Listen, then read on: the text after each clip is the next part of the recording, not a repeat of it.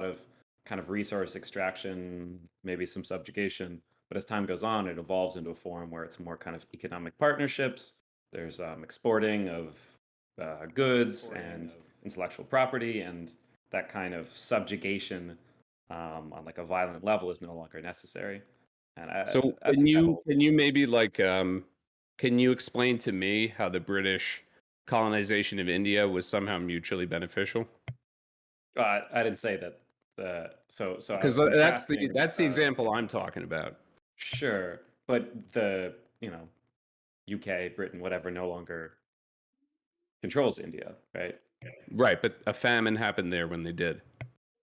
Sure, and that was Yeah. bad. And there was a famine that happened when the USSR, which was socialist, imperialized Ukraine. So it doesn't No, seem like That's not imperialism what is a happened. They didn't imperialize Ukraine. They took over the Russian Empire, which Ukraine was a part of.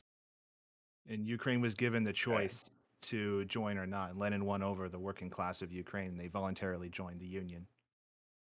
It's not fair to say that just because you're inheriting the Russian Empire, you dodge any moral culpability or responsibility. And further, even if it is the case that Ukraine absolutely wanted Russia, which I don't think is the case, we can still analyze the conduct of the way in which the Soviet Union controlled and brutalized Ukraine and call that bad or call that imperialism. I think we can get really hung up on the definition of whether or not or something is or isn't imperialism, but I think fundamentally, like famine, genocide, mass killings, these things are bad, whether or not we officially consider them capital I imperialism.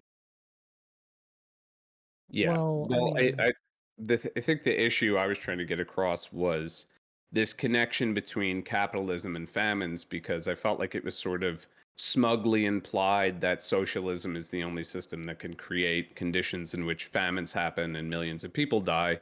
And famines are something that has been ubiquitous throughout human history up until, the last 100 years ago, 100 years or so, that we've greatly reduced the number of famines in general. But Well, to act like famines are something that only happened under socialism is like such a fucking bizarre distortion of history. Famines were unbelievably common prior to the 19th century, under yeah. all different kinds of economic systems.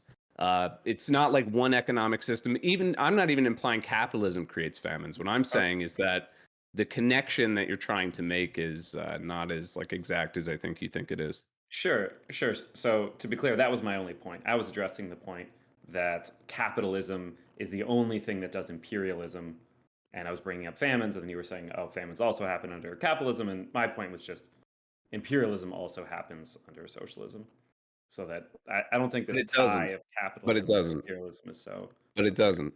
It doesn't. The reason for Lenin's definition of imperialism, the reason he wrote that book, is because imperialism takes on a new form under capitalism, where countries don't necessarily have to conquer other countries in order to exploit them financially and to take control of their resources and also exploit their people for new markets, right?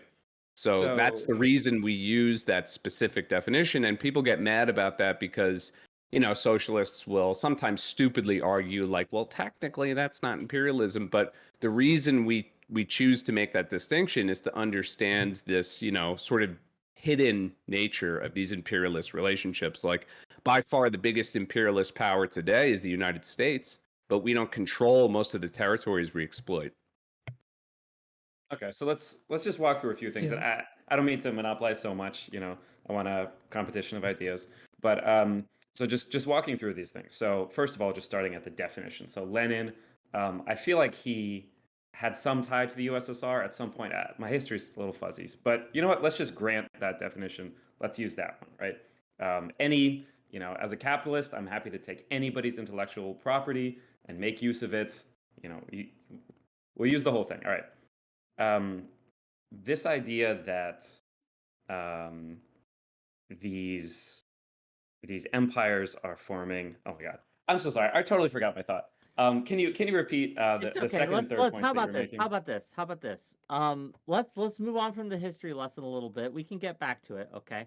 Let's talk about how it manifests today. Why are the for those of you who are consider yourselves communists or socialists, right? Why do you think that is a better system than what we have now? Please convince us. The system we have now, a study of the US Census data shows 17 million empty homes in the United States, a country with about 600,000 homeless people. It's a ratio of 28 to 1. The efficiency and supposed free market isn't paying workers enough to afford these homes as capitalists invest their money in speculate and gamble in the stock market, while real resources like food and shelter and medicine are being hoarded and deliberately kept from the working class Americans. You can ask any average working class worker American and be like, hey, look, there's 28 empty houses for every one homeless family. Does that make sense to you? Now, surely there's Yes. got to be a better way to organize this system. But instead, the vast majority of private property, including empty houses, is owned by massive corporations and banks, and they're only being done so to speculate on, to create more capital and more like it's silly. Any of you who live in large cities will see the ever growing tent cities of homeless people, and yet like there's millions of houses that sit empty. This is an incredibly inefficient, nonsensical system. USDA is 34 million Americans, including 9 million children, are food insecure, right? And that was even that stat comes before inflation. How does communism solve this? By rational planning and redistribution, and democratic ownership over the means of production. What do the rest of you think about that? The capitalist, do you think that that's a reasonable solution? No. Look, Why not? we can go down to specifics, like, for example, the way in which you characterize the vacant homes to homeless people is incredibly misleading, because the reality is those vacant homes aren't in the areas where homeless people are, or incredibly dilapidated and borderline condemned. The reality is there isn't a shortage of housing anywhere where there is a real intensity of the homelessness problem. In fact, one of the biggest problems we have in America, unfortunately, is our inability to build houses. If we could build houses for these people, it would be great, but we can't. America's a really big country, so you can't just use a national stat for that kind of housing. And when it comes to problems like deliberately keeping food from working Americans, or 34 million Americans are food insecure, look, there's a lot of problems in the United States of America. We can work to improve them, but I really don't think that these sort of comical depictions of America at all resemble reality. The reality is that the world is a really fucked up place, and that there's no system, communism or capitalism, that's going to completely eliminate these things. So we need to take a rational, evidence-based approach as to what are the best ways to minimize and try and improve people's lives. And if you look at the actual evidence over the last 100 years or so, it's just undeniable that globally, in America, no matter where you look in the world, capitalism is doing a really, really good job. Not a perfect job. Is that Oh, yeah. undeniable? Oh, absolutely. What do the communists think? Is that undeniable? That's just a very funny Well- thing. Well, to directly counter that point and give a specific example, in LA alone, there's 93,000 available houses, and there are 36,000 unhoused residents. So there are plenty of fucking houses available in LA specifically that they could Could you link that source? give a free house. Yes. Thank Yes, I you. can. But they could quite literally give a house to every single individual that is homeless. Can I just make 2 points while he looks for the source quick? So rationally planning a solution, I think that's something what you just said. That's literally what socialism is trying to do. Like we're rationally so the idealistic approach where we just do nothing is capitalism. It's like, well, let's just leave this all up to like the natural laws of supply and demand, and everybody seeking their own rational self-interest, and it'll all just sort of work itself out, invisible hand, yada, yada, yada. Rationally trying to solve the problem by implementing different economic reforms and stuff like that. That's literally the whole idea of socialism. Yeah, I made a point that we should be using evidence-based approach to trying to determine what the best system is. That's fundamentally distinct from a rational central-based economy. And I don't want to speak for all the capitalists here. I don't know if Lactoid's going to have a problem with this. I'm sorry, I'm a super big fan of using government intervention. How or are they I'm not different? like a total ANCAP. But how are they different? So, for example, you could imagine a scenario How are in they which, different? through rationally analyzing evidence, you realize that not centrally planning is the best thing, and then you would not rationally Wait, central hold on. plan. How is rationally using evidence and planning two totally distinct No, things. it's not planning. When you talk about central planning of the economy, that doesn't refer to making any plan at all. That refers to specifically creating policy that's going to control goods, services, and markets. How That is policy distinct. not planning? Because you're talking about a specific kind of policy, not all policy. You're not saying let's do policy. You're saying let's do this kind of policy. Come on, now, let's not waste all our time It's on also word games. policy built on Policy- different foundations. What policy, with your evidence-based approach, would you implement that isn't somehow similar to economic planning of some kind? Is it somehow similar to economic planning of some kind? That's a pretty broad definition of communism. I didn't realize we were living under it right now in Just America. explain to me the difference. You think there's this huge distinction, and I feel like you're stalling because there is none. I'm not stalling. I'm responding to all your points. We're having it back and forth. So yeah, the so reason what's why the it's distinction? different. Okay. The reason why it's different is because you're advocating a specific economic plan to take control of the economy and direct it in specific ways. Whereas if you were just I forget the adjective, but in a vacuum, evaluating the evidence based on economic systems, you could come to a different conclusion about a different kind of policy. Just because you are taking a plan to have some kind of policy does not mean it's the same as having a centrally planned economy. So No, I definitely agree there's a distinction between those two things. I guess what, and this is part of the issue with debating such a broad topic is like if you're going full on balls deep, like I'm going to defend capitalism, it's the best system possible. I feel like you're sort of also marrying yourself to the idea that any kind of government interference with that will limit the amount of wealth that we can produce. I mean, that's sort of like, one of the the foundational ideas of like Adam Smith, for example. It's like any kind of government planning will stop the expansion of markets, which are what create wealth. So I'm just curious, like to you, do you think, okay, you're willing to tolerate a little bit of government interference so long as it preserves like the integrity of the free market? Is that what you would say? No, I don't want to speak for all the capitalists, but personally, I'm a harm reduction guy. I don't really care about the moralization of economic systems. I just think this is the best economic system for having an economy. That's all. That's Okay, so yeah. you're willing to let 9 That's million where we children differ. starve because you think it's the best system we have. what a non sequitur. So maybe so is there like government intervention that can be like capitalist? So it's like if we, I feel like I want to clarify Yes. this point a little bit. First of all, so let's just Socrates, yes, yeah. there is government intervention. You can have government intervention and capitalism. They're not mutually exclusive. So if we lower the tax They're rate dead with each other. Yeah. so if we lower the tax rate, the corporate tax rate by 2% in 1 year, that's policy. Is that socialism? No. Just Surely real that's a little too No. broad, Thank you right? for the raid reservoir. Welcome, I mean, that'd be gang. more. Welcome. So If we Follow button, raise it Adam. 2% or we lower it 2%, like one of these is capitalism, one of them is socialism. It feels like there needs to be a little bit more of a distinction, right? Government doing things isn't socialism. Okay, good. Okay, thank you. So if we have some kind of government policy that looks at a plan for the future, looks at things rationally, that's not like suddenly now we're socialists. That's something we can do under capitalism. So let's take a look at an example. So China is putting a lot of effort right now into mobilizing small businesses, SMEMS, small, micro, medium-sized businesses, because these are like a big driver of the economy. So they're actually trying to boost their kind of like capitalist free market. And they're doing this with some amount of government intervention, but they're doing it toward this kind of like capitalist free market end. China's maybe a great example to look at because, so you're talking about poverty, homelessness. So China's poverty rate in like, I think 1990 or early 90s was like 98%.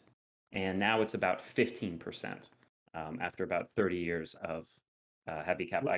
What do you mean by Thank you, poverty? Comrade Deng. I can link that into the chat. How are you defining poverty? Under 550. The World Bank defines poverty as $1 something a day. Oh, this is much higher. This is like 550. Well, the UN defines bare minimum for any sort of basic necessities met around the world. The bare minimum is roughly $10 a day, and about 4 billion people live okay. below that. Wait, so you just said you said it was $1, And then Yeah, I that's said, the "Oh, world. this is a much higher standard of 550." And now you said, "Oh, actually, we should use a $10 mark." I didn't say that. So I said the World Bank says a dollar something, and the okay. UN says Oh, actually okay. no, the minimum threshold is actually about $10 a day, which Okay. approximately 4 billion people live So under. we split the difference. We get the metric we use My here. We point can is the quibble over World those Bank. exact numbers, Well, no, my but point is I the think we World can see Bank there's a pretty constantly large lowers difference. the threshold, so it looks like more people are being lifted out of poverty. Those numbers are just completely fake. So wait. Are the numbers fake, or do you think that It this is keeps like getting not the redefined so that it looks like there's less people okay? like living under What the poverty line. number would you say is like the correct number to look at, or some curve over time, right? So in the 90s, what number would you use? I don't know. I haven't thought about that. Okay, and and right now, what number would you use? I mean, personally, at least in America, I would say anything under $30,000 a year is poverty. So, okay, so as capitalists, we're kind of looking a little more broadly. We care about not just poverty here, but poverty across the world. We have this kind of global perspective. That's something that's critical about the capitalist ideology is that we care about not just homelessness here, but homelessness over there, right? How So, socialist of you? um, I mean, Okay, if you want gang, to call capitalism gang, socialism, gang, we'll gang, take real it. quick, real quick. The numbers, right? People quibbling over the numbers. We can fight over the numbers. Well, I think we should have a GDP of like. That's fine. Let's stick to concepts. You can Sure. use numbers but So let's the not so get the big caught, point right? so the big point was that with a rapid capitalization of China going from the 90s to now, they went from a very, very high poverty rate to much lower. Exactly what those numbers are, we can talk about. Um, but if you're looking at like, okay, we have like some buildings, maybe we can put people in some buildings. I'm all for that, right? And I don't think that these like multinational companies that have a lot of these kind of like shady treaties that are happening that are not kind of like freely viewable. I don't think these are great things. So I have lots of things I can agree about these like multinational corporations, right? But this is kind of a myopic view of how to actually generate wealth that gets people from, what the lifestyle was like 200 years ago, where people were dying at, I don't know, 30, 40, terrible teeth, no flat screen TVs, to right now, people are living way longer, and we have flat screen TVs, right?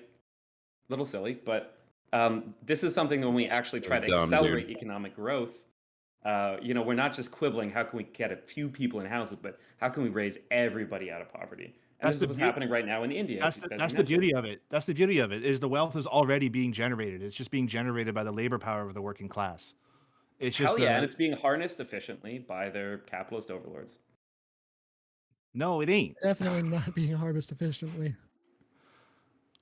Can I You can moralize this assert for a that, but second? you need to I want to demonstrate give it. Lactoid a space here. Yeah, I'll He's be been honest. quiet. I got a little bit confused. We started off going right into like the Holodomor and the history, and I'll have to break out those books in a second. No, But bring it back to what you want. You have the floor here, Lactoid. Go absolutely, ahead. absolutely. So I want to start with I think asking a fundamental question that I see as one of the major distinguishing factors between communism and capitalism. I also want to quickly agree somewhat with what Non-Smoker just said, which is that I think capitalism is not really a system. It's more of a lack of a system, right? Capitalism is merely we step back and all the individual consensual actions that occur, we want to safeguard those, but generally, that's what it is, right? We're not like aiming for anything particular, whereas capitalism is merely an amalgamation of all the consensual actions that occur within a market every day. My question to the more communist-minded people is this. Do you think that merely by virtue of existing, somebody is entitled to the labor of somebody else? To the Sorry, say labor that of again. Somebody else? Do you think No. simply by existing, is this person entitled to the labor of somebody else? To the labor Uh, of somebody else? No, but to Okay. the value of their own labor, yes. And that's the problem with capitalism is that within capitalism, the people at the top get the value of other people's labor and aren't getting the value of their own labor in the slightest because the value of their own labor would be significantly significantly lower, if anything. What I'm asking is somebody just simply by existing, are they entitled to? I'm not saying Nobody's that. entitled to anything just by existing. No. Excellent. No. All right. Thank you. So if I go out and build a chair, that's my chair. I can do what I want with it because I've taken part of my life and I've mixed that in with the chair. And if nobody else has a right to that chair, right? If you built the chair, you're saying? Yeah. If I go out and build a chair, Sure. and if I trade your that chair. and if I trade that chair for a goat, then I have the right to that goat, and the other person has the right to the chair, right? This isn't gonna be another dog panel. No, Of course it no, is. it's got nothing to do with that. But like, let's say I trade the chair for the goat, right? Dude, yes, just make your fucking point. Well, we're walking through this. So really, the ultimate point here is that, I mean, you've already bit the bullet, I think, a little bit. I'm entitled to what I make, and I'm also entitled to what I deal for. If I make an agreement with a corporation to go and work for them for $12 an hour, that's the goat in exchange for the chair, and the chair is what I'm making in the labor force. It seems like you guys would be advocating for the state to come in and not let me sell my You're chair. missing Okay, what the so- other guys so- are saying. So being entitled to someone else's labor, but simply by virtue of existing. For a second there, I thought you were talking about landlords, but what you're actually talking about is what you're getting at is supposedly the voluntary exchange of labor power, which is the commodity that the working class sells to their boss in exchange for wages, and then they have It's to what pay. any individual does. That's what they have to, and they have to pay half their wages to a landlord who does nothing. No, yeah. So, Well, they don't do nothing. They provide So access to their here's my- house. here's They don't do the labor. Well, so They didn't hold on, know that how. but they consensually acquired the labor, right? They consensually acquired the house. In the same way that I consensually acquired the goat, and so now if you want to use my goat, you got to pay me $12 an hour for whatever goat purposes you have. right now. What if? Oh my God. You know, Um, you can't work Comment, you without mind a if I house, jump right? in? Yeah, Of go course you ahead. can. What are you talking about? All right, look. Yeah, you can. So Buy a the tent. way that I think this is maybe the disconnect here. So the way that Marxists typically look at this, you're familiar with the labor theory of value, right? Yes, think. John Locke. Okay, I so love him. I'm pretty sure you kind of know where we're going to go with this. But just to outline it for everybody else, basically the idea here is that labor power itself is sort of like a commodity, right? So on average, it's exchanged at its value, which is determined by the value of the quantity of the goods required for its reproduction. So what ends up happening is that labor ends up equaling roughly on average close to the means of sustenance, which is what's required to reproduce the labor. So the laborer will go, they'll sell their labor, they'll work, and they'll get paid just enough Wait, to be you're able to shaking feed your themselves. head. Is he wrong? Absolutely, your labor is worth Well, but what other people value Why it. don't you just can I just like finish the soliloquy? I was letting you finish. First of all, I it was know, Wick well, that I jumped wasn't in. because goddamn Rick, I thing, we need appreciate to- you we need to not speed it banning up. any more of my Conciseness. means of making money, but could you at least let me finish a sentence too? Since What's you're the being so value? Wait, what's the gracious? value on that? Sorry? Isn't the value on your streaming market determined, or is there some kind of intrinsic labor value? Dude, no. This is like totally nonsense. If people just decide to randomly give me money for something that has no value, that's on them. Like they're just being nice. No, them giving That's you literally all it is. money for it is a market, right? When you give me money for a chair for a goat, that is the market determining that like the going rate for a goat is a chair. Yeah, but a okay. chair but has no inherent value. There's no way to like Other than it quantify the being a value of the labor that a streamer does because there's no way to quantify the value of it. It's like some totally abstract thing with no no real principle of meaning. Like if someone just decides to drop me The $1,000, value is what the that doesn't market mean that- decides. Yo, no, Okay. real quick. Like we have so many metrics to determine the value of what we're doing as streamers. We have analytics. I can look at and measure to the second. Can I just tell you why it's how stupid? people Rick? are valuing my Rick, stream. can I just tell you why it's stupid? Because you're gonna stream like so. Let's say some random chatter drops $1,000, right? After you just streamed for 2 hours. Please Does do. that mean that the stream 2 hours worth of streaming is worth $1,000? Does that? No. Yes. What that, Absolutely, No. But yes. what it means is really nothing. What it means is someone arbitrarily gave you $1,000. You would stream 2 hours, 3 hours, 4 hours, 5 hours, regardless of whether or not someone dropped you the $1,000 because you just like streaming. I would assume. And Now, and the I market mean, I know you value. do it as a career, but for me, I'm And just the- speaking for myself. I go on here and stream regardless of whether or not anyone gives Mhm. me money. It's Right, but the not- market value of your what they call it a time, donation. the market value of your time is dictated by what Is you can, way more. by, Is way by more. what by Dude, what dude, you can I have a command. master's degree. The Sir, market value yeah, of my I have a time is way doctorate. What do more you than like? I Are you get trying to paid like for streaming. shit, he's got fucking a throw master's dicks? Are you degree. trying to throw dicks I do, everywhere? yeah, Like, yeah. yeah, So yeah. the market value of my time is way more than what I get during streaming. Sure, It's not even close. Sure, yeah. The value of you streaming is not as much as when you doing other things. It's Is all you're nothing. saying. There's no value. Sure, It's just for fun. So the market value of you doing something is not a lot. Okay, what's your point? Yeah.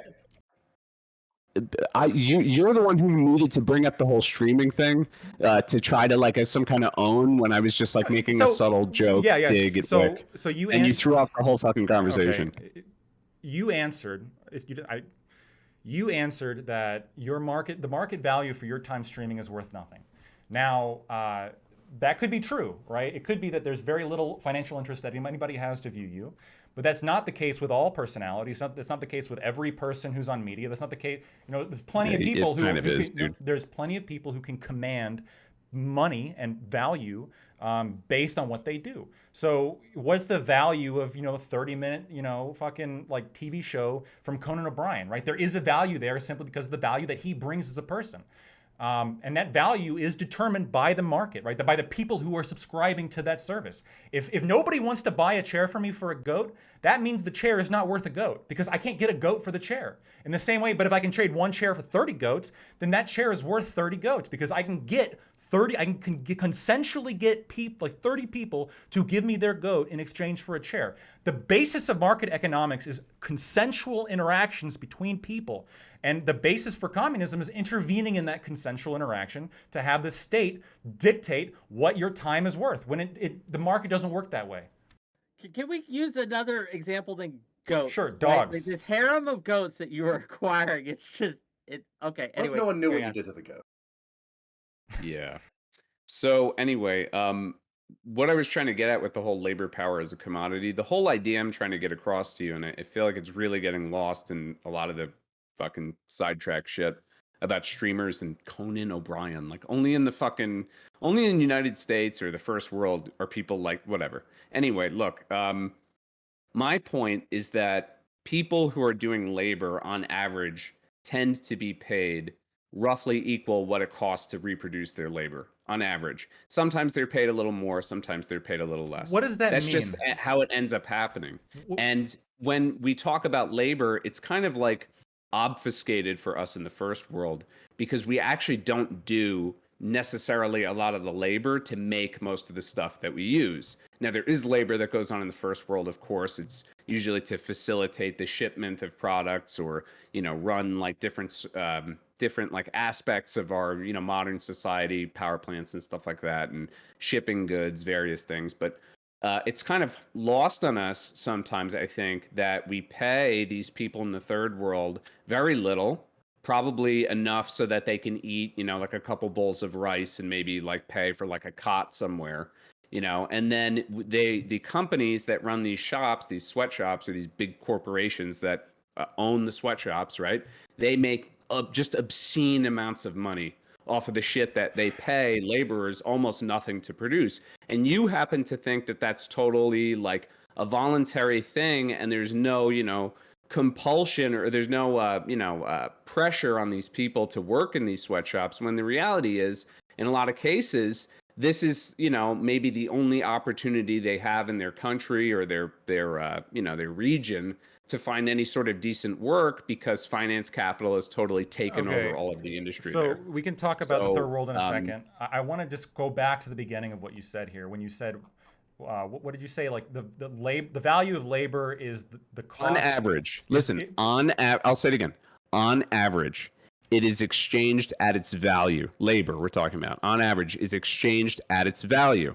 What is its value determined by? Its value is determined by the value of the quantity of goods required for its reproduction. So hold on, let's take a moment there. The value of something is the value of what it would take to reproduce that thing. Right. So how is that not just like a circular, vacuous statement? Because that's exactly what you're suggesting with your analogy with the chair and the goat. In other words, the chair takes X number of hours to build, right?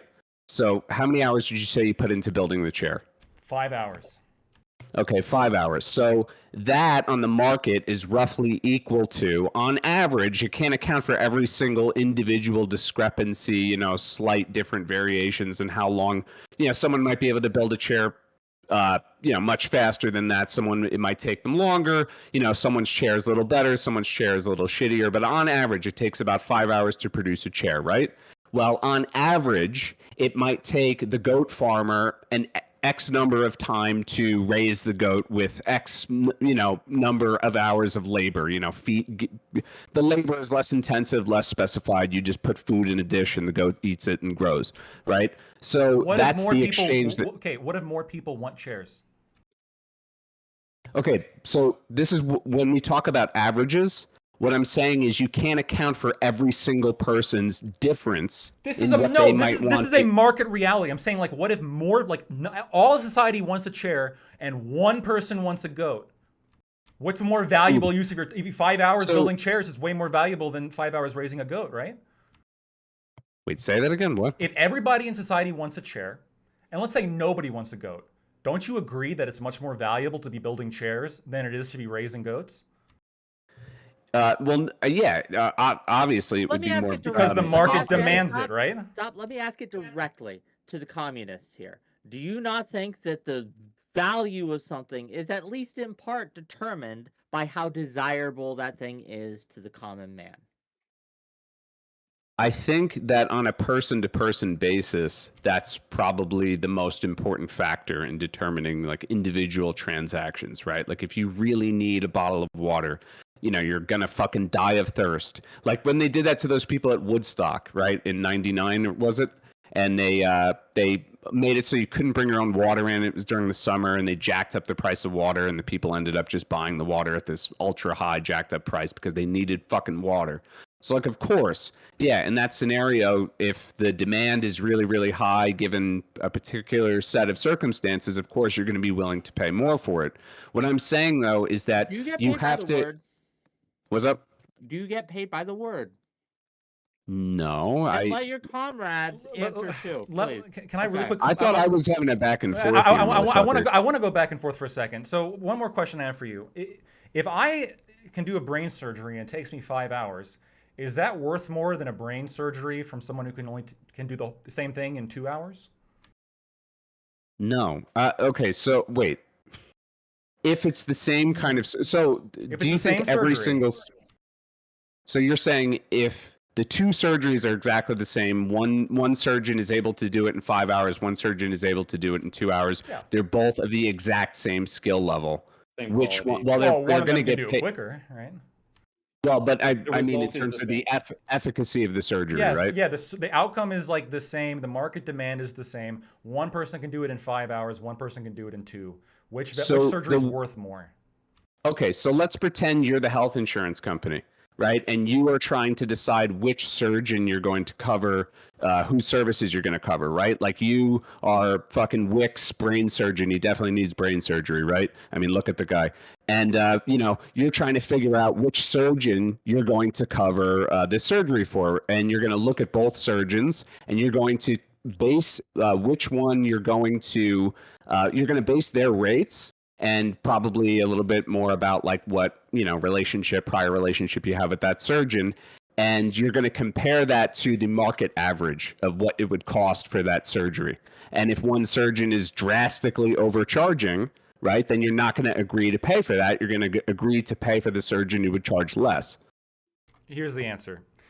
The time it takes you to do the surgery is fucking irrelevant to what the value is of the surgery. If you take 10 hours to do a surgery, that value of the surgery doesn't change. In fact, it could probably even become less valuable because people want time. Time is money. People want more time of their life, and you can do a surgery in 2 hours. That's better than if you spend 10 hours doing it. In the same way, if you spend 10 hours pounding sand or 10 hours breaking rocks, those rocks aren't like 10 hours worth of value because nobody wants a big fucking pile of broken up rocks.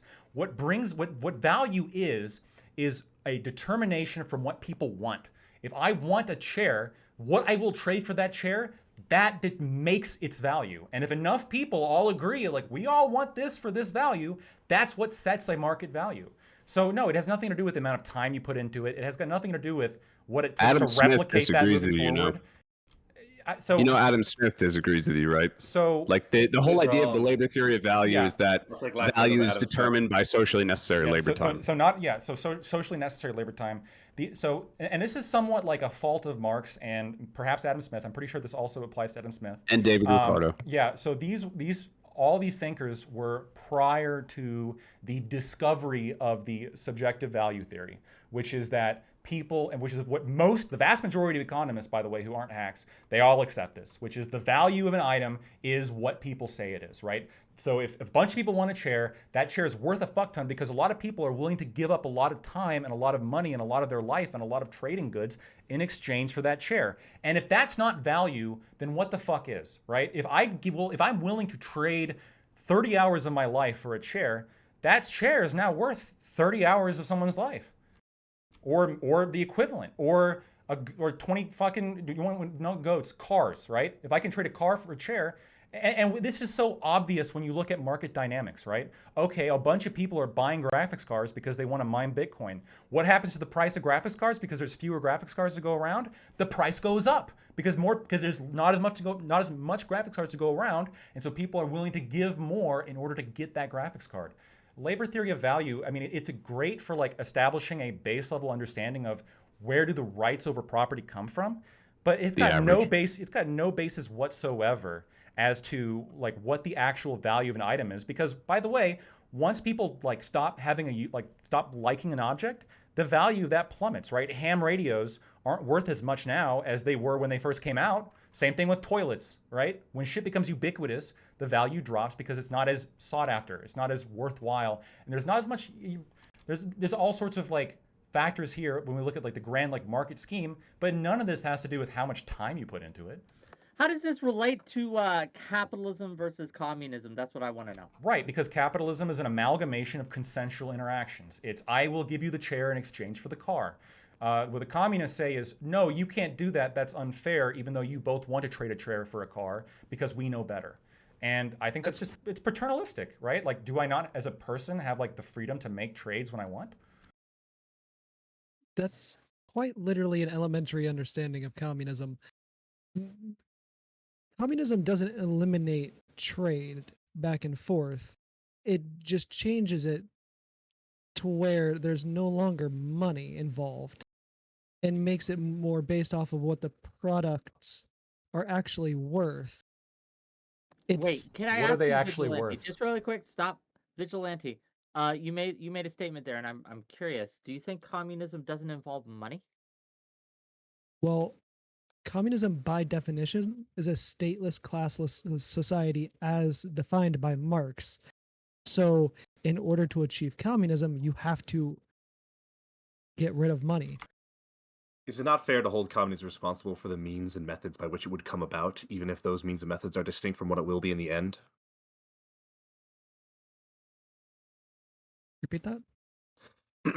If we have to do certain things to enact communism, or when we try to implement communism, certain things happen, I think it's fair to hold communism responsible for those things, even if they are definitely not part of communism. For example, if I make a house, right, and the method in which I make that house is incredibly pollutive, right? It leads to all this trash going in the river. You point at this trash, you'd be like, look, your house put all this trash in the river. Be like, trash and river, that's not a house. A house definitionally is the walls and the floor, right? I think the means by which we achieve these processes and these results need to be considered. So while it might be true that communism itself doesn't involve that, are you really going to say that like the way in which we get to communism doesn't involve restrictions on currency or markets or trading? I mean, capitalism is just as guilty with the means and ends. I never said. that you're Okay, talking hold about. on. You need to answer the question. Yes or no? Is it fair to hold communism responsible for those things, even if those things are distinct from what the textbook definition of communism is? It would be fair to hold that state accountable. Okay. I just think it's very foolish for us to look at achieving an end a specific process and see that process pretty reliably do certain things, and for us to then completely divorce that process from outcomes, even if they're divorced from what the intended outcome is. Can you be right? more specific, Yeah, Flowtran? so if we try to implement communism 100 times, and in 98 out of the 100 times we end up seeing restrictions on markets, on currency, on the ability to trade, on the ability to freely associate, then that is a fair thing to consider. Now you might still say, hey, it's worth it, because you're absolutely right. I think capitalism does involve some of that. I am not, some free market. Total free markets. I love a little bit of government control, but we still need to then have that conversation. We would need to say, okay, well, the ways in which we achieve communism that cause these things, are they good? Are they bad? Is it worth it? Do the ends justify the means? That would be the debate we need to have. It wouldn't be, well, that's not actually part of the end result of communism, so therefore it has no relevance. Obviously, it has some relevance if the way in which we get to communism causes those things. Well, I mean, it's just a historical process to get to communism. Like, it's just in the same way Yes. that there was a historical process to get to capitalism. But some processes are different. Some processes are better than others. And if we're going to evaluate getting to a thing, we need to evaluate the process. And some processes are better and worse than others. And again, I'm not saying, oh, their communism involves some restrictions on currency and markets. Egad. But like, we need to at least be able to get to that point where we agree, yes, if we're going to do communism, one of the impacts is going to be restrictions on currency, on markets, on trade. That's okay. We can then have that debate, or those justified controls. But like, we need to be willing to admit that. It seems. I to mean, me- during the transitionary states, I mean, there would definitely be those restrictions on markets and Then it goes back to Like- Lactoid's point, if we can philosophically fundamentally justify that, given the fact that we seem to have agreed that a person is not obligated someone merely by existing someone else's time. Here's what I never understood about like the money thing, and this is just like it's not even like a political. It's just like I think the money thing is just like a weird idea because, so let's go back to like the analogy of me giving somebody a chair for a car, but like moving a car and moving a chair, depending on how big the chair is, can be fucking difficult, right? So what if I put down on a piece of paper like I owe you one chair, and then I walked over to the person with the car and I gave them that note? Would you get rid of my ability to do that? Because that's all money is. What the fuck? All money is What is are we talking about? all money is an IOU note.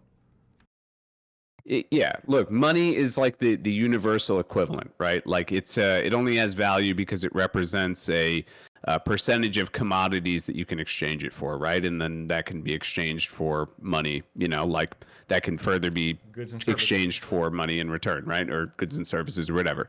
Yeah, we all agree with that. And actually, I think that what my my buddy Vigilante is trying to get at more is that this is like a long-term goal of communism at the highest stage of our development. Then there will be no need for money because there will be such an overabundance of resources and all our material needs will be met in such an efficient, effective way that we won't ever need money. And that's clear. At least I think we all agree. I mean, my buddies can jump in if they disagree, but that's probably not going to be seen in our lifetime, even under the best conditions, best case scenario, right?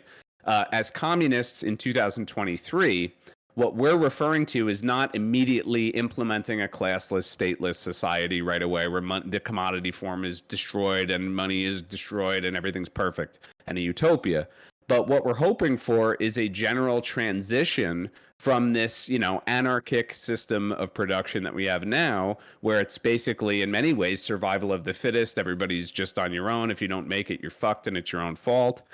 Which most deeply impacts people in the third world, as I mentioned earlier. Can I stop you right and there? No, you can't, because I gotta fucking say the whole shit, bro. I And know. then we're looking God. to transition from the current system that we're in into one that's more equitable, and the only way to do that is through an effective, efficient distribution of resources.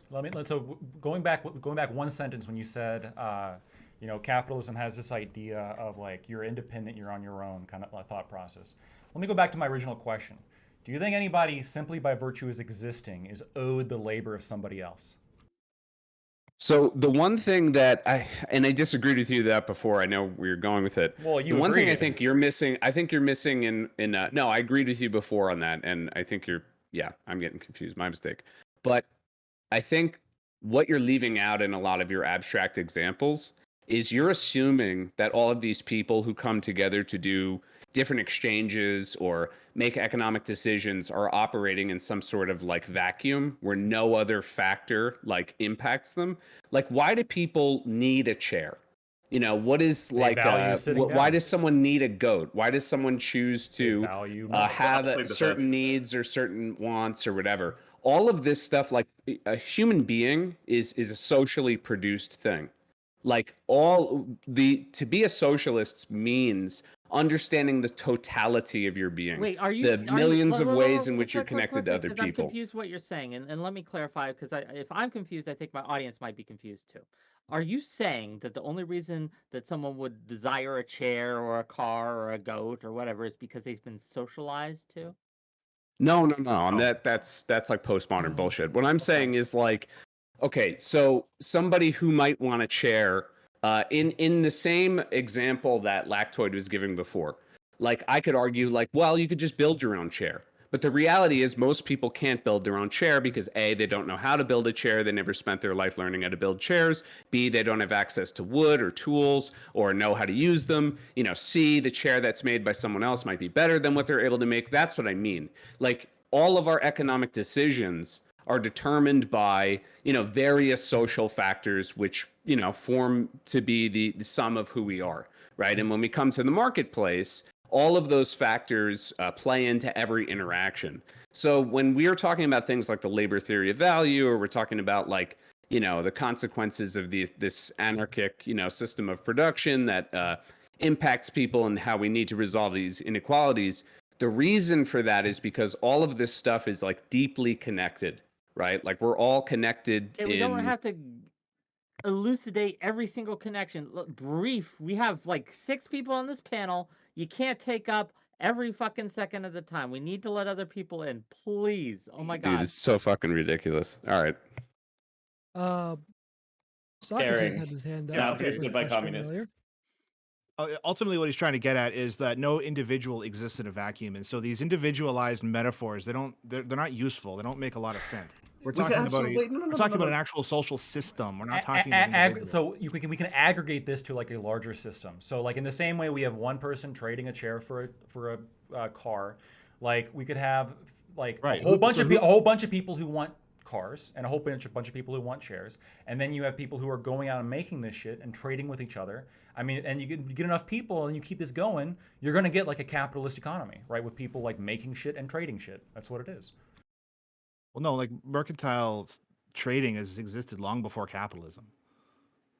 So, so this may be like a definitional thing. Like what I'm arguing is that capitalism, as it exists, as I understand it, and as it exists, or at least should exist, is more of a lack of a system as opposed to a system, right? It's merely like we're going to protect people's rights, and then we're not going to interfere with their consensual decisions with each other. So if I want to trade whatever the fuck for whatever the fuck, I should be able to. You know, and you could even you don't even have to go fucking full libertarian if you don't want to, right? You can simply say, well, you should be able to trade what you want with people, like for a consensual basis, unless someone's gonna die, right? We got to give some people food stamps, right? You know, that's a different argument. You could still advocate for that and not be like hold the political ideology that you guys appear to hold. But I mean, for the most part, if we're talking about something like a chair, right, with something where we're talking about like I just want to sit down. Like, what is wrong with me going to somebody and saying, hey, I will give you, for that chair, I'll give you this car, right? Is there, you agree with me, there's nothing wrong with this, right? In a complete vacuum, no. And even not in a complete let vacuum. me be more clear because I'm curious to Velmet. I'm sorry. Yeah, that's fine. What you mentioned in a complete vacuum. So what about the current context of the world, of the states we live in, makes it problematic now, right? In the real world. Why is that a problem in the real world? Not in a vacuum, but now. Because it's not a practical exchange. It doesn't exist. There's no such thing as no one has ever traded a chair for a car. I've traded a table for a chair, same principle. Okay, but like, okay, so we're talking about the reason I have an issue is when you say it's a fair and consensual exchange, right? Yes. Whereas under capitalism, you have people who have been left out for one reason or another. They do not have access. They do not have equitable access to things that sustain life, like healthcare, like shelter, right? And then people die because they can't afford healthcare and shelter. And this is called social murder. People die because of this system. So I assume you're not just advocating for like maybe I'm wrong, but you're not just advocating for Blackfold, like you talking a lot, bro. Make sure your teammates I- get in on the action, dude. hey, they're free to jump in anytime. Sure, Okay, you know? they're free to jump in anytime. I want to. The reason I'm trying to stick with like the chair and table like an example is because while I will go down any avenue you want as like a base and intelligent libertarian, there's a lot of people might not want to go down those certain roads when it comes to like people's lives at stake, like so for food stamps or healthcare stuff like that. But even if we put those aside for a second, like what people consider to be like the necessities, and we talk about like a chair and a table. If I have a chair, regardless of like, let's say I came about it consensually, but I have one, there is nothing wrong with me going to somebody with a table and saying, I'm going to give you this chair and you're going to give me this table. You agree there's no reason that the government should be involved in this transaction whatsoever. Can you right? just shut the fuck up about the chair already? We get the point. Once I get an there's nothing answer- wrong with Can I- that. well, okay, fine. I don't sure. I'll do you one better. Let's say I'm dangling off a branch on the edge of a cliff, and someone says, "Hey, I'll save your life." Okay, great, but you have to give me $500,000 to do it. Like, well, no, I don't have that. Okay, bye. Sorry, I guess you're dead. Okay, but Lactoid already hand-waved things that are required for the necessity of life. He's trying to make a much more difficult argument that we're trying to get to, which is that would you still object to these kinds of markets and exchange of goods, even when it isn't someone's life at stake, when it is a chair for a table? And let's refocus and remember where this conversation came from, which is about selling your labor. Right. It's not the $500,000 that you don't have in your bank account. It's working at the best job that is now the best job in this area because of global capitalism. That is now a better job than any of the jobs that were there. And this kind of like refocusing, we feel like we just keep shifting from like America abroad, third world. Okay, wow. Is the third world less wealthy than the first world? Yeah, that's kind of often how we define them. It's not like it's not something that happened. That's just like that's how we define it. But I was describing China, how its rapid uptake of the capitalism pill and their poverty massively decreased. Their level of ability for ordinary citizens to afford not only the necessities of life, but as Marx talked about, the reproduction of labor includes a certain standard of living, which includes, like I said, in America and lots of places in the world, flat screen TVs, vacations, traveling, Let's doing all go. these cool things, right? These are things that Marx talked about. Well, he didn't say flat screen TVs. He said like whatever CRT or some shit, right? But Sure. Can I respond to the Sure, China please. thing? I just want to make a quick point. The vast majority of poverty that was lifted out of China was in the 50s and 60s under Mao, under a nationalized planned economy, right? And it was the Deng reforms later on that would introduce capitalism. I just want to make that clear. Well, so Oftentimes, I was these numbers that talk about people getting lifted out of poverty during the 20th century, the vast majority was in China. Okay, so the numbers that I was talking about were from 90 to 2023, where the rate of poverty in 1990 or 1993 was like 98.2%. And that was under the $550 rate. You were saying $10 would be the rate, which would put it, I don't know, 99% or something, right? So maybe in the 50s, things got like significantly better than they were. But under the standard that you were talking about and the standard that you were saying for these different organizations, the UN, they would still be under the poverty rate. But under a capitalist system, they got to actually not being impoverished. So maybe we can talk about, I don't know what it was like in the 50s. Maybe they were able to spread the limited wealth around to an extent that people weren't as kind of fucked over as they were before that. But we're talking about people getting to an actual, like closer to a first world standard of living, where people are not just surviving, but actually have some amount of breathing room. And that feels like that should be the objective, not just kind of base survival. Okay, you can afford the goats you need to survive. specifically when it comes to the numbers in the 50s in China, I think this actually goes to a point that Non-Smoker was making originally, which is, I think, a very smart one in regards to famines or other things. We need to have a more nuanced view than something happens in a communist country. It's the benefit to communism or it's the fault of communism. The same for capitalism. The reality is that China in the 1950s was coming into the first period where they really weren't being absolutely destroyed by imperialism for the first time in almost 100 years. This is actually taught as a century of humiliation in Chinese history. And there's a real case to be made that after the Opium Wars, into the Boxer Wars, and then the invasion of Imperial Japan, that China would never really had a chance to properly industrialize. So a lot of the you can attribute a lot of the gains not to communism or to socialism or to capitalism or to any system, but just the technological progress that the rest of the world had already wrought. That the Chinese were finally able to actually use themselves.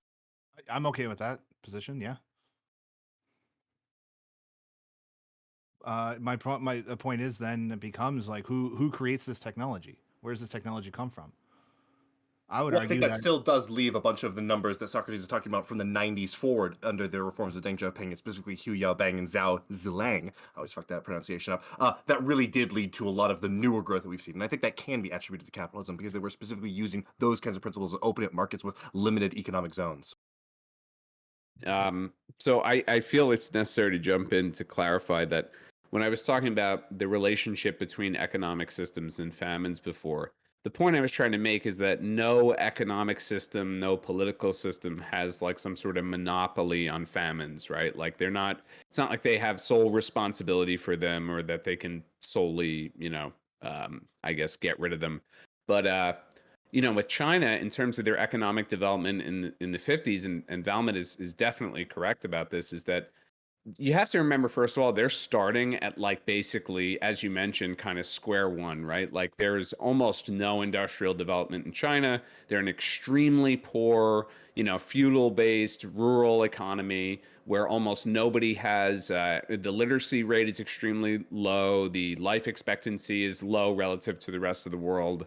There's all sorts of like serious systemic problems in China that under communism, under a socialist mode of development, they basically resolved within a couple decades. It was like a miraculous economic turnaround. Now, were they a first world country?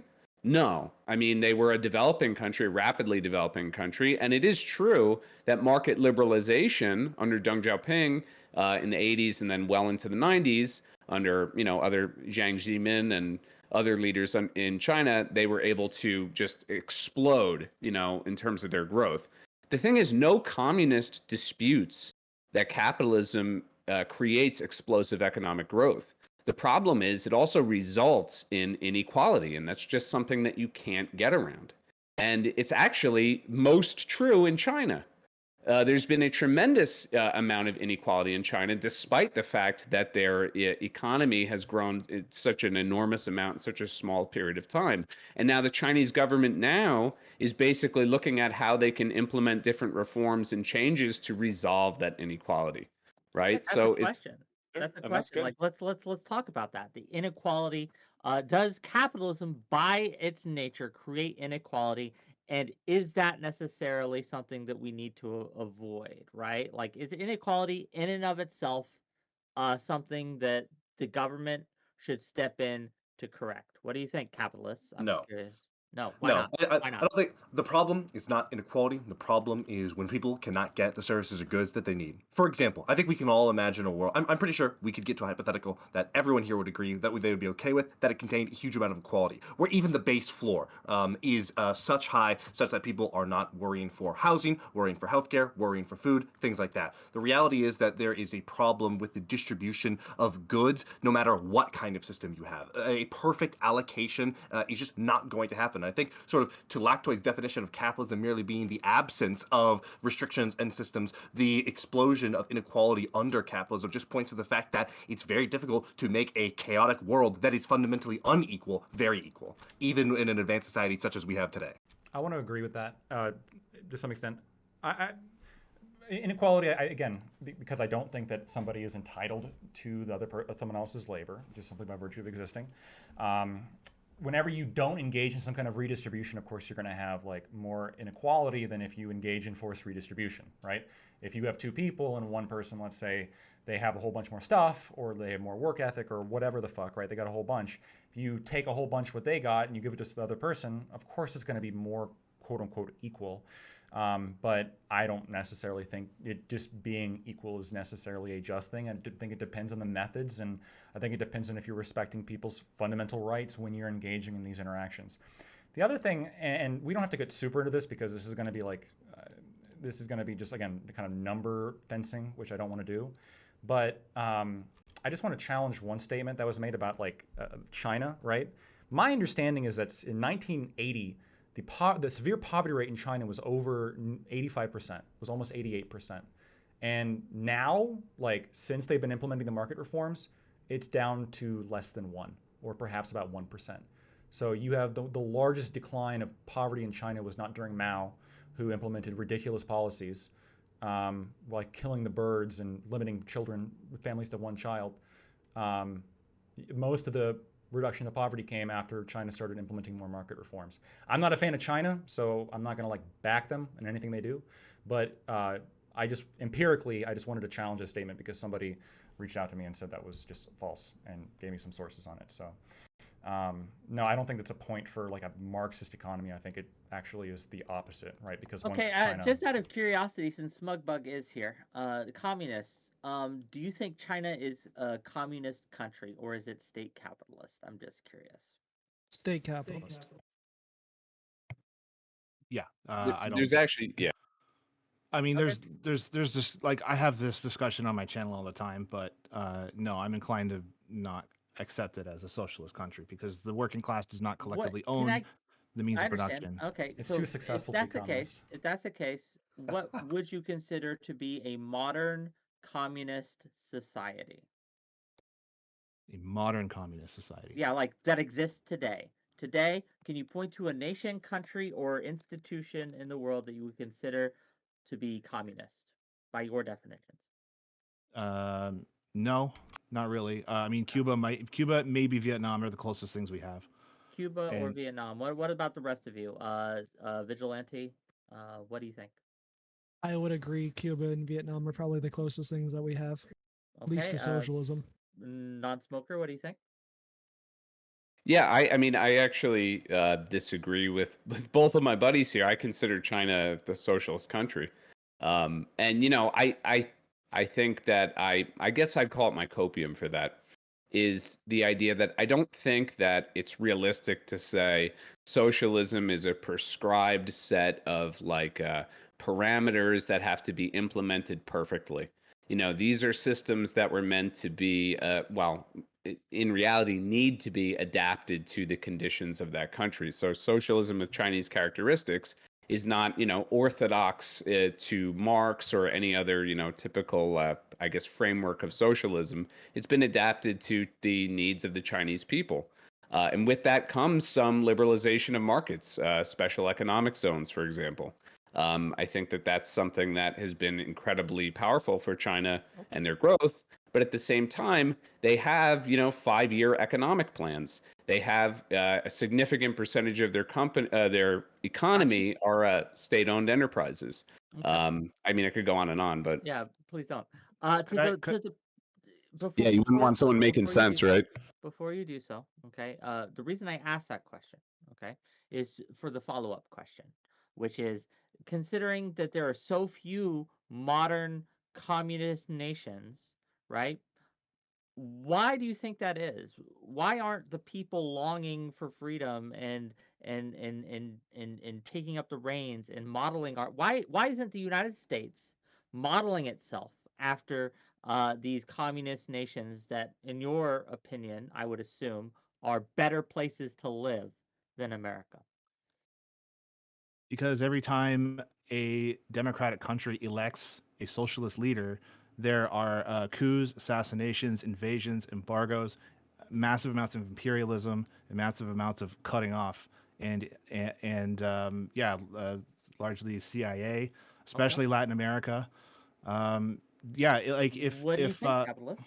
If you truly believed in democracy and Can freedom, you let him you would finish a leave. fucking thought, Wick? Jesus Christ, dude. If you truly believe in democracy and freedom, then the United States should, by all means, allow these countries to experiment with their own version of socialism. But they Okay. can't do that because the the capitalist ruling class and the Republican and Democratic Party are like they're two sides of the same coin of capitalism and imperialism. They like by definition cannot allow countries that they have material interests in to democratically decide to govern themselves. I want to hear the capitalist response to this. That's an accusation, right? What do you think, gang? I I mean, think. shouldn't- Or, go ahead. No, you Go go ahead. ahead. No, sorry, no, James. No. I talked more. You go first. Uh, shouldn't the American duopoly be able to experiment with interfering with other countries? Isn't that an experiment that politically should be allowed to be run? If they have the freedom to try out their own forms of government, shouldn't our elected leaders be able to interfere with their government as well in a kind of experimental fashion? No. Give it a try, Flotrace. Blow Yeah, well, trace. I think Socrates is doing it in a memey way because he's smarter than that. But he's a real point.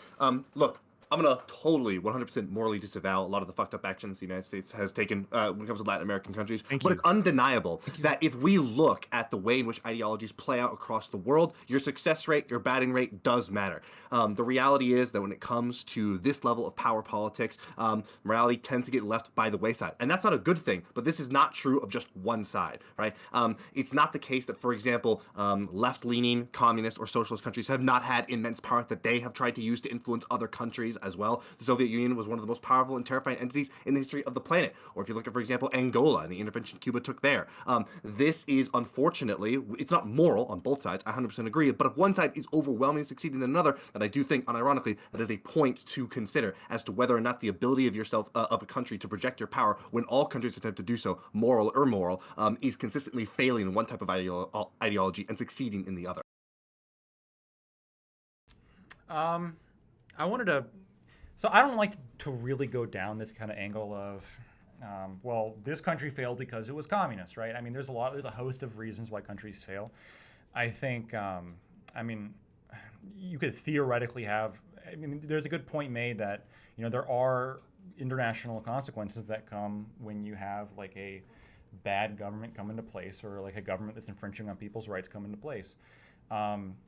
So even if you could find one that, which I don't think there really is one that's like very successful, but even if you could find one that's very successful, I don't think that would be like an indicator that we should move more towards communism.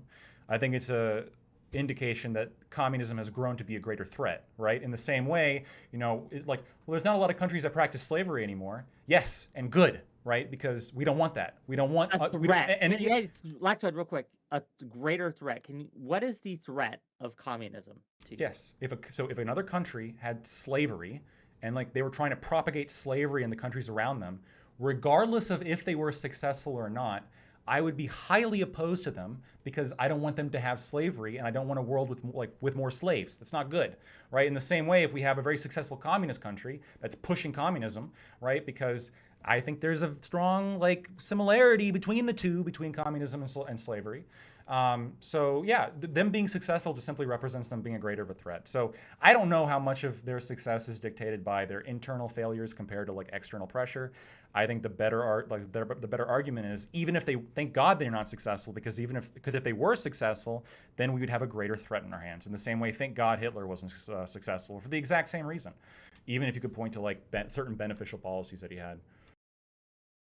I would say most communist movements in the last 100 years were in part designed to overthrow their colonizers, right? Not to invite them in. Socialism has an internationalist perspective, which means our job and task is to empower and educate the working class around the world to take power into their own hands, not invade another country and take them over. I think we would all be opposed to that. I'm okay with invading other countries if they're terrible, right? I was okay with invading Nazi Germany. I was okay with invading Korea. We should be protecting people regardless of where they are in the world because someone's rights don't stop mattering if they happen to be across some invisible line in the sand. The South. Yes, I was also okay with invading the South. That's another Oh, great yeah. example, right? Um, Roll America in, you free the slaves, or we're fucking you up. Oh yeah. America has 800 military bases around the world. I think they're the biggest threat to freedom around the world. Would you be okay, since America sucks, would you be okay if America got invaded? So I would We only need- be I would only be okay with America getting invaded if it was invaded by a more libertarian country. Then I would be okay with it. I just don't think one exists right now on the planet. Switzerland's coming Jesus for us. Christ, dude. Maybe Switzerland if they could. Communists were the ideologues. So there's something you can say. So I apologize for my meme so response salty. earlier, but I think there is something legitimately that you can say. Okay, things that we want about a country. Obviously, we want it to be like morally good. We want it to treat its people well, but we also want it to be a stable, strong, functioning society. Whatever system we think is good, we want it to be stable. And if it seems like it's a fact of history that capitalist countries or capitalist societies are more stable or are able to repel foreign influence better, it's something worth considering. I'm not saying this is the only thing that we should consider, but something worth considering. Is this like a weakness of communism, that it's so easy to destabilize, that it kind of collapses so quickly with or without foreign intervention? I do think that is a fair criticism worth making. Just to respond to the military bases point, I'm certain that of the many overseas military bases the United States have, some are unjustified, but I think we need to take a more nuanced view than just throwing them onto the bus, because the reality is there's a lot of those that are wanted by the nation that they're occupied in. So I don't think it's fair to just throw all of those out as like some sort of a sign of like an overreaching empire, right? Going back to Lactoid's point, that's just two free acting entities in the form of governments consensually engaging in what they think is a fair exchange. Let's talk about this consensual issue and talk about let's get onto the foreign policy thing, because I'm very curious what Can I just you make one think. point on that before we move off of it? Yeah, briefly, Okay, if you thanks. may. Yeah, because you let Lactoid talk for like a minute, so So I just want to salty. get my minute in. Yeah, if that's cool. But anyway, Salt Lactoid. bucket. So my question would be: this hypothetical libertarian country that would invade, how many chairs would you produce in exchange for goats for them? Whatever the going rate for goats is. Oh, so like the average, No, the average, whatever the rate. like a socially determined No, average no, for the no, price? no, Oh wow, no, wow. no. Okay, never mind. I'm So good. whatever Yeah, any you're a good individual, point, man. I don't whatever care about any this. individual would trade me a goat Sounds for a chair super for. cool, dude. Can't wait to fucking do my chair trade in the hypothetical universe that doesn't fucking exist. Who invited Okay. Discount Haas? Jesus Christ. We're gonna push that to the side because I don't know what that was about. I don't care either. Let's talk about China and Taiwan, right? When we talk about Taiwan's not a country. things that There we go. Taiwan, There's their the Taiwan solidarity. people, right, absolutely would love the American military to come in, right? They would be begging for us to put a base there. We don't, right?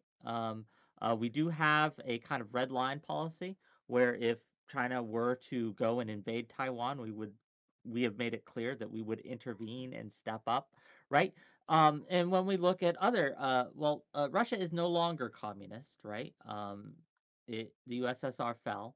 However, many of the leaders were part of the old communist regime, the old USSR regime, and look how they are trying to acquire or be imperialistic towards Ukraine. Thank you. Sorry, brain fart for a minute. I guess the question is like when we talk about imperialism, right? When we talk about foreign policy, when we talk about consent, it seems to be that even if we go back to the USSR, like they were no better than the Americans when it came to imperialism, right? They engaged in it just as much. Maybe they were less successful, right? But not for lack of trying. What do you think, communists? You're No, totally fucking wrong. it doesn't even remotely compare. I'm sorry. The USSR Yeah. didn't nuke civilians during World War II, for one thing. So to your first They point, didn't like, have nukes. Wait, whoa. Yeah, Mm. they didn't use nukes because they didn't have nukes. Are you saying that if Stalin in World War II, when Germany invaded them, had nukes, that they would not have used them? that's just They never did war crimes ever. That's historical fan fiction at this point. There's no point in speculating on that. Now, to get to your first Then point, it's The No, people. but the reason I can't use it brought it as up, a the reason I comparison. brought it up is because you said, well, they never did it. Well, yes, they never did it because they Yeah. didn't have Yeah, and them. then you said USSR was just as bad and just as invasive throughout the 20th century as the US was. So how come their USSR never used nukes? They got them eventually, and they never used them. Well, the United States also never used nukes in the post-war period. If it's not fair to theorize about whether or not the USSR would have used nukes during World War II, then it's not fair to compare the Americans' usage of said nukes during World War II in opposition to the Can non-usage anyone of the tell me Soviet all Union. of the places the Soviet Union supposedly imperialized? Afghanistan? Okay, big so one. you want to go to, so were you aware of Ukraine. like why the Soviets went into Afghanistan? No justification for war is going to You make don't? the conduct of the Soviet Union. No, it doesn't matter, right? It If you doesn't invade matter. into your It house and then matters. I It sort kill of all your matters. family and skin them alive, no, it doesn't. The If Baltic your states. conduct Kill inside all of their family and skin them alive. What the fuck are you Wait, talking wait, the about? Baltic talking states. about the That was philosophical question imperialism, of whether or wasn't it? not you're I said invited into a country post-war, but justifies we any could talk about the conduct you have Baltic inside that too. country. But okay, do you want to talk about the Baltic states or you want to talk about Afghanistan? Afghanistan means, like, first. go That was ahead. brought up first, and then we can talk about Afghanistan. We can then we talk about the Baltic states. Okay. Well, Afghanistan had a communist government, and they actually requested Soviet support. Like how Oh, countries so request wait, U.S. government military requ- bases. Yeah. So wait. So no. So that means it's all okay. If your country invites another country in, that country that's come in, they can do whatever they want. They can mow down civilians. They can level city blocks. They can kill people. It's all okay. Well, wasn't the example Wick used earlier about Taiwan? He was trying to argue that like Taiwan would totally accept U.S. military support right now. Wasn't that what Wick was saying? Am I correct in that, Wick? Yeah, Because- absolutely. They would beg for it, right? If China. So would- I don't think Taiwan is a country, but let me just humor the idea that it is. If Taiwan wants U.S. military support to come in and help them in the case that, you know, there's some sort of like uprising or, I don't know, some sort of even invasion by Chinese troops and we go and blow them away or blow away anyone who's sympathetic to the People's Republic of China, I feel like you would be totally fine with that. But because the Soviet Union coming in to support a communist government means killing some people who are trying to overthrow said communist government, you're against that. I think the fact that you think this question is an ode is so funny because my answer is it would depend. It would depend on your conduct once you're in the country. Just because you're invited to the country by the government, even if it's a legitimate government, doesn't give you it carte was blanche. addressed to me, so let me answer it real quick. Yes, if America came in and started mowing down civilians in Taiwan, if they started assassinating people, they started nuking cities, if they started like building mass graves, yes, that would be terrible, and I would oppose it. But the conduct of countries are not the same. The conduct of the United States, right, in various countries, sometimes have been horrific, right? If we look at South America, they've done some horrific things there. I will grant you, right? But when we look at USSR and Afghanistan and USSR and in these other countries, man, do you want to uphold that? Like, I don't. Okay, the whole point I'm trying to make, and I feel like it's kind of being dismissed, but it's really crucial. If you look up the Sour Revolution in Afghanistan, which happened in 1978, there was a communist government in Afghanistan, and they were requesting support from the Soviet Union. Now, in terms of anything that happened in that war, am I saying that there weren't, violations of human rights in war? No, I think that happens in almost every war. But it was at the important part is it was requested support versus in America's case where we went all over the fucking world in many countries where we were not welcome and did precisely what you're asserting the Soviets did with mountains of evidence that we did that. I mean, we talked about Latin America earlier, but what about Southeast Asia? Just even in an effort to contain the influence of communist China, expanding the heroin trade, bombing Laos and Cambodia. I mean, you could go on the shit that we did in the name of U.S. imperialism. What about Korea? We killed 20% of their population. Like, how does that at all compare to anything the Soviet Union did in one conflict in During Afghanistan? the course of the Korean War, 20% of the population died. So- That is a far different thing than America killed 20% of Korean 20% of North Korea's Whoa, whoa, whoa. population. I also want to point out the double You're forgetting standard here. something. The South Korean government invited the United States, so, So- our conduct's all good. Our conduct's all not good. only That's not the only most important part. that, not only that, but the intervention force in Korea was a UN force that came to defend South them Korea is not a against country. the. Okay, I'll let's go with the assumption that South Korea is in fact a country. They invited the U.S. and the UN to come to their country and defend them, right, against a invading puppet state. South Korea was created against an arbitrarily on a invading- map in the U.S. yeah, State Department. and- It's yes, not a country, and so it never was. the Can North you the dispute North that? Korean the North Can you Korean dispute that? sir. Yes. Let me finish. Okay, Let me explain. finish.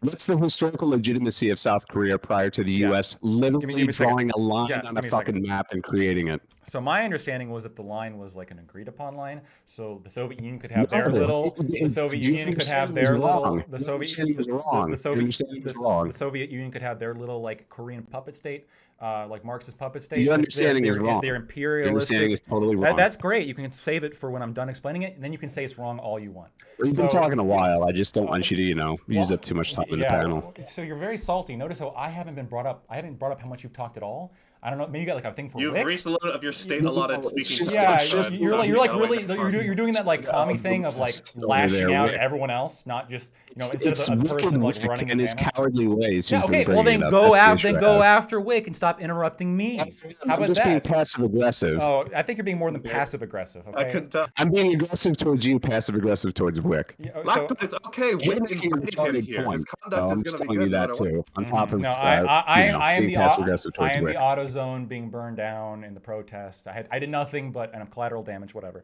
I don't know what the fuck you're talking about. So Get to your point. Yeah. How is South Korea a legitimate state? Did you just say get prior to my to that? point? Did you say get to my point? That's Yeah, incredible. please That's hurry. You're incredible. wasting a lot of airtime. Yeah, really. So before the UN and the US came to You're doing good so far. protect the South against the Soviet puppet state, that imperialistic puppet state, mind you, from invading the South, right? Or the North invaded the South, and then the UN and the US intervened and prevented that from happening. That's like anti-imperialistic, right? Because they're preventing another country from coming in and dictating their government structure over the South. Is that not So anti-imperialist? are you familiar with Syngman Rhee's persecution of communists in South Korea prior to the war? I fully understand the government of Syngman Rhee. I Okay, understand so it wasn't you fully are. it wasn't You fully are. democratic in the exact same way. The North was Fully also like democratic, fully dude. They literally fully- jailed and executed yes, communists. yes, the North. So the North was also The jailing and popular executing sovereignty of the political. Korean people would have been to elect Kim Il Sung. Man, you got alpha energy, bro. Man, I don't know how to compete. No, you just All that dude, you're tea, just- your hair you're fell like out. a Fuck. massive Enough, fucking cuck, bro. Enough. Okay, we've had our little back and forth. We've had our little fun. I couldn't say Finish your shit. point, This Lackoid. Now, motherfucker. that's why I'm giving you space to finish your point. Yeah. And then the commies can respond. But you have to finish. Yeah. Be brief, concise. Go Yes. ahead. Thank you for preventing him from imperializing this conversation. So, my whole point is there's a double standard here, which is there's plenty of examples of communist imperialism. And it's not imperialism when they do it, but it's imperialism when the West does it. So the North Koreans, well, that's obviously not imperialism. That's the will of the Korean people. North Vietnam, that's the will of the Vietnamese people, right? The Baltic states, they wanted communism. They wanted to be part of the Soviet Union. That's truly what they wanted. The Ukraine, Poland, like these are all countries, and the entire Iron Curtain, right? We want to talk about imperialism. Imperialism is merely one country, exerting its control and will over another country. This has nothing to do with like a government structure, and has everything to do with like international power dynamics. So yeah, any country with any kind of governmental structure or any kind of economic structure can imperialize another country. It's not unique to communism. It's not unique to capitalism.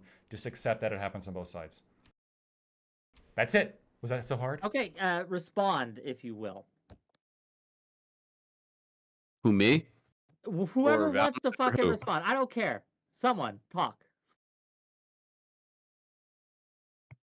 I'll go. Is there, I mean, is there look, anyone who would mean- like to tackle on the communist side whether Yeah, I they don't, think want to South speak Korea- over when we just had a capitalist going, but Is there anyone on the communist side who also believes that South Korea is still like not a country? dude, people in South Korea don't even think that. They all look at it as one unified peninsula. They don't. They don't. They all No, the they Korean don't. people. The Korean people want a unified Korea. Now, there's considerable disagreement on how exactly to implement that, and do people in South Korea universally want the Kim You regime in just moved charge the there? goalposts in No. real time. We just Wait, went from South Koreans Can don't you think shut your South Korea is a fucking real country stupid, to they want VTuber unification. ass up for 5 Does the seconds? UN recognize South Korea as a country? Destroy Dude, it. when I said it wasn't a I'm curious. country, the point I'm trying to make is particular to, first of all, prior to the Korean War. But second of all, I'm trying to make it clear that there isn't some like long-standing, meaningful South Korean state formation that has any legitimacy. It was literally a colonial project. This was America coming in, dividing up this former colonial possession of the Japanese and saying, we're going to take this territory and basically create a satellite to stop communism from spreading further into this part of the world. So There's- today, of course, decades later, where they've implemented, systems of nominal democracy and all of this stuff, it has more legitimacy now than it did prior to, or especially around its formation. But the point is that this is like an arbitrary state formation. Neither North or South Korea want to be divided. All states are arbitrary. Yes, but some have more historical legitimacy than I don't. others. Yeah, it doesn't matter, right? Like this. No, it historical does matter. legitimacy It doesn't does matter. matter. It does. The Not world me. is not a Go risk on. map where you can just decide what is or isn't valid. There's some historical The integrity to people who live borders. there can. The people who live in a Why location didn't we can grant the absolutely Korean and people should the right absolutely to be do able that? to Why decide, didn't we right? the to Korean some people the extent. right to do that? We didn't let them decide, you fucking idiot. The North Koreans tried to stop them from deciding it. Absolutely. Dude, but we the stopped North them, Koreans and we were not upheld the distinct South from Koreans. South Koreans. Consent. They were all Koreans. Why are you okay with violating the consent of Korean people? Dude, the people in the Why North are you were not okay with distinct from violating the the Koreans- consent of You're the You're really saying all stupid. Koreans are the You're same? really stupid. That kind of rubs me the wrong way a little bit. What? Korea is a country. South Korea is a country. Just want to make that clear. So is Taiwan. Thank you. No, it's not. And Taiwan is Yes. definitely not. Oh, And neither is 100%. Kosovo. Smoker, can I ask you? Sorry, a legitimate I question? meant real China. Sorry, not Because Taiwan. we Real are- China. Just all the other questions you've asked me? Oh yeah, absolutely. All of the warrants you're giving are a lot more nuanced than your initial claims of South Korea isn't a country. South Korea has no legitimacy. And then you'll say, well, it had less legitimacy, or well, it wasn't democratic. Right Yeah, it's now, almost like I'm do you performing. think, right now, do you think that the current government of South Korea has legitimacy through popular sovereignty, or does it not? I think it has more legitimacy than the initial South Korean state formation, of course. Does it have enough to justify its existence? Is it an illegitimate state? I think that the popular will of the Korean people is to have a unified Korean state. That didn't answer my question. Is it a It's legitimate the state? It's the important point. Is it a legitimate not. state? Well, it's legitimate in all of the ways that you would expect a state's legitimacy to be measured. You guys mentioned it's a UN member. You measured it's a trading No, partner. come It's on. You recognized. don't believe in any of that bullshit. Do you think it's a morally legitimate country as it exists currently? Does it have the will of its people? The No, popular I mandate? think that Korea should be a unified peninsula. But do you think that the You moved current Korea South and answered Korean you, bro. government? I No, just you answered didn't. you. No, you didn't, because that could be true, and you could have different answers. You could think that South Korea is a legitimate government, and the peninsula should be unified, or you could think the peninsula should be unified, and it's an illegitimate government. It doesn't answer the question of do you think that the current South Korean government has more legitimacy via the popular sovereignty, the democratic processes that govern its workings. I think if the Korean people were given their true popular sovereignty, they would not choose to remain divided with the current government in power. Okay, I think so that if the that's as Korean close as the real people answer were we're gonna get, just which is- listen, Okay. so you Okay, literally won't This let me idea, fucking. right? This idea that if you allowed the people of the Korean Peninsula, North and South, to vote, that they How would could they vote to decide? unify This under is North literally Korean imperialism, rule by the way. is insane. You know this is literally You are imperialism. insane. You are You are literally You're fucking crazy. How could you say crazy. that? You are. You're just crazy. You're insane. This is insanity. Nick, you have a doll behind you, and you're like 50 years old, bro. Okay, you're in no position to talk about This is sanity. the best you got, man. Come on. I thought we were actually having a really good point back and forth, but there No, needs this was to be a an separation of abomination the of a call, nuance dude. He between wouldn't even let whether he or let not. Velmet talk for 20 seconds, and he's like, "All right, enough." And then fucking Lactoid talks for like 20 minutes about chairs and goats and shit. Like I think that's it's the a- panel. This is a fucking joke. I This is a don't think. joke. You Listen, guys I'm not weren't saying here it's for a enough serious of an explanation of discussion. the panel, but I think I know which of the 7 little videos is more responsible than Dude, any you other. talk like you got hit in the head with a fucking hammer, bro. I don't know what you're saying half the time. I just know you're Guy who saying it really hit the head fast. with a hammer. How does it feel, man? That must not be good. Okay, you've Hey, been can we talk about muted. something like Non-smoker people, the capitalists have decided to mute you for 5 minutes. You're muted. Okay, carry on, people. Well, Valmet, the floor is yours. What do you want to Wait, talk can about? we what? can we please move on? I really don't have a lot to say on Again, this. the I'm floor not, is yours. The floor is yours. What would you like to bring up? So I yeah. guess to ask you directly, right? I guess to ask you directly. So you made a lot of statements, right, in the time that you've had about how there are social pressures, right? There are pressures that make the exchanges under capitalism null and void, non-consensual in a way, right? That the pressures to live, to eat, the pressures that capitalism pushes on the workforce makes them make decisions they would otherwise not make. I guess what I would ask is, how do you fix that? How, like, we can recognize that the communism of later years, right? The ideal communism isn't going to come about tomorrow. What would be your first steps towards communism today that you would Great. make? Please. Great question, honestly. Thank you for for that.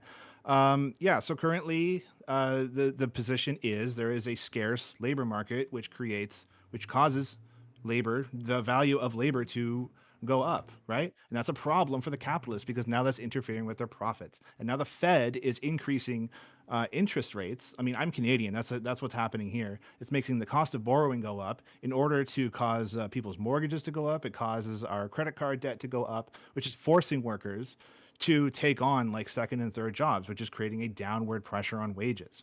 Right? This is one of the fundamental contradictions in capitalism. Now, my solution to this is through organizing and fighting for reforms such as rebuilding the trade unions, electing a workers' government, right? Like not just like electing the Democrats is not going to get anyone anywhere. I think we can all agree on that. But like an Get us actual to paradise. legitimate revolutionary workers' government, elected by the people and accountable by the people. Do you think that's a realistic, like we talked about realistic steps? Do you think that like there is will either in Canada or America to elect that kind of government? Like you talk about Democrats not being the way, but at least in America, right? I think there's legitimately revolutionary energy brewing in America right now, and Okay. I think there is a legit Yeah. thirst. You know, Bernie Sanders, he's not, again, not a socialist, but he was filling stadiums with what he was saying, right? And they anointed Hillary anyway. Like that's just one example. 26 million people marched for George Floyd in 2020, right? That's almost 10% of the U.S. adult population. Like that's not nothing, right? It was to the point where the president had to flee and like hide in a bunker for a day or two. The energy is there, and once this energy is channeled into something tangible, and the reason why this shit fizzles out constantly is because there is no revolutionary leadership. Once that is channeled and and Can you give me energized. a name for a revolutionary leader that you would like to see? Like you talked about voting in a revolutionary government. Can Well, you yeah, give me a that's just name? one. But the working class taking political power is just one way. Rebuilding the trade union movements, right? So democratizing the workplace so workers have value and input into how like the value that they produce is then channeled back to them. So rebuilding economic power for the working class. I think these two go hand in hand. This would go a long way towards what I would like to see. Towards what I would like to see changed. When the working class learns, like when they actually start to win these sorts of victories, in the process, they are learning how to organize on a mass scale. And a workers' government could then nationalize the means of production. I know that terrifies you guys, but like if we nationalize the means of production under democratic workers' control, then the working class learns how these industrial sectors work. They learn how, like, the intricacies of the economy. The financial books should all be made public. The patent system needs to be abolished because the patent system is stifling innovation. Um, and Only through eventually, again, like, this is just the start, right? No, I This is how we understand. Well, this is that's how we what I asked. transition. The This is start, right? That's it what I would asked for. The start like with the first steps. the transition towards a dictatorship of the Okay, proletariat, and then socialism down the road, gotcha. at some unspecified future. The working class, they're smart people. We will figure it One out. question before we move on, and I want to get the rest of everyone's opinion on what he just said. And your mute's up in 1 minute, Smoker. So stay tuned, right? Um, I would ask, right? What do you think of crown corporations in Canada? I'm sorry. Never even heard. Yeah, crown corporations Sounds are like some corporations monarchist shit. that are owned by the state, right? And I'm not Mhm. talking. And so what we live under is a bourgeois democracy, right? We don't actually have a workers' democracy. So when I talk about nationalization, I'm not talking about nationalization by, the current government as we would know it. I'm talking about a genuine workers' government. So the government would be made up of, your coworkers, right? Who knows the factory shop floor better than your coworkers. I So hated you would some of my elect, coworkers, to I be mean, honest with you. Fuck fair, those guys.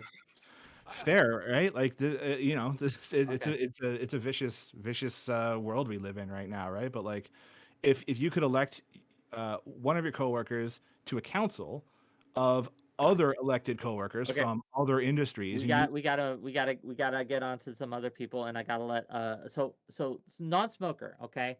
The reason I muted you is because there's a demand for a product, okay? And it creates a value for labor of me clicking that mute button. That's what happens, right? So the people valued, right, their ability to mute you at 5 subs. And so we negotiated a price, right? And that's what labor of value. I understand, right, that you have a hard time understanding this, but hopefully that you can get it, and we'll take you off mute now. So Can go I- ahead. You're yeah, please, Lactoid. And Yeah, then I want to quickly respond to that. Capitalism, as I've expressed, really does allow you to engage in that, what was just stated, with more of like a workers' cooperative style governance system. It allows you to engage in that in ways that the communism that's being advocated for simply doesn't. Right? In a free market, if you wanted to form your own workers' cooperative, you can. In fact, there's a fuck ton of companies that are worker cooperatives. There's also a fuck ton of companies in which they're owned by their consumers, right? So credit unions, right? A lot of mutual insurance companies, right? A lot of them are owned by the people who buy those products. So, yeah, I mean, you can have different kind of structures. No one has a problem with that. If you want to join one of these organizations, or if you want to work for one of these organizations, or if you want to start one of these organizations. But again, the principal interest here that we have is consent. I want to start a company, and I want to run it this way. If I'm using my time and my labor and my material, who is anybody else to come in and dictate to me how I have to do that? In the same way, I'm not going to dictate to you if you want to have workers co-op. Okay, I wanna get Smoker. He's been silent for a little bit, and I want to give him some space to respond to some of the things that are said. Go ahead. I'm going to be honest, I wasn't listening to a motherfucking thing on the panel. So yeah, I mean, I actually did hear what, Lactoid said at the end there, though, about how, capitalism is such a great system because you can just start your own commune.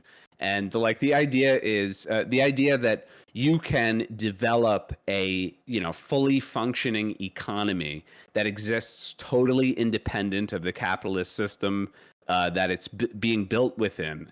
And then that will somehow represent some sort of real socialism, and therefore you have the freedom to live that out, because you have the ability to make this supposedly independent commune that's not dependent on, the capitalist state it's built within.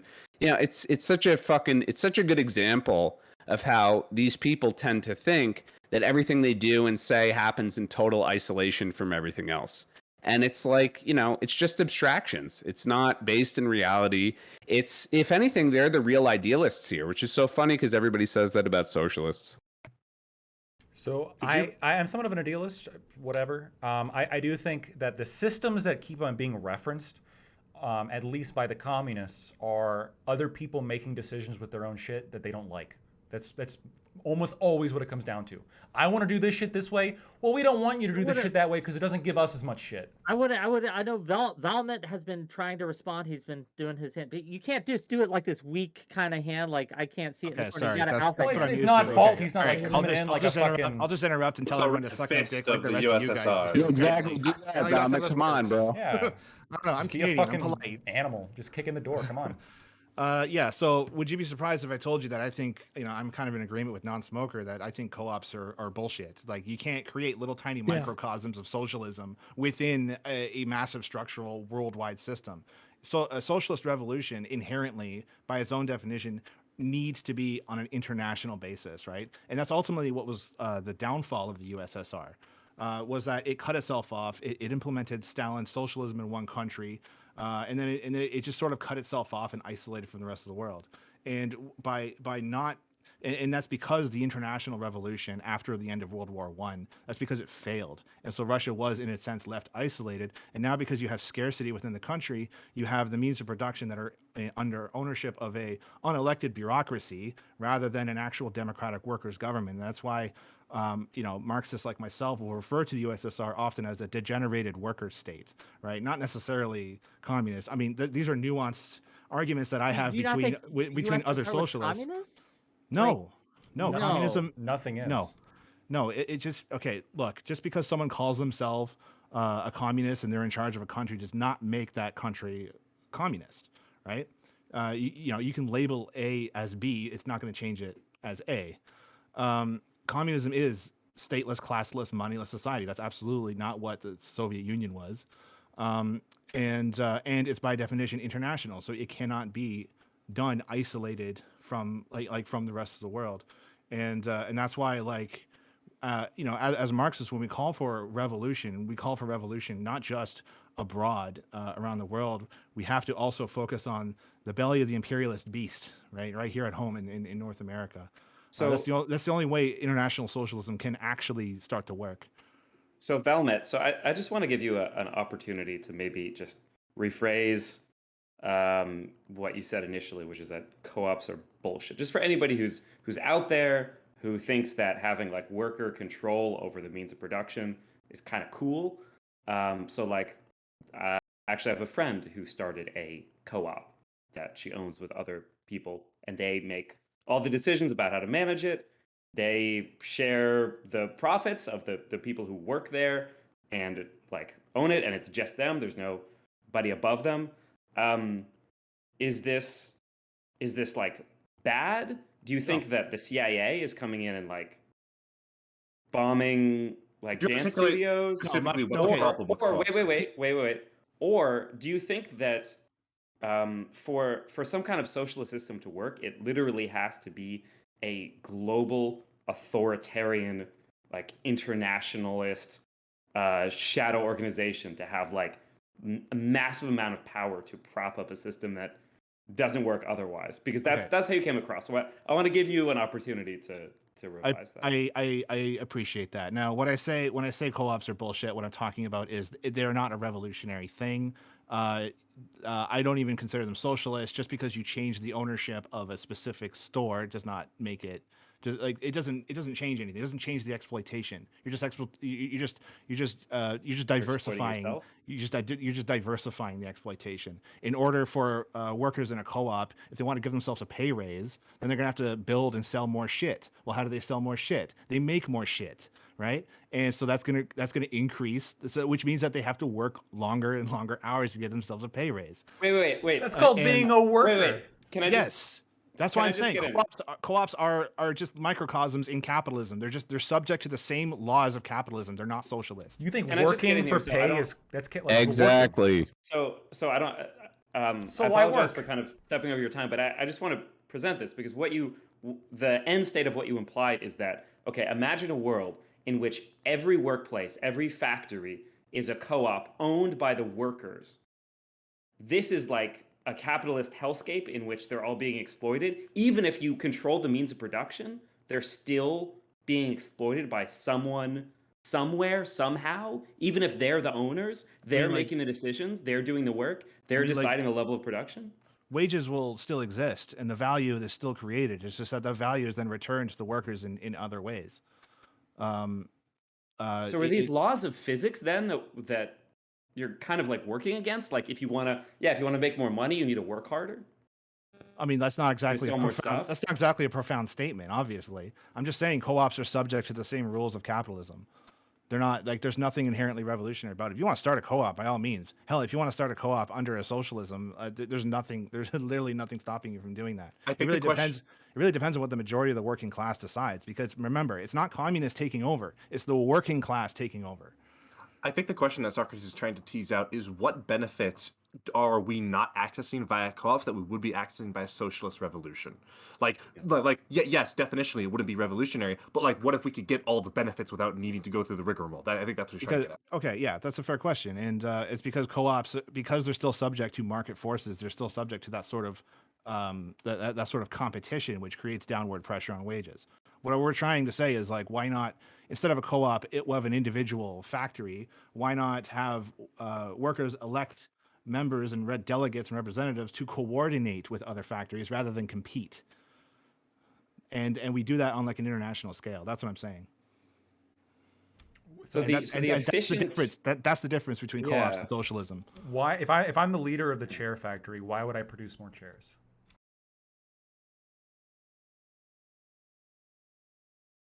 That depends on what if there might be demand or something. So we're meeting demand? Isn't that like accepting Yes. market forces? Yes, there are seeds of socialism within capitalism. Capitalism is a necessary historical stage in the world. Capitalism it lays the groundwork for Okay, socialism. I'm just confused then for a minute. So you have no problem with like factories having to like meet market demand, and how are they going to be compelled to meet market demand? Through planning based on the data that they get back from sales. Walmart and Amazon are already are perfectly good examples of planned economies. You Sure. scan something at their register, that item goes directly to the manufacturer, and then the manufacturer produces those items and ensures that there is always stuff on the shelf. And what's the penalty And for like not going through with this? What do you mean?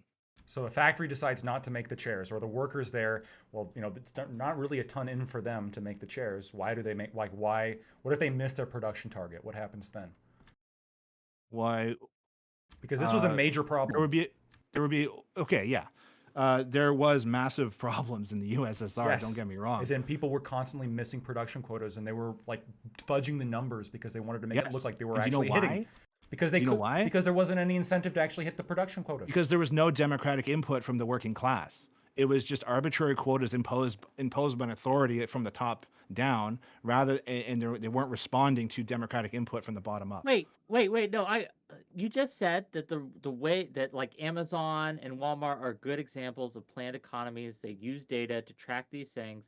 They don't have democratic input on this. The quotas aren't Yes. made by democratic input. The quotas are made by the data. The data Yes. is what it sets the quotas. So when Lactoid asks you, like, why are they fudging their numbers? Why were they constantly missing the quotas? And you say it's because there wasn't democratic input. Can you square that circle for me?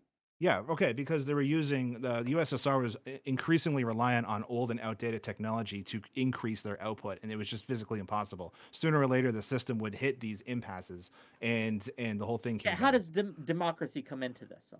The workers would go to their workers' councils and their unions, being like, "Hey, we need new stuff, right? I have better ideas on how to run this factory more efficiently." Unfortunately, under capitalism, that doesn't happen. Automation is also a huge thing that we would implement. Automation would be emancipatory under socialism, right? Automation under capitalism just forces workers out of work to compete for less and less jobs, which again creates a downward pressure on wages. Okay, gang. I know a couple people have to go. I want to give everyone here outros. We're not ending though. Don't go away, right? And you guys can stay if you want because there's a lot of people who've been wanting to jump in, right? Who've been begging me to jump in. And so we're going to open it up after everyone here gets their final say. And if you'd like to stay, you may.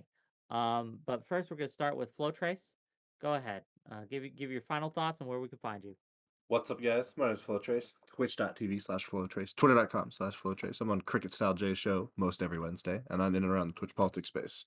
God bless neoliberalism for saving the world. Amen, brother. Lactoid, go ahead.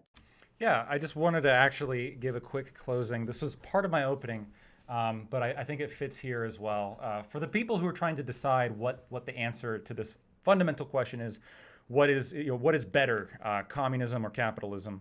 I think the question is the choice put in front of you is clear, right? What is better? An amalgamation of consensual decisions made between adults, or hordes of economic incels that want to weaponize the state to extort resources from the people who consensually acquired them. Communist ideologues are genocidal hive minders that represent an existential threat against both humanity and the independence of man.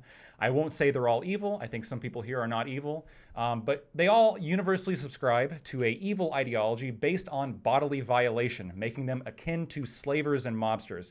And hopefully, we have purged their mind of this poison. I'm not too optimistic, but for the people in the audience, I hope your minds were purged from the communist poison today. If you liked what I have to say, you can find me at Lactoid TV on Twitch, YouTube, and Twitter. Thanks. Nice rebrand. I like it. People can now know where you are. I shouted you out in chat. Go check them out, gang. Next up, Non-Smoker, please. Yeah, twitch.tv/nonsmoker. I don't know. I didn't really get anything out of the whole panel. I thought it was a big waste of time. But thanks for having me on. Okay. Well, thanks for being here, I guess. Socrates, please. Thank you so much for having me on, Wick. I really did this to help increase your capitalisms, both in the short term and the longer term, because this is what it's about. It's about capitalist solidarity. It's about capitalists helping capitalists exploit themselves maximally. And thank God for George Washington, Thomas Jefferson creating the gig economy that we all know and love today. If you want to work a little bit more, make a little bit more money, drive an Uber. It's so it'll depreciate your car a little bit, but it's worth the ride. Shout out to China's capitalist rise. Shout out to America and its unstoppable climb upwards to a brighter God future. bless. Okay. Thank you America. for being Isn't she beautiful? Socrates, gang. Check him out. Where can people find you again? You can find me at twitch.tv/Socrates. That's TEASE. You can find me on Twitter at Real Socrates. And I've got a YouTube, Real Socrates as well. I got to start putting stuff up there. Okay, excellent. Thanks for being here. Next up, first time guest on my show, but hopefully not last time. I enjoyed the one-on-one we had for a little bit. Valmet, please. Where can people find you, and what are your closing thoughts? Can I just tell? Yeah, just a real quick short story. There's a town in Florida called Baldwin. Because it wasn't profitable to sell groceries there, the last grocery store left, and so the town actually bought the last remaining grocery store. They filled it with produce from their local gardens and farms, and the workers kept their jobs. They were paid a living wage, and any profit that was made from the store was put back into the town via necessary utilities and services. And there's no reason we couldn't do this on an international scale. If you are serious about learning how to build a better world than the system we have now, in which the choice is work or starve. If you're interested in building something better, if you want to learn what you as an individual can do, in terms of either building a union at your workplace, or one of the most powerful things you can do, learn the theory, learn the history, learn the economics, and learn the philosophy of Marxism. If you want to learn more about Marxism, check me out, twitch.tv/ValmetL35, and I'm also can be found on Twitter. I'm trying to spell your name right. Give me a second. Yeah, it's Hey, Valmet. I shouted you out. Check him out, gang. Thank you. Thanks for being here. I muted myself. Sorry, gang. Thank you. Okay, This was but certainly was not fun. least, the person who is responsible for this panel unfortunately didn't get a lot of speaking time, but he's fielded hopefully in the opening he can. Vigilante, please. Where can people find you in closing thoughts? Go ahead. You can find me at twitch.tv/thevigilante666, and you can also find me on Twitter at thevigilante666 as well. This has definitely been a very interesting panel. we had comments thrown out there like from Lactoid, the whole thing about people not being entitled to other people's labor when that's quite literally what the people at the top of corporations do is flaunt their money with the entitlement of other people's labor and barely do shit to earn it. I mean, there is so much better that we could do in progress. And people need to remember that we are talking about a multi-step process. No country in modern history that has tried the socialist process, the communist process, has even gotten past the state capitalist phase. It's an unfortunate reality. We actually need to try what we are trying to do. We really don't even know if it works in theory, but we suspect that it should because it's the natural process of how things go. Oh, and to what one of the things that non-smoker kept saying earlier about Lenin's comments on imperialism, I really wanted to butt in and mention that Lenin called that monopoly capitalism, which is very entertaining and ironic. Okay, thank you for being here and thank you for your suggestion. We have some people who want to jump in now. You are all welcome to go or stay as your heart dictates, but there's some people who are big mad and they want their due. They want to have their say. So we're going to bring in Sansol. We're going to bring in Reservoir, okay? And if any of you in chat are wanting to get in on this, just hop backstage and we'll pull you in. So I And also, I have a what? panel I got to jump to, so hopefully Go nobody's ahead, mad at me. Blackwood. We love you. I'm sure some people they'll never replace you, but they'll support you. Anyway, see you later, Sans. Yeah, I think I'm gonna jet too. Thanks for having me on. Of course. See you later. Hello, friend. Yo, Hi. Sansol. How's Hey, it give going, me one guys? sec. Okay. Came here to say one thing, and it's something that I am fucking pissed about. Okay, with this fucking panel. Hell yeah. Okay, Get it off your and chest. this is at non-smoker not going ahead and incessantly giving us the greatest chant that we've ever had. Wick the worm. Wick the worm. I've had a question that I've been meaning to ask you for a while. It's been burning in your heart. Go ahead. It has been because in academic debate circles, like one of the things you have to do for a Lincoln Douglas debate is you have to pick what your value is, and everything follows your value. And I kind of feel like you act like a Lincoln Douglas debater because you have this value that you have. I think probably more of a negative value, like you don't like consequentialism, you just want to follow like your first principles. But also, I'm sorry, is that accurate? I don't mind consequential analysis or even consequentialism when it's in the domain of categories that are potentially justifiable, right? So like it's like I actually it has don't to hate align with your consequential- deontology.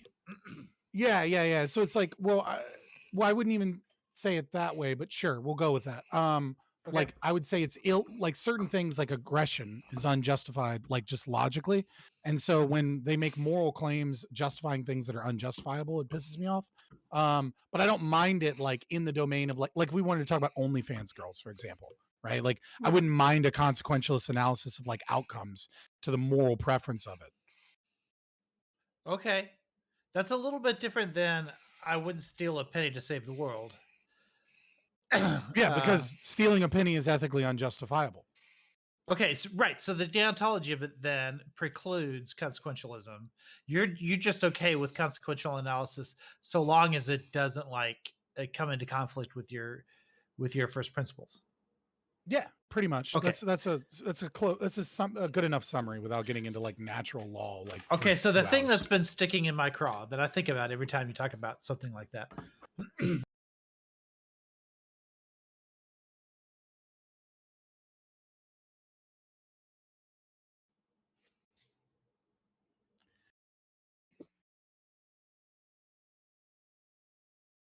Hello?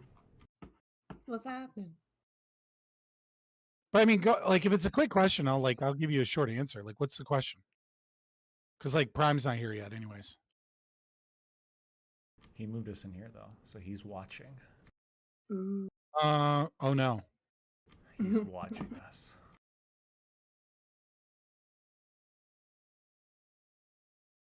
Bro, I just fucking debated a bald Haas, like a Wish brand Haas. He was fucking going ham about Marxism today. You missed it. Are you in a server? I'm not in a server now. So just quickly though, Fabian. So you're going from the theoretical, like you're going from the theoretical to the particular, right? When you're doing deduction. But then when you're doing induction, you go in the opposite direction, right? So to arrive at your first principles, don't you start with sort of a consequential analysis of like the things that you experience that allow you to then develop whatever your theoretical framework is eventually going to be? This requires a much longer off-stream conversation about the grounding of the non-aggression principle. Right. But if you want to learn more about it, then Yeah. what you're looking for is Argumentation Ethics by Hans Hermann Hoppe. So we're actually where we actually start is argumentation, what argumentation means, what it means to truly argue and search for the truth.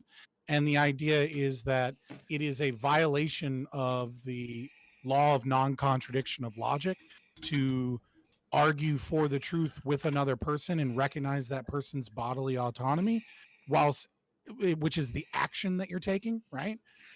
Whilst arguing for aggression against that person is a performative contradiction. So we're actually starting from there, but that's a much longer conversation to walk through that. I'll have lots of questions about that. We'll get to it at some point, I'm sure. Yeah, that's fine.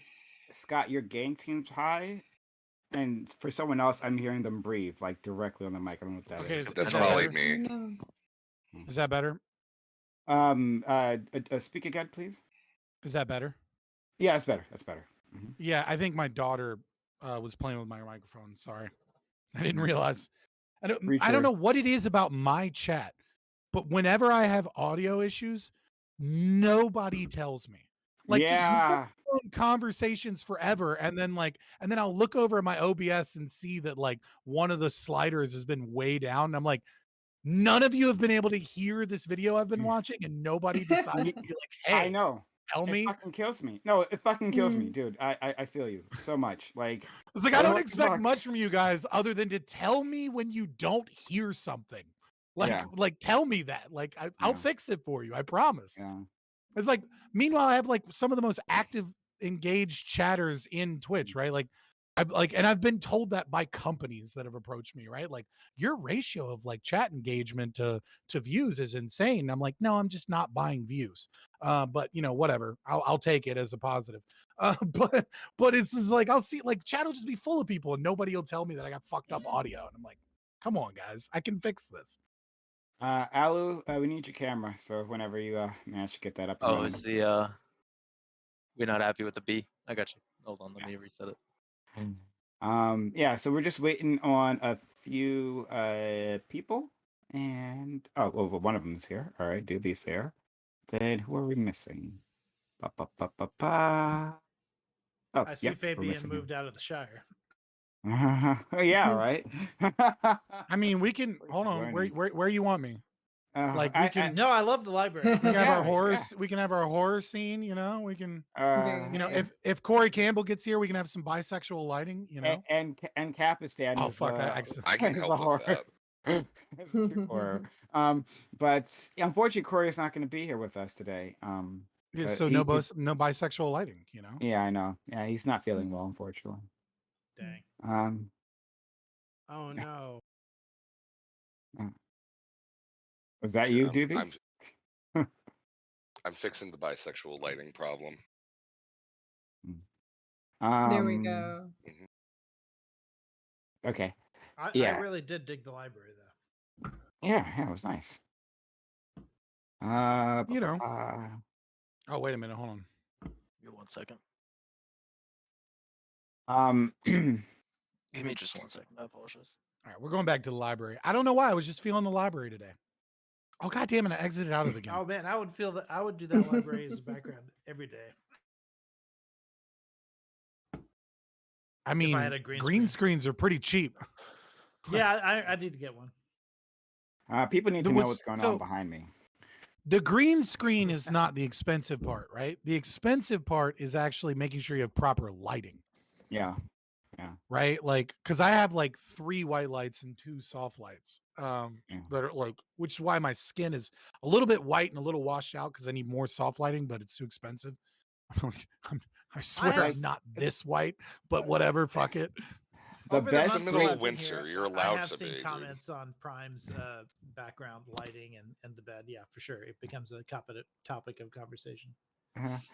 There is the best lighting and like green screen I've seen. I've seen is on Team Spooky.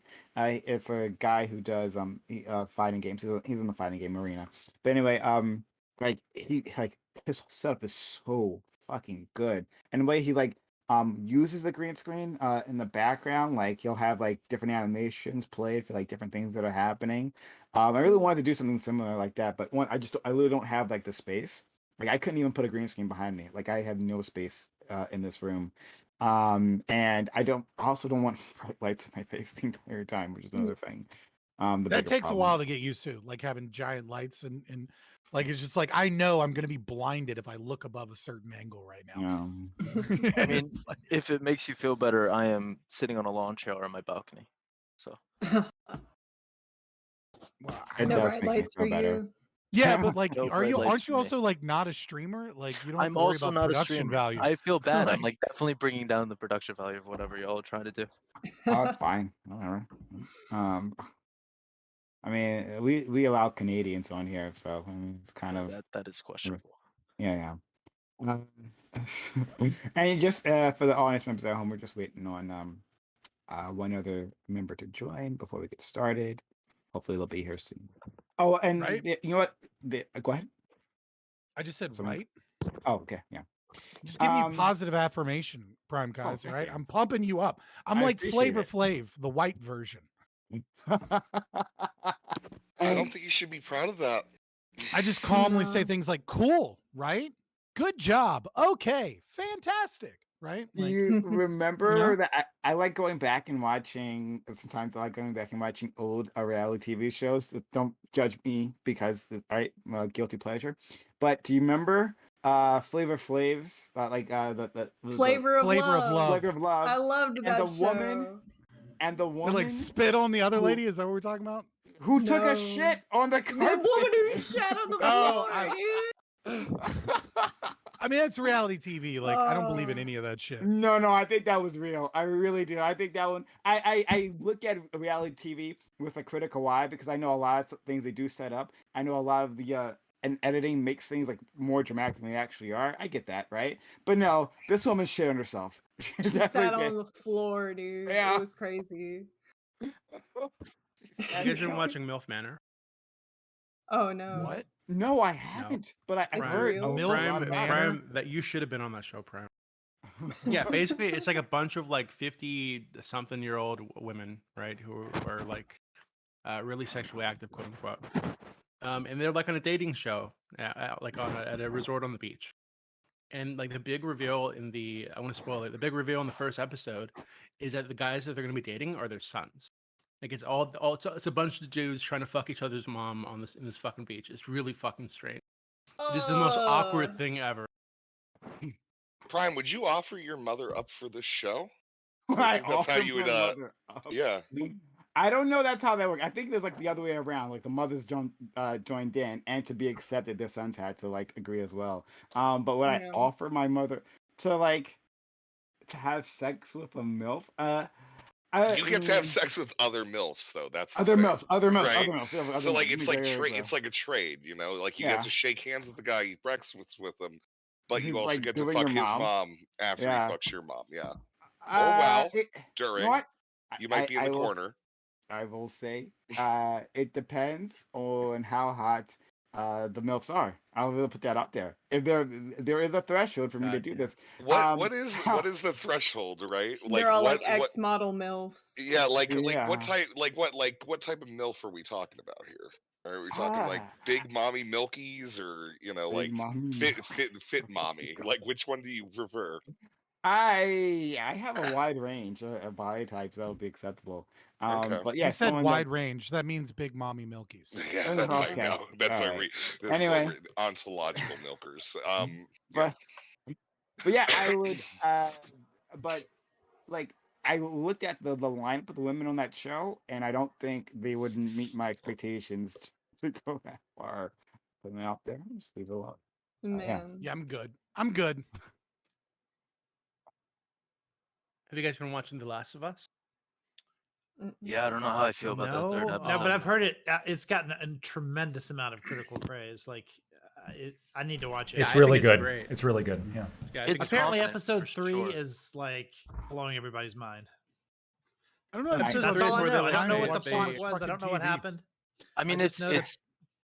Sorry, go ahead. Oh, I just know that people like episode 3 like just got a lot of buzz for. I'm not gonna spoil it, but it is a really good show. I think it's by far the best like video game to TV adaptation I've seen because most of them fucking blow, and this one's pretty good. It's a low. It's a bar. very low bar, and this this jumps over that bar pretty well. So like I think their only bar lower than video game to TV or video game to movie is Dungeons and Dragons movie, right? Like you That could was put really out solid. the worst movie ever and it would still be on par with any other D&D movie that has been made.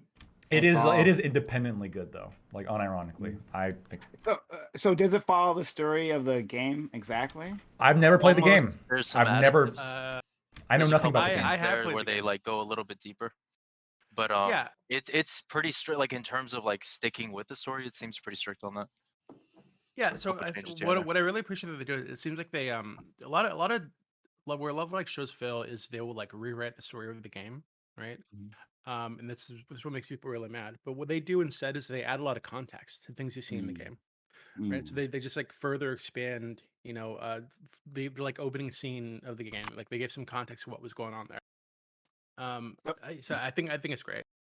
So the reason why I'm hesitant is because I want to complete The Last of Us. That 2017 game, or even older than that. I want to finish it myself. Here's the thing. I've tried multiple times, and I think I'm a good gamer, right? Like I beat Elden Ring, I platinum Elden Ring, like I beat some hard games. I'm just having problem on this one part. That's like an early dungeon where you go into like a building that's falling apart, and it's like a path thing with the zombies. They're all walking around along this path. You can't. Are let you them like right see in the you. middle? I'm sorry, right at the start, like at the high rise. Yeah. thing? You're Yeah. literally at the start of the game. How are you Yeah. having trouble? I know. I'm Alright. sorry. You can shame me. I'll accept the shame. But like I just have so much fucking trouble with that. Yeah. Like I've done it on like the PS3 copy, and then I got a PS4 copy, and I didn't get any farther. Maybe I'll get a PS5 copy, and I'm stuck at the same part. I don't fucking understand why. Man. Yeah. Has anybody been watching The Dropout, that Elizabeth Holmes thing? I've gotten to like the second No. episode, and it's good, but because of who she is, because she talks in that weird voice and she says weird stuff, it's so cringe. I It's definitely hard. watched it. I watched the whole thing, and it was really? good. And the actress who's playing it, I'm forgetting Seyfried, Amanda Seyfried. She's Yeah. one of the most beautiful women in the world. So Mhm. I'll watch that. But yeah, she did a fantastic job. Because I hadn't followed that story, the Theranos story. I hadn't followed that. And it was an interesting introduction to that. You know what I Yeah. love about Prime Kai's panels in like when we're always waiting for someone who's late because they can't be bothered to show up to things on time because they're irresponsible is it helps remind me that people still watch TV, Same. which Holy just shit. perplexes me. They're I like, have you been watching this show? And I'm like, fucking no, it's These not are the 90s. It's like, what the so fuck? weird. It is so weird. It's weird to me. have like people just be like, "Yeah, we're As all Twitch watching the streamers. show." Not even We're as Twitch Twitch streamers. Like, just this in is These the are- new general, right? medium. Hold on, mean- the show that she just mentioned is a streaming show, Yeah. right? It's on Hulu. Yeah, it's Um, on and- Hulu. and I only stream. I Oh. don't have TV anymore. I only stream shows. Yeah, and It's I on- was I don't obsessed understand. with Do the you watch story. It's TV on shows? TV 2.0. So you don't watch Yeah. TV shows, period. Then that's a different thing. Then okay, all right, you don't watch TV So, shows. You don't I watch mean, you don't watch I watch a movies show or occasionally, but like this idea of like watching a show that comes out once a week, like and like waiting for the next episode, like to have discussions around the water cooler at my fucking HR job, like just seems like a very old thing. to me. It Scott, let seems people like almost what. boomer. Look, hey, sometimes Yeah. old people don't have it wrong though. Look, I just got a Yeah. fucking brand new projector set up in my living room with a giant subwoofer right behind the couch. The whole couch shakes during the intense fight moments on movies. I love it. It's so cool. And now hooking up the projector is a pain in the ass, but it was worth it for sure. So I do watch shows, and a lot more now since I got that. So Yeah. Fair enough. I mean, it's not that I I was don't just watch obsessed shows. with I just- Yeah, I was just obsessed with Elizabeth Holmes while the Theranos stuff was coming out. Like, she's just so narcissistic and audacious and ridiculous. It's amazing that this even happened in real life. So I was trying to watch the show, but again, like it's so cringe. What All amazed these- me was that there was accountability and that she's going to prison for a very long time. True. Very I was true. not. No, I figured, she if you scammed have rich that kind people. Of power- course, she's going to Yeah, fucking jail. that's true. Mm. Yeah, It's, that's it's true. not even a joke. Of course you Yeah. are. Like Bernie Madoff, anyone? Like that's how that works. Yeah. But yeah, like I think all those con man stories are actually really interesting. I've actually, you know what? That sent me. I think what happened was I watched The Dropout, and then it sent me down a rabbit hole of those con man stories. So I didn't follow the Fire Island thing while it was happening, and I watched the Hulu documentary on that one. And I saw a few other things. I went down like the Bitcoin, like all the all the people who are like running NFT scams. I did like all that. Just like for like a week, it was just nothing but scams. It was just fascinating. So I know you're Yeah, talking that about Fire documentaries, but have you Island. ever seen there's a movie, it's called Nightcrawler with what is his name? I was always Jake thinking Gyllenhaal. that Jake movie Gyllenhaal. wasn't. that was pretty I was good always too. thinking that Amazing. movie Yeah. wasn't Yeah. about X-Men. And that's why I never watched it. I'm actually quite serious. You've about never that. seen that movie? It's a good really movie. If you're fucking into good. Yeah, it's a good movie. if you're into con men shit, like just stories about, conniving people, Nightcrawler is the way to go. Probably his I best think- The film. way they do it. Yeah, I I think don't it know. is. Donnie That or Darko is maybe really good Prisoners. too. But one of Yeah. the I've two. never seen Donnie Darko, and Oh my god, that's the I- best, What? second best sci-fi ever made. After See, the Night- issue You've is never that seen Donnie Prime Darko? has like 10,000 hours of fucking One Piece to get through, so he never watches anything else. There we go. Okay, I am all caught up with One Piece. How dare you? No, But, you've got to do Donnie Darko. There's no question. You have to do it. He was Uh, decent in Prisoners too. He's like Hey, listen, I way watch better Donnie than Ezra. Darko once a year on Halloween. So Yeah. if anyone wants to do a watch party for that, I'm game. Hell yeah. that sounds like fun. Yeah. Do you consider Eternal Sunshine sci-fi? Eternal Sunshine Yeah, of the for sure Spotless it is. Mind? Yeah. Yeah. 100%. Okay. Cool. Yeah. Cool. It is a sci-fi. Yeah, it's up there too. It's very good. Anything very with Jim good. Carrey is just sci-fi at the end of the day. Okay. Yeah, fair enough. Can I ask you guys well. a question? So I've been wondering this for a while. Maybe you guys have the answer because I haven't been able to find it. So Jim Carrey went on to some like late night show, like one of those comedy shows, comedy quote unquote shows. I think it's like 4 years ago or some shit. And he gave like this weird like speech about like the all mocking mouth or something, and it's like making this Illuminati sign and like acting like I think it was Jimmy Kimmel. It was like, oh, what's that? And it's like, oh, come on, you don't know what this is. You know what this is. Like basically implying that there actually was an Illuminati and a secret society, and he was like doing their secret hand sign in front of everybody and talking about it.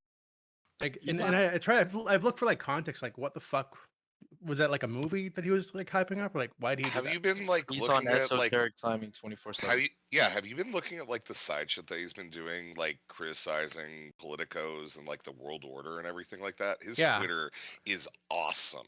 Like I It love it. actually is. I think that it's very fun to look at and whatnot. But yeah, no, he absolutely is like 100%. He's Yeah, very dude, serious. he's on that He dated- new world order shit. Right. Yeah. He dated an anti-vaxxer, right? And then he decided to pick the better conspiracy theories. I mean, he. Yeah, Well, Brian, I'll put it in the chat. he's been doing better conspiracy theories for the better part of a decade now. If you Right. look at I'm like just the saying, like he was liturgies like, work. all right, this Yeah. one's kind of stupid, but there's some cool ones here. Yeah. Yeah, he He's does been that weird schizo. art too, right? Yeah, he does a lot of Yeah. political art. He's very like he's in that weird camp where it's almost Q, but it's left wing, and he's been schizomaxing for like a decade now, and it's beautiful. I see that. I'll take a look at this later. Thank you, Doobie. I've never heard of this. Yeah. I actually no, I haven't really followed Jim Carrey. I know that he is on the left side of the fence, but I don't know too much more than that. Mm. All right. I So don't know why any this- word? Or are we Yeah. gonna Yeah, move on? no, he's yeah. he's kind of on the left, but he has some really strange, sort of out there, uninformed opinions that sort of throw him in random directions politically. So some of what he says can be used by the right, and it's just he doesn't really follow things. I don't think enough to like Yeah, I see have a what you're saying. coherent position on stuff. So it's Yeah, just yeah. kind of random.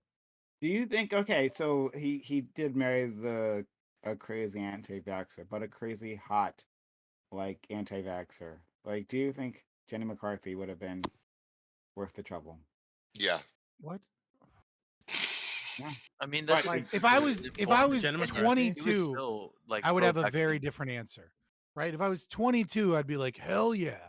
I'm 32 now, and like, just a normal woman's bullshit is like hard to deal with, right? Like, Yeah. so I feel like I feel dealing with like a famous anti-vaxxer is just off the fucking like no. See, no. I've gone Yo, ahead- that new I've Tyson gone James ahead song and is really done- good though. That's the thing. I've done the full opposite of that. I used to like care and like be like, yeah, I want the person that like I'm engaging with to like be all there and stuff. No, I don't give a fuck. Give me chaos. Give me some fucking flavor in this life because it's so rote and fucking boring that I don't give a shit. Like if I don't go to sleep thinking that my throat's gonna be slit, I haven't lived a life worth living. It's called trauma. I'm Have like any of you guys seen 99% the- sure that is trauma. Hey, listen, I Have dated any a of you guys- girl. I dated a girl who wasn't particularly politically aware when I first started dating her, but then slowly was evolving into a Randian objectivist, and it was a wild ride. Like it That's- was amazing. Like it was for 5 years, and it was just by the end, it was. By the end, everything Objectivist- becomes transactional. Yeah. Ico is actually 34. It's just that it aged him so much, all right, Yeah, in those 5 that's years. right, it did, yeah. I did. legitimately like objectivists are the one like sect of ideology. I can't. I get angry. Like I legitimately cannot be in a room with these people. Right, and she was so starting my to say question is, things like, did she become an objectivist or did she become a randroid? Because there's Different huge difference between those people. Yeah, she kind of got sucked in through who's that European feminist Yaron who's like Brook? on the far Oh. right, who's kind of like liked by the right. She's like you know who I'm talking about. She's the feminist that everyone conservatives love to like. Oh, quote for Benito Mussolini's like granddaughter. No, no, Not the out of Italian. Russian. That was a joke. Sorry. Hold on, I gotta go find. don't know. Find out who this is now. I'll But shout it out have you- randomly during the sure. panel at some point. Doobie, Your you were gonna say characterization depends so much on your political Yeah, that's true. stance that it's difficult for me to understand who you mean. Doobie? Because I doubt the way that you described Yeah. her is the way that the right would describe her, which is in what most circles I'm in. Shut up! I want to hear what Doobie has to Was say. it Simone de Doobie, Beauvoir? Maybe that's who I'm thinking of. I don't know. That's not Doobie, her. you're gonna say something. I want to hear it. Well, I think Scott might have been right actually the other day when we were arguing about the MLK statue, and I'm changing my opinion just because I saw the Ruth Bader Ginsburg statue in fucking New York, where it's like a demon with tentacles and shit, and I don't understand what that's supposed to convey like at all. Like it looks like it has horns. Like It's you really never seen it, strange. Brian? It is convey bad it's a- after. it's Send supposed me to a link. Yes, It's send me a link supposed to to- I'll this. post it. I'll post it in chat for you guys. It looks It's- in the group chat. Hindu. It looks very It's- like out there. it's disembodied, right? So that you have the collectivist element, right? But it is still a heroic individual, but the heroic individual isn't standing up for individualism or the person itself. Thus, it is not a statue of the person, but is instead a deifying statue that is a subversion with anti-religion overtones. That's Yeah, mostly what I see when I see that statue. I look at yeah. this. I'm They're not even I'm trying to looking at hide it. this. Look at this shit. Yeah, They I'm look like a looking at demon. this more from like the stance of like the base of it looks like an open bloom flower and everything like that. And Very maybe it's just vaginal. the idea. Yeah, okay, sure. God. You work out for the MILF show, dude. We're good. So I think that like it's more of just like the idea of like the blooming of ideas that weren't necessarily tolerated at the time, and that's like what they're trying to go for from a good end of it. The bad end or the Illuminati end is that yeah, she was Satan, and Satan is fucking base as fuck. Who I mean, is I this don't know, bro. again? Sometimes the This is It's supposed to be like honoring Ruth right? Bader Ginsburg. It's Yeah. honoring her, but What? it's supposed to be like because that's her coif thing Yeah, on yeah, her yeah, chest. yeah. What the fuck? You Yeah. fuckers aren't even hiding it anymore. So, hail Satan. This is like literally. Well, Satan. Okay. All right. Well, Yeah. So is it not possible that this is just like the right says, okay, they're Satanists. Is it not? I'm not saying it's true, but is it not possible that this is just a reaction against that, Like a or meme? just due to I culture? hope and I it's hope sort of it like is cohesive? probably. It's Yeah, just that's a part It's of meme. it. very First strange thinking is like for someone the who's really state to be like, pretentious. well, because this is Sorry, going go over like ahead. a courthouse or something, right? So like if this is just like a protest piece, it's really weird for the state to be doing something like that. But I I think you're thought it talking about people across from who the are in courthouse. constant protest mindset, right? Like, why does she have tentacles like coming I out of her think it's feet supposed and to be shit? like Like, I don't. branches because of the It's flower she's growing out of. I think that's what it's supposed to be. Yeah. Not Because that it's it matters. it's collectivist. It's disembodied. Collectivist. It's not a I don't know. statue of Ruth Bader Ginsburg. Is there something wrong with that? Oh no no no no Collectivism? no no Maybe. no no no no Yes. no. Leave it alone. Mm. Some other time. We'll talk about that. But Yes. in any Let's case, go back to talking about I MILF fucking reality yeah. TV Any shows which while we way. wait for people that Yeah, are like let's Yeah, talk yeah, about the yeah. Milkies. that's Anyway, what and my political channel desperately wanted yeah, for this okay, debate. gotcha. Oh my god, shut up. Oh my god, fuck you. Anyway, I'm fine with the statue. I'll just give my opinion there. I'm fine with the statue. It's cool. It's whatever. I don't know. I'm fine with like things that are not are more surreal in terms of our, I don't think you put a lot of decorations. value in art, and that's not We even trying to insult you. I just mean that like descriptively. Like I don't think like any statue, even if it was a statue that like was like celebrating right wing ideals, that was somewhere would you be bothered by? I don't think like it oh, it I gets to you that much. oh no, I mean I actively talked about tearing down those Confederate statues. So Yeah, but that's because they're deifying specific figures that you have problems okay. with. Like I think if there was a statue of like the strong capitalist with like an industrial machinery like rising from the farmland, you'd be like fucking whatever, it's a statue next. Like even though it's like clearly like solidifying right-wing values. Yeah, but I doesn't. Okay, all right, fuck. All right, so really quick, I was trying to move on. My next sentence is gonna be, "Hey, let's get started." All right, well, let's but go. I don't give a fuck. no, now that you've said it, now I've got to respond to that because I feel like I'm okay with political messages that I may not necessarily agree with. That's like fine. Yeah, It doesn't that's what necessarily I was mean, saying. but that doesn't mean that like I don't value art. That's what you originally said. So I I don't said really as think high. that. Like I don't think that like if a statue conflicted with your values, you'd be upset by the statue's existence. You would just be Okay. like, whatever, it's a statue. Whereas I think other people maybe value it a little bit higher than you would and would be offended by a statue that was like placed in government institutions or in public that conflicted with their values. Okay, maybe. It wasn't Um, meant to be like a dig at yeah, you. yeah, I was I know, just I know, saying I like know. I don't think you Okay, care. I understand.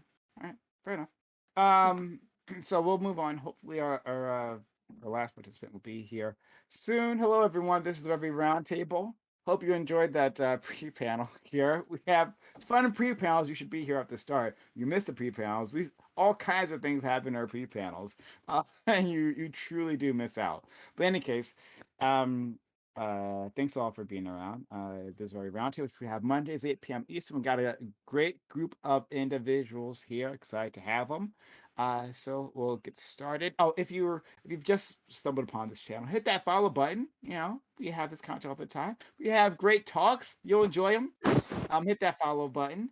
Someone did follow Oscar the Sheep Twitch of something. You did follow, so thank you for that. And consider supporting the channel by subbing or all that good stuff. Get you actually doing that. So we'll start by introducing our friend Lactoid. Lactoid, thank you for coming through, man. Looking denim-y? Is that denim? Is that what you're wearing? I'm wearing FUBU Prime. I'm not kidding.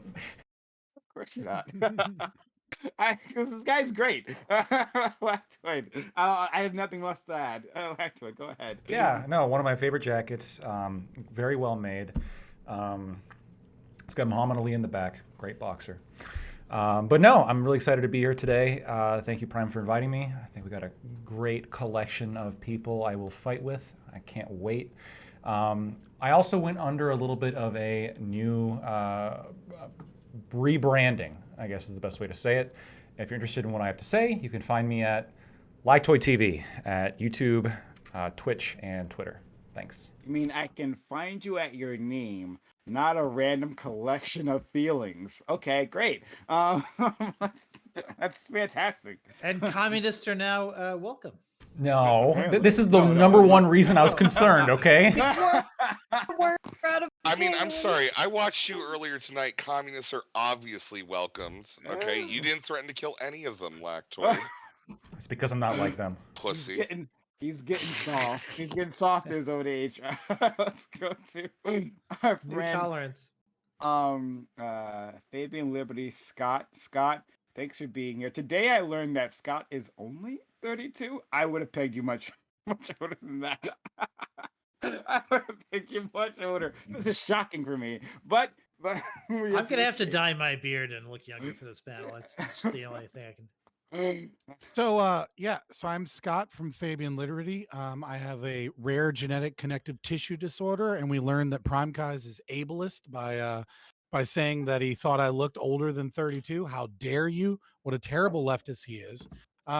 You can find us, me and my co-hosts, at Fabian Liberty, pretty much everywhere: Twitter, YouTube, Rumble, and Twitch. Fabian Liberty, and also, I appreciate that you changed your name to Lactoid TV. It is a lot easier than trying to explain Anti-Communism United. Now, you don't need to fear communists coming into your community or your chat if you do what I did, which is train your people and your community in philosophy and rhetoric, so that every time a communist does come in, they immediately get shouted down and they leave. We don't get a lot of hate watchers because they show up to my channel and then they realize that their arguments are shit and that they can't stand to be in the chat because they look like an idiot, unlike other people's Twitch chats where they haven't trained their community as well. And if all else fails, we have an animated emoji for subscribers of a helicopter. So you go right ahead, option A or option B. Check us out, Fabian Liberty. Shout out to Scott here, and shout out to Wick, who rated us with 42 people. Thank you, Wick, for the kind rate. Hope you had a great show, friend. All right, so and if you're coming in through Rick's crew, we haven't so yet, hit the follow button. We'd love to have you, right? We're just getting started. It's gonna be a good night. Rezzy's back with us. I've been trying to get this man back. I send him invites all the time. It's you He's a send fun me them guy. weekly. I'm like every 3 weeks, send me an invite, and I will always say yes if you do that. I need to keep variety in my life. That's why, real quick, twitch.tv/Reservoir. Unlike the previous panels on this, previous panelists on this panel, I am not bigoted. You can have opinions. I will shout at you, but I will also make you laugh. I also want to shout out twitch.tv/WickTV and let everybody know that we have a new chant for him. He is a worm. It is Wick the Worm.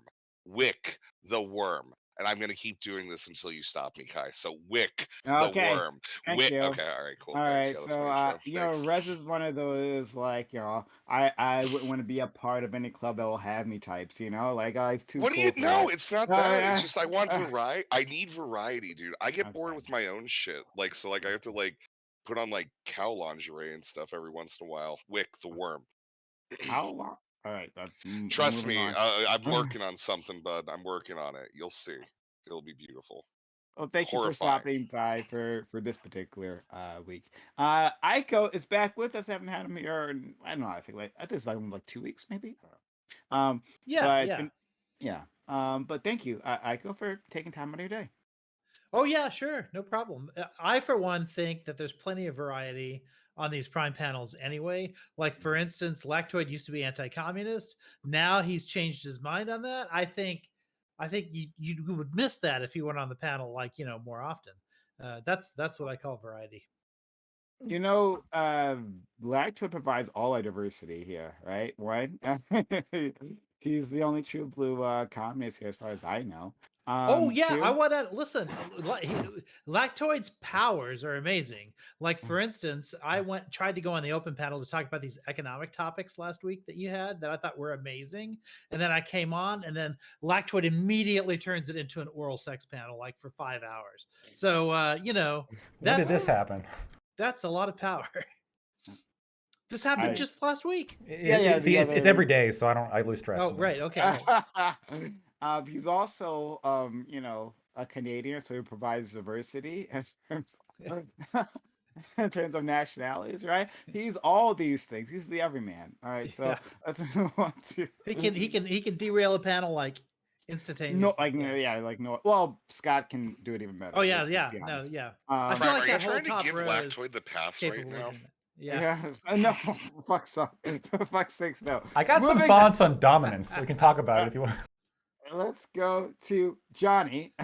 Johnny, she's their safe harbor here in this storm of degeneracy. So Johnny, thank you for coming back and bringing wholesomeness to this panel. Well, I'm not a white dude and I'm not a MILF, so you gotta have some variety. Hi everybody. It's great to be back. If you've never seen me before, my name's Johnny. I run an educational channel. I stream afternoons here on Twitch on weekdays. So it's great to be here. Thank you. All right.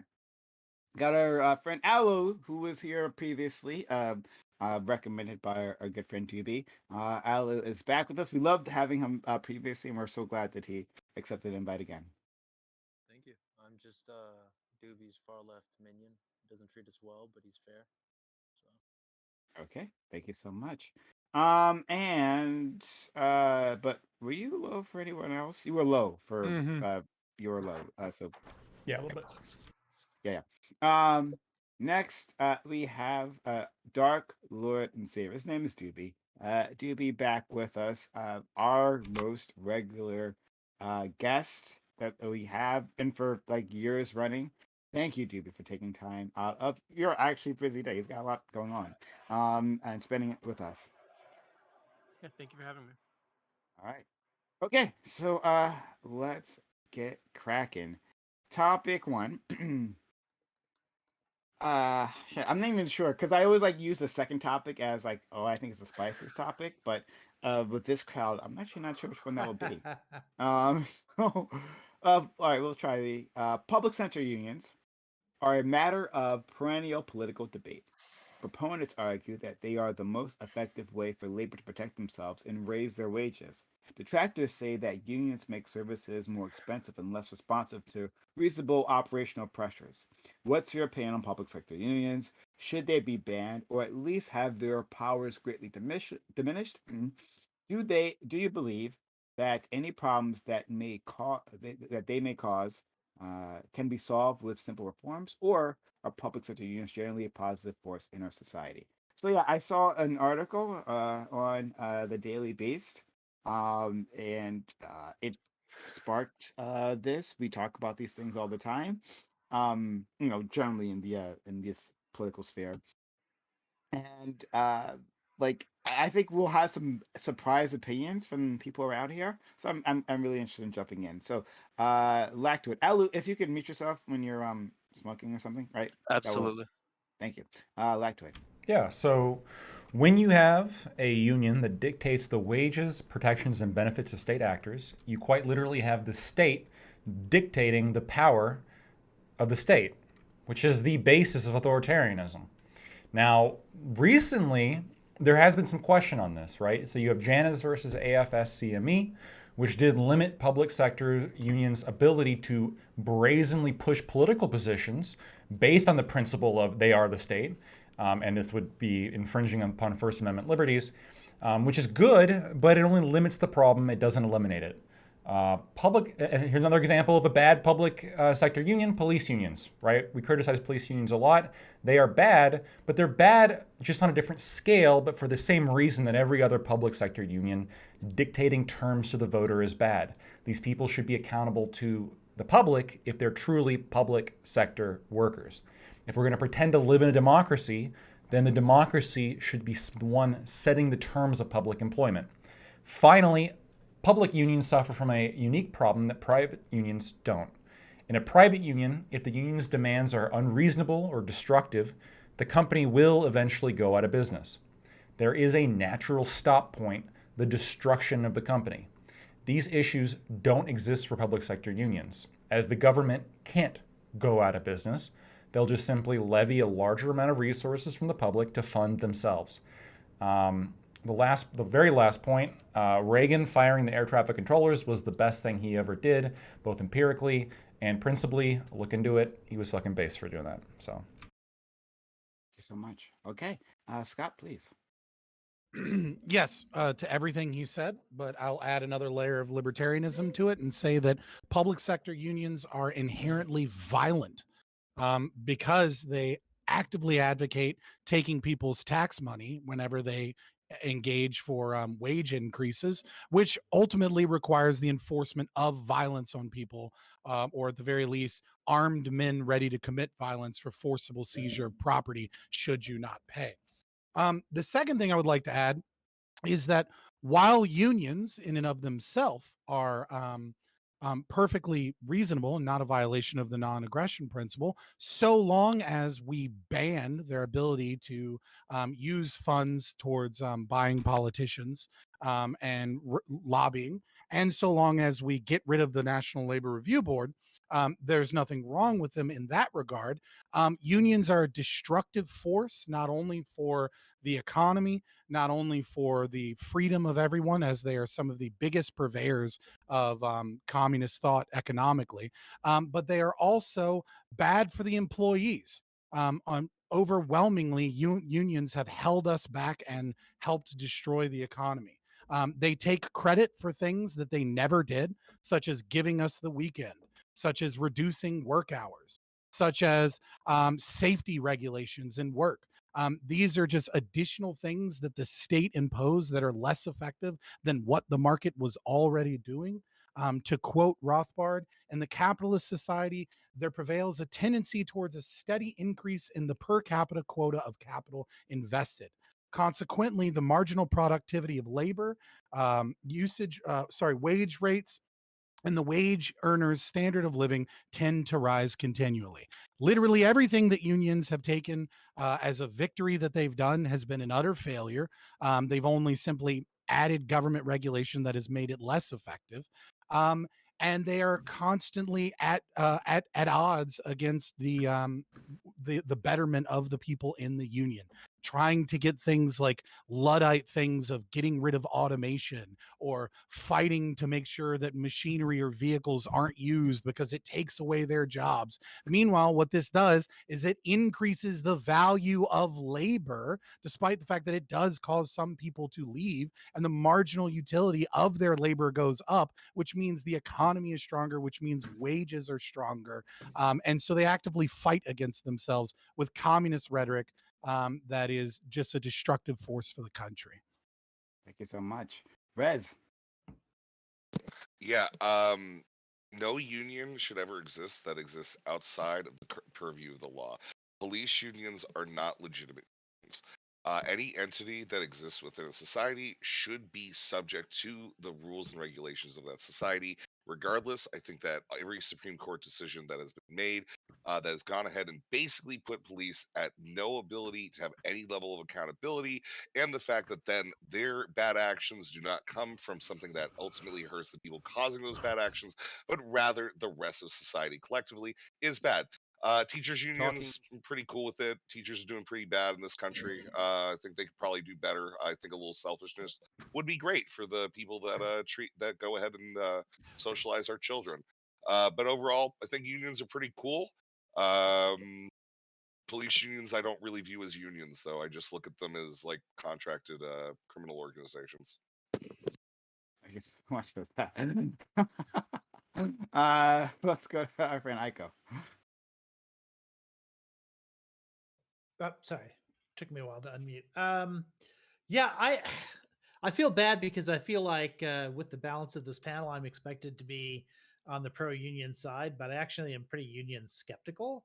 The public sector unions that I'm most familiar with are teachers unions. I've been in multiple situations where a teacher who clearly does not need to be in the classroom could not get fired because the primary focus of the believe it or not, we're in Texas, it's a right to work state, but we still have these sort of union representations in the schools that can make it virtually impossible to fire a bad teacher. It's a real problem in our school districts.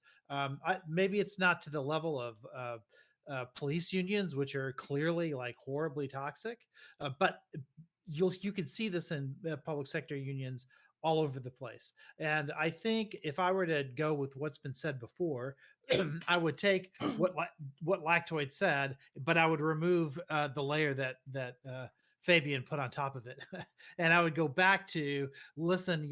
This is the government. It is a contract that's essentially approved by the people.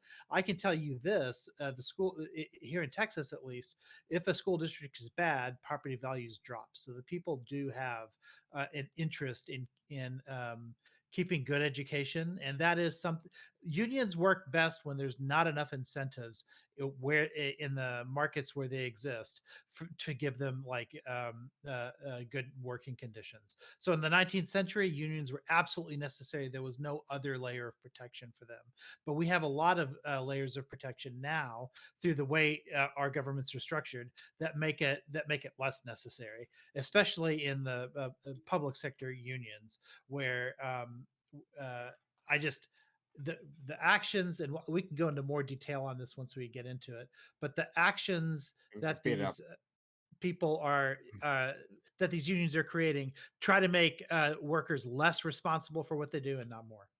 For sure. Let's try to make it a bit quicker, guys.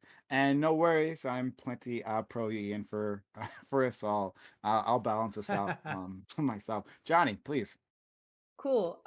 So this is just the anti-union panel now.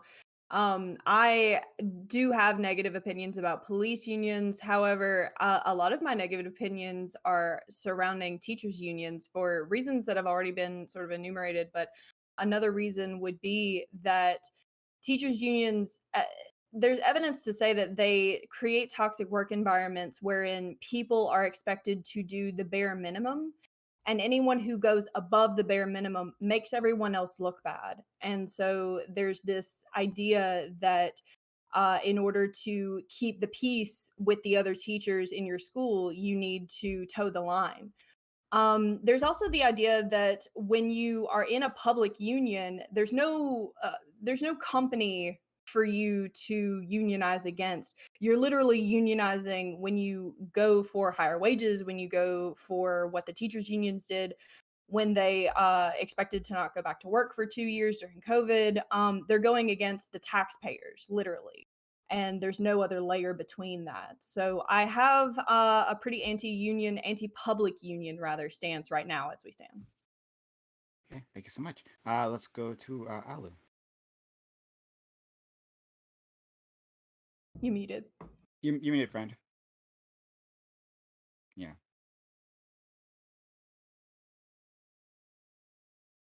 My mistake. There you go. Sorry Thank about you. that. No No, problem. it's I don't know. The way a lot of you guys are looking at this is like the unions, these public sector unions are here to leech off the system. I look at it, they are a mechanism of the system. Like when you're at that position, I think it's weird as a libertarian to say something like, they're using tax dollars to leech. You may have a position about, taxing taxes itself, but outside of that, I think they're actually one of the reasons that they're a buff against the state kind of acting unilaterally. Like yes, there are examples of where you have a guy who probably shouldn't be in the service, right?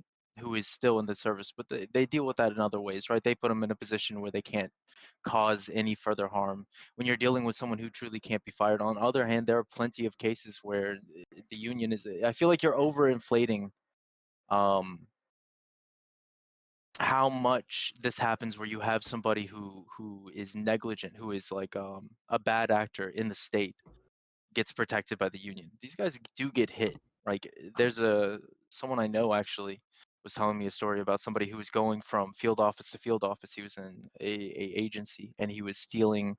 They had a communal system for snacks where they had a mini fridge and they would, put a little bit of money in. And this is a federal office, and you would go from office to office and take $5 here, $5 here, like $200 a month. The guy's making like $80K a year, right?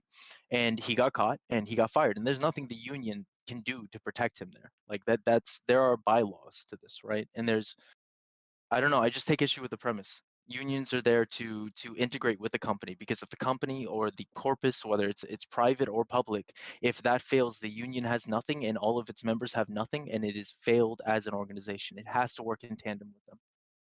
To some degree, that's in their incentive base, right? So to pretend that they're like a system, a leech outside eating away at the biomass of the state or the biomass of a corporation is to ignore that their very incentive is to make a healthier corporation or a healthier state, right?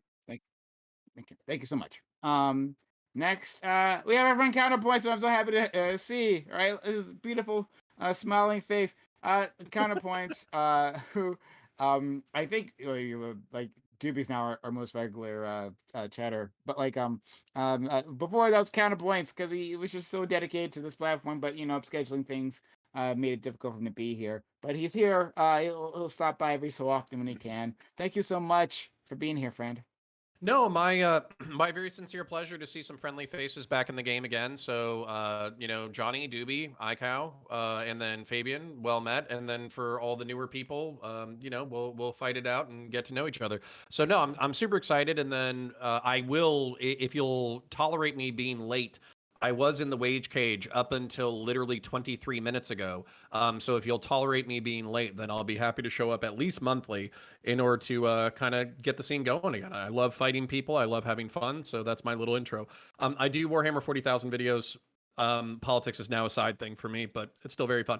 When it comes to unions, I'm with Alu, based, well met. I think that unions are if you look at it as like a corporate body, there's advocacy that you can have within a corporate body that can be positive and beneficial. And the only people who are in our market right now who have like benefits like retirement and dental and vision and health, they all share one thing in common, and that's the fact that they're union members or they're corporate high level people who actually can afford they will get their benefits paid because they're the elites. Whereas all of the plebs basically have rotting teeth, can't afford their own health insurance, if they can even get health insurance at all, working for less than subsistence wages, can't survive, can barely pay their bills, can't put their kids into good schools, all that kind of crap. So I would say no. I know that Fabian basically believes that we're in the, we've drifted away from the 19th century golden era and now we're in a communist hell. I feel like we're in a 19th century nightmare and we've drifted away from the 1950s and 60s, which was probably like the nice little middle ground of economics and social welfare inside the United States. So I know we'll get into it in the open and I could keep ranting for the 2 minutes, so I'm gonna shut the fuck up, but I'm very happy to be back. Thank you. And finally, our Dark Lone Saber Doobie, please. I actually don't have a strong position on this. I used to be like very firmly like opposed to public sector unions, but right now I don't really have a firm position. So I guess I'll just wait for you guys to make arguments and figure it out as I go. Okay, thank you so much. Jump into it. Yeah, if nobody's going to jump in immediately. So I want the opposite of what somebody else said, where they wanted like the government to regulate everything and then the unions to be disbanded. I think the government is way too centralized and way too like high up in order to see what's going on. A $7 minimum wage in like rural Mississippi might be fine, but a $7 minimum wage in downtown New York is bullshit. And obviously you have the states for this, but basically they're always going to defer to what is like federally permissible. So basically, I think that unions are a good way to parochialize, to break up like power, institution, and negotiation. So it's regional and local. So it addresses the problems of local people. No, exactly. And this is the reason for it being like that. This goes county to county too, right? If I'm in Northern Virginia, the mindset of the local county and the officials who deal with, you know, different aspects of labor, right, are going to have wildly different takes on the matter than if I go to Southern Virginia, right? And with, I don't know, like during COVID, you know, I know a lot of people who are out west, like Northwest, where it's commie hell or whatever, right? And they're in their industry, one of the few people who were able to like retain their job at the wage that they were at with the hours that they needed, simply because they had someone in the background who was able to advocate for them, right? And then on top of that, I don't know, it just seems like where you have a thriving ecosystem that is like supporting, like he said, regionally what your needs are, where they're needed, like meeting you where you are, it seems like you also get better results. I don't agree with the take that you don't. In the North Pacific, the, you know, the Northwest, we're talking about Washington, Oregon, there's a chain called Dick's Drive-Thru. They're able to offer $19 an hour. They are able to offer benefits, dental, all of these things. They give you hours, and they're selling burgers, and they're selling burgers for less than $5. Okay, so it's possible to do this, and this is an area that has full structure implementation in regards to unions, in regards to, you know, further left economics, and it's still doing things that if you talked about that in the Midwest or the East Coast, they're gonna laugh at you. You're selling burgers for $5, you're paying $19 an hour, and you're giving full benefits and good hours, and this is a cost efficient business. I don't think corporations like can't do this. I think it's just Yeah. regionally like not desired by them to do it. They No, don't And have an that's one incentive. thing that I'm gonna So I ask want to. is I I actually want think to be corporations. Let's get Johnny, Johnny, yeah. Rez, Scott, Aiko. I want to be pro union, right? My mom was a public school teacher. I realize that she's benefited from this system. I want to know from the pro union guys, like, how do you fix some of these, what seem to be some internal attitude problems, but what also seem to be these widespread issues wherein people are not doing their job correctly and they're just being protected for it. Like, what is the Make it solution? easier to fire people I think Hmm. it's in bylaws. Like getting rid of unions the struggle. unions. This isn't the 40s, right, where unions had the ability to kind of self-define. There's massive laws or amount of laws that have like essentially made it illegal to organize as like a union, big U, right? Taft-Hartley, all you go down the list of the kind of bylaws where like you can't wildcat um, strikes, not allowed. All these things that would kind of have a less.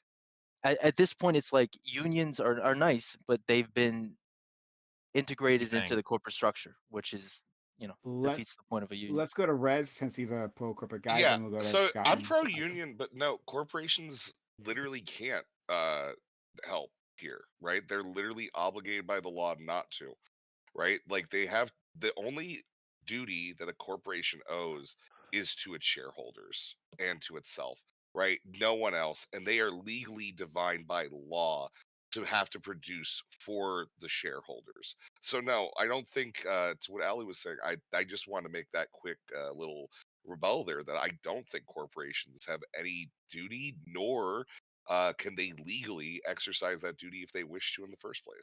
If I made it seem like I was saying that the corporation has an incentive to do like to include kindness or empathy towards like class distinctions or anything like that, Mhm. then my mistake. 'Cause that's not what I'm saying. I'm saying that They unions can. have an interest just like the corporation in the I success think of the corporation, but the unions are in a better position, in a more like incentivized position to actually take a granular look at what workers need in order to be efficient for the company. That's their sole focus, right? It's like HR, but well, for the their sole workers. focus is to produce value for shareholders. That is literally Company. the sole focus of those companies. Once you have people buying, you know, stocks and shit like that, I don't know how Right. that works, right? So that is their only actual obligation, Company's right? only obligation. We agree. Yeah. And so the thing is, like, you're basically what you're going to have to argue is that these systems can be put into place elsewhere, and that's going to provide more for the shareholders because otherwise you're just going against the law, the Uh, written law as it stands, right? I no, I think it's I don't think you even have to go there. I think it's about leverage, right? So Mhm. you have a corporation, and you're right. Its incentive is profit, and there's nothing inherently wrong with that in terms of it's doing what it's supposed to be doing. That is the reason it exists, right? The union being added to this mix puts leverage from below, right? Otherwise, there is no leverage whatsoever, and you're talking about a power structure. So if you have a many component of this larger whole, which is the corporation, which is the workers, right? Who have no autonomy in terms of what things look like down here. Oftentimes, they may have solutions to problems that the upper crust of that company will never hear because of you have bloat, right? A union can effectively communicate, and it does so from the outside of the incentives of the corporation. It does that from its own incentives, which are like in a outer position in Yeah, relation but to like the workers. the thing With is though, what the we're even looking in at, that, the this is union is still at like the point of making it worth it for the corporation. Because if a corporation has all their workers up and quit, threaten it, whatever, then like, yeah, guess what? That's going to hurt shareholders. Right, So it's still right. But within that same framework, that's right? that's Okay, where the but dance is. The dance yeah, is we have I two think it's my opposing turn. positions, but we're also obligated to each other. It's Yeah. mutually assured destruction. So we must democratize, right? Mhm. We can't kill each other because we both got to live. We both got to eat, right? But we that. also have fundamentally different incentives. So at the end Let's of go the to day, talking about is in the Yeah, negotiation. I reverse agree with here, though, that because though. we're talking about public sector unions wherein the value is being taken by the people. I'm sorry. Go ahead, Fabian. yeah, It's a Scott, and good then Yeah, it's a good so distinction. there's a couple of things I want to talk about. Number one, I love that counterpoints when talking about unions brought up minimum wage, right?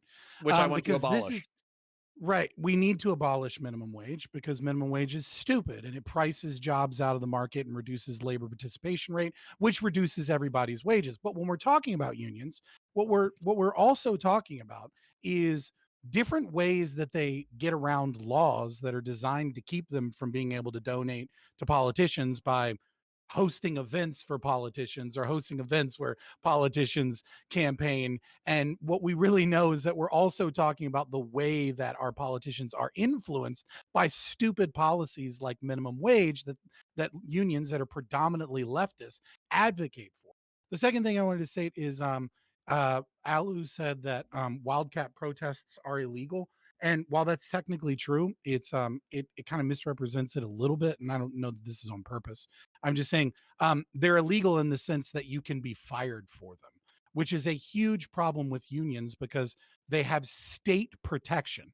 The state is actively working to support private sector unions as a means of reducing our own economic output and reducing the wages of individuals that exist in America, and destroying, or let's say, I should say, throttling our economic growth and activity because they afford them these protections. Wildcat, for example, in under the NLRA 35 is deemed something that you can be fired for basically no matter what. So even if you have union protections for strikes, if you do a wildcat strike and you just randomly don't show up for work and you say I'm striking, the company can be like, fuck Do you you, know you're why that's the fired. case? Okay, What like so why what the history there is? So we had go ahead. during this was like why I referenced Taft-Hartley, right? Is directly after World War II. And what happened during World War II when you're talking about labor union Yeah, history wages is that you wages had a huge increased. Yeah. well, you had a huge that's not what I'm talking about. You had a huge schism in the sphere of labor unionizers where there were a lot of people who were saying, look, we're in wartime, right? This is World War II. We're going to kind of go along with the state and the business side, these two different entities, the state and private, right? We're going to like put the sword down up until the point that this is no longer a thing, right? And you had other Yeah. factions. This is why you had like the rebellions out in Yeah, West Virginia, etc., because right? their value But after their work was so fucking valuable, right? That wages were increasing, right, and that's the point. we ended up creating systems like healthcare and dental care and things like that because of like government Right, caps but on okay, wages because it was doing so let me great. finish where I was Because heading the because work this was is very my whole point. valuable. This is my whole point, right? Is We that didn't need unions, and we still don't. it wasn't until they kneecapped labor unions after the end of World War II, where they immediately went on Taft the President Taft, right, went on to Mhm. write huge anti-measures against the unions and essentially crippled them as a corporation. The way that these organizations went about things was completely reducted, right? You talk about communist manifestos and all this, So right? we're The hold on, union pause. in We're talking in about Amazon. we're talking about public sector unions, right? Mhm. And even though the National Education Association is the largest union in the country, right? We've now shifted to primarily talking about private sector unions because you think it makes your argument better. And now we're talking about the history of the unions. Sure, Right. I fuck, think let's I talk think about it's I John think it's Lewis relevant, and and the I don't coal think the mining unions, distinction. but we're so far off the topic because you're Yeah. trying to shift it to something that's stronger Listen, for your I'm argument. not shifting. I don't think the distinction between corporate or public, right, matters in terms of what unions do and why they're effective. In the case of the state, it's just Well, if it doesn't honestly a matter, little Yeah, then sure. stick to the Sure. topic. And we got to move on. We got to move on for now. Let's go to Ico Lactoid. Anyone else? Let me know. Yeah, I just wanted to respond to something Counterpoint said because he was talking about. He said, "Well, the state is like this big sort of national entity, and that unions are going to handle things at the local level." And this is almost this is actually kind of a sort of in Catholic thought too, which is that you should always devolve control down to the smallest unit possible. And I just wanted to say that The individual. yeah, but I disagree with this characterization here that because yeah, it's true that government sets policy when it comes to public sector like jobs, but most of these jobs that we're talking about are things are set at the municipal level. You're talking about mayors or maybe counties that are setting the policies for schools and for police and for firefighters and for all these other sort of organizations. There are a few exceptions, like there was that Patco strike in the 80s. That was a federal. That was a union, fighting like sort of federal level job employer. But in many cases, it's just the opposite. And then unions themselves are often at the national level. If you go and look at these unions, yeah, you might have a local chapter of a national union, but the policies that are being pushed for are often decided at the national level. So I think if you're going to devolve control to the smaller units, I think you're talking about I think it's better to let cities set those policies rather than unions in many cases, certainly in the case of education. Yeah, so the one thing that I heard consistently from the anti-union folks is that they liked some aspects, like advocating for better conditions, wages, hours, all that kind of stuff. They were okay with that, but they didn't like defending bad employees. And Right. then also, if I'm listening to ICO right now, I'm saying that unions can be parochialized, but the truth is that because they advocate at the federal level, they're not necessarily that way. That's okay. I think this is part of the push and pull of what we need to do as a culture. Where if we were to have a serious conversation with teachers, we would say, "Hey, listen, we love you guys. You're making 10%, 20% less than you could in the private market. A lot of you are super smart, really well educated, all that kind of shit. But at the same time, like we can't defend shitbags while also paying you 50K a year. We have to have a better mechanism for getting rid of people. But that has to be popularized as a culture. Like we, as the voters, as the local voters, the regional voters, the county voters, we have to be able to hold our powerful people to account. Whereas right now we have this social binary where it's like, well, and I know Johnny Scarlett isn't doing this tonight, but my mom's a teacher or my uncle's a cop and he works his ass off and he's a good person and you just want to take away his union so you can take away his wages and so he can die in the fucking gutter without any benefits. Fuck you. Unions forever. Privatize my nuts. Like that's kind of like the reaction that you get from pro-union people. Whereas I think we could have a more subtle conversation. So you can respond to that, Aiko, if you want to. Yeah. Quickly. No, Then we'll go I to agree with Lactoid. that. Like, I do think that another aspect of this conversation would be: are there ways in which unions can, especially public sector unions, can shift the way their conversations are happening? If they want to pay teachers what they're worth, or if they want to fight for, I think they should be fighting for things like smaller classroom size, things like that. Those would be positive things that public unions could push for. And in the real world, like we're not going to, like we don't have the fiat power to like make public sector unions go away on this panel. So one of the things that we can argue for is in our local communities, maybe shifting the focus. But I can tell you that in the teachers unions like conflicts that I've had direct experience with, it's always been with regards to standards. Like, can you hold teachers to certain standards in order to pay high performing teachers more? And unions are always against that. They want this sort of flat wage system where everyone gets paid the same thing regardless of the results that they're making. And that can be very frustrating to teachers that want to perform at the higher level. And of course, the police unions, firefighters unions, I mean, I can give you tons of examples. When I was a kid, there were I remember hearing about these firefighters that would, and you can look this up, this has been researched a couple times since I brought them up on panel, will go to a burning house and set up lawn chairs and just drink beer and watch it burn down because they've been on strike and they're trying to like emphasize how much the community needs them. That's the kind of stuff that just really turns me off the direction that public sector unions can take if they're not checked. Yeah, Let's and go. if yeah, Well, let's go ahead, back Joe. to it and then hit you back. Okay. This might be somewhat along the same line. So, Rez was totally right when he talked about how corporations have a duty to their shareholders, right? That's why they're set up. That's the implicit contract. In the same way that unions have a equal duty to their members, right? A union has basically the exact same kind of strict, zealous duty to their members as a company has to its shareholders, as an attorney has to their client, yada, yada, yada. Now, like we talked about in the private sector, that was brought up a couple times. Sure, right? Like when you have these organizations that are sort of compelling higher wages, compelling more say and governance in the workplace, they're impacting the profit margins. They're impacting like the job availability. They're impacting the way that the owner of the company is running, which is the shareholders are running that company, right? The stuff that, first of all, they put the material into. But my understanding, again, was this is about public sector unions. And so what does that mean when you take that exact same concept and you apply it to a public sector union, right? You have public sector unions that are solely concerned with the representation of their members.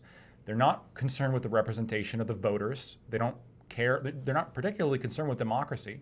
They are strictly there for how can I benefit our members the most? That's the whole goal.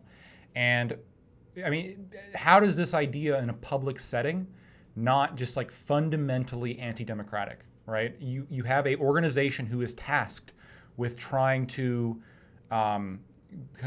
basically fight against the will of the voter and how they're setting up these government agencies. You have police unions that do this all the time.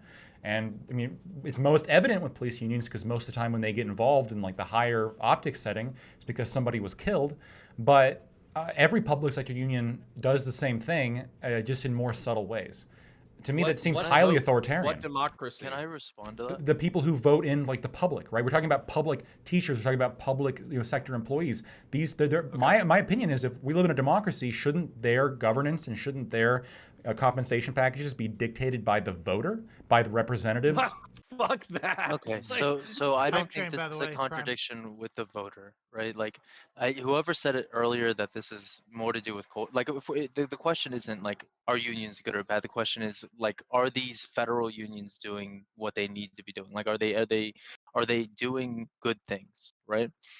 And from that analysis, like, the answer actually is, it depends on which one you're talking about, right? And I don't think that like the police union is in like, I don't think the construct is like, are they against voters? I don't think that's the dichotomy. Like, I think this has a lot more to do with culture, like someone else said. It's not culture. The culture, but you see, like, I don't know, from my opinion, right? The way that the police unions operate doesn't shock me because this is a culture of LEO, right? police officers that kind of have this tendency, regardless, to be very insular and very antithetical to what the voter, quote unquote, is doing. Right? That seems to be consistent with police officer culture. So I don't, which is not present when you're talking about, let's say, State Department union employees. So let's have counterpoints because you hit him up. So let's have counterpoints respond to It's that. culture, bro. And then you can go back, Lactoid. You can respond to all of that. Yeah. And Aiko, I think you said you wanted to jump in. So yeah. Yeah, so I don't know why like the main critique of law enforcement unions that I've heard so far tonight, and maybe you can come up with another one, is that they protect bad employees, which is the same criticism of what we have for teachers unions. So I don't know, like it's just that with a teacher, the kids are uneducated and you don't see that until 30 years later. And with a cop, if they fuck up, they kill someone. Like that's the problem. And the answer to this isn't to disband the union or to say unions are bad. The answer to this is to, as complicated as this solution is to shift from a combative model to an inquisitive model. This is something that supposedly has been talked about in like Europe, where their judicial system isn't a combative model where you have lawyers fighting over like, no, I'm going to 100% back my client. He didn't do anything wrong, even though I know he's a child rapist. Like, I'm going to, defend him to the death, like tooth and nail, like all that kind of shit. Some of them actually have inquisitive models where it's actually about finding out what actually occurred. And so you could go to the police union, or you could force it through federal fiat once, a few more black men get killed. And then you could say that, like, hey, we're done with you defending shitbags against, basically bad behavior. We want bad cops fired. You are now going to go from, as a representative of the law enforcement officers, from a combative model to an inquisitive model, where if you find out that a police officer was acting poorly, you have to shit can them, and maybe they can hire a lawyer, but they can't work as law enforcement anymore. Look, if you're ignoring the Lactoid, incentive. So hold on. So we got it. I said Lactoid. What I asked you to incentive? Lactoid. Yeah, so like there are Good chance to respond. And just very quickly, guys, we're in a hype train. That's awfully kind. I literally just noticed this because I was too enthralled with. That's what I was telling you earlier. Oh, is that what you're trying to say? Oh, okay. Well, Naritas, thank you for the bits, and then Desperado Sensei, thank you for the subs, and I'm missing someone, but guys, thank you so much. We're a level 2 hype train, 3% down, 97% left, 1 minute on the clock. Can we get to a level 3 hype train? Please support the channel. If you like this content, sub to the channel, give bits and give subs. Thank you. All right, so let's go to Lactoid so you can respond to that. And Scott, you're on the list. Yeah. So a couple things. The first thing is I agree there's like a perverse incentive here because we can't, and this is one of the reasons why the adversarial model is great, is because we can't reasonably expect that people put in these positions of extreme bias are going to be able to approach things with like an inquisitive nature as opposed to an adversarial sort of back and forth that we currently have. These unions are made up, they get dues from their members, they're made up of their members. And, we can say, well, then they shouldn't represent their members to the same extent they do. And if you want to take away some of the legal power to do that, I think I'm not going to oppose you too much. It sounds like that's just kind of disempowering the union or making the union be a little bit more objective, which if we want to implement anything in order to do that, I'm in favor of that. But I'm not just criticizing like the bad employee. I think that's fair. I think it's a perfectly fair criticism, especially when it comes to police or teachers or anything like this. And I would like to see more policies put into place that would allow these bad employees to be gotten rid of. But it's more about the underlying principle of who controls the government. Is it the people who vote and the representatives, or is it like the established order, kind of like the quote unquote deep state that exists within like as organizations within the government that are largely immune from the voter input and largely immune from representatives and dictate things like what power employees have, what kind of governance ability do they have, what are their wages, what are their compensation packages? Shouldn't their compensation packages be determined by the voter, the very person who's paying them? I mean, it certainly would make sense to me, but right now, as it is, you have organizations that are deeply embedded in the government that are dictating those terms to the voter. That seems totally flipped. I was very dismissive.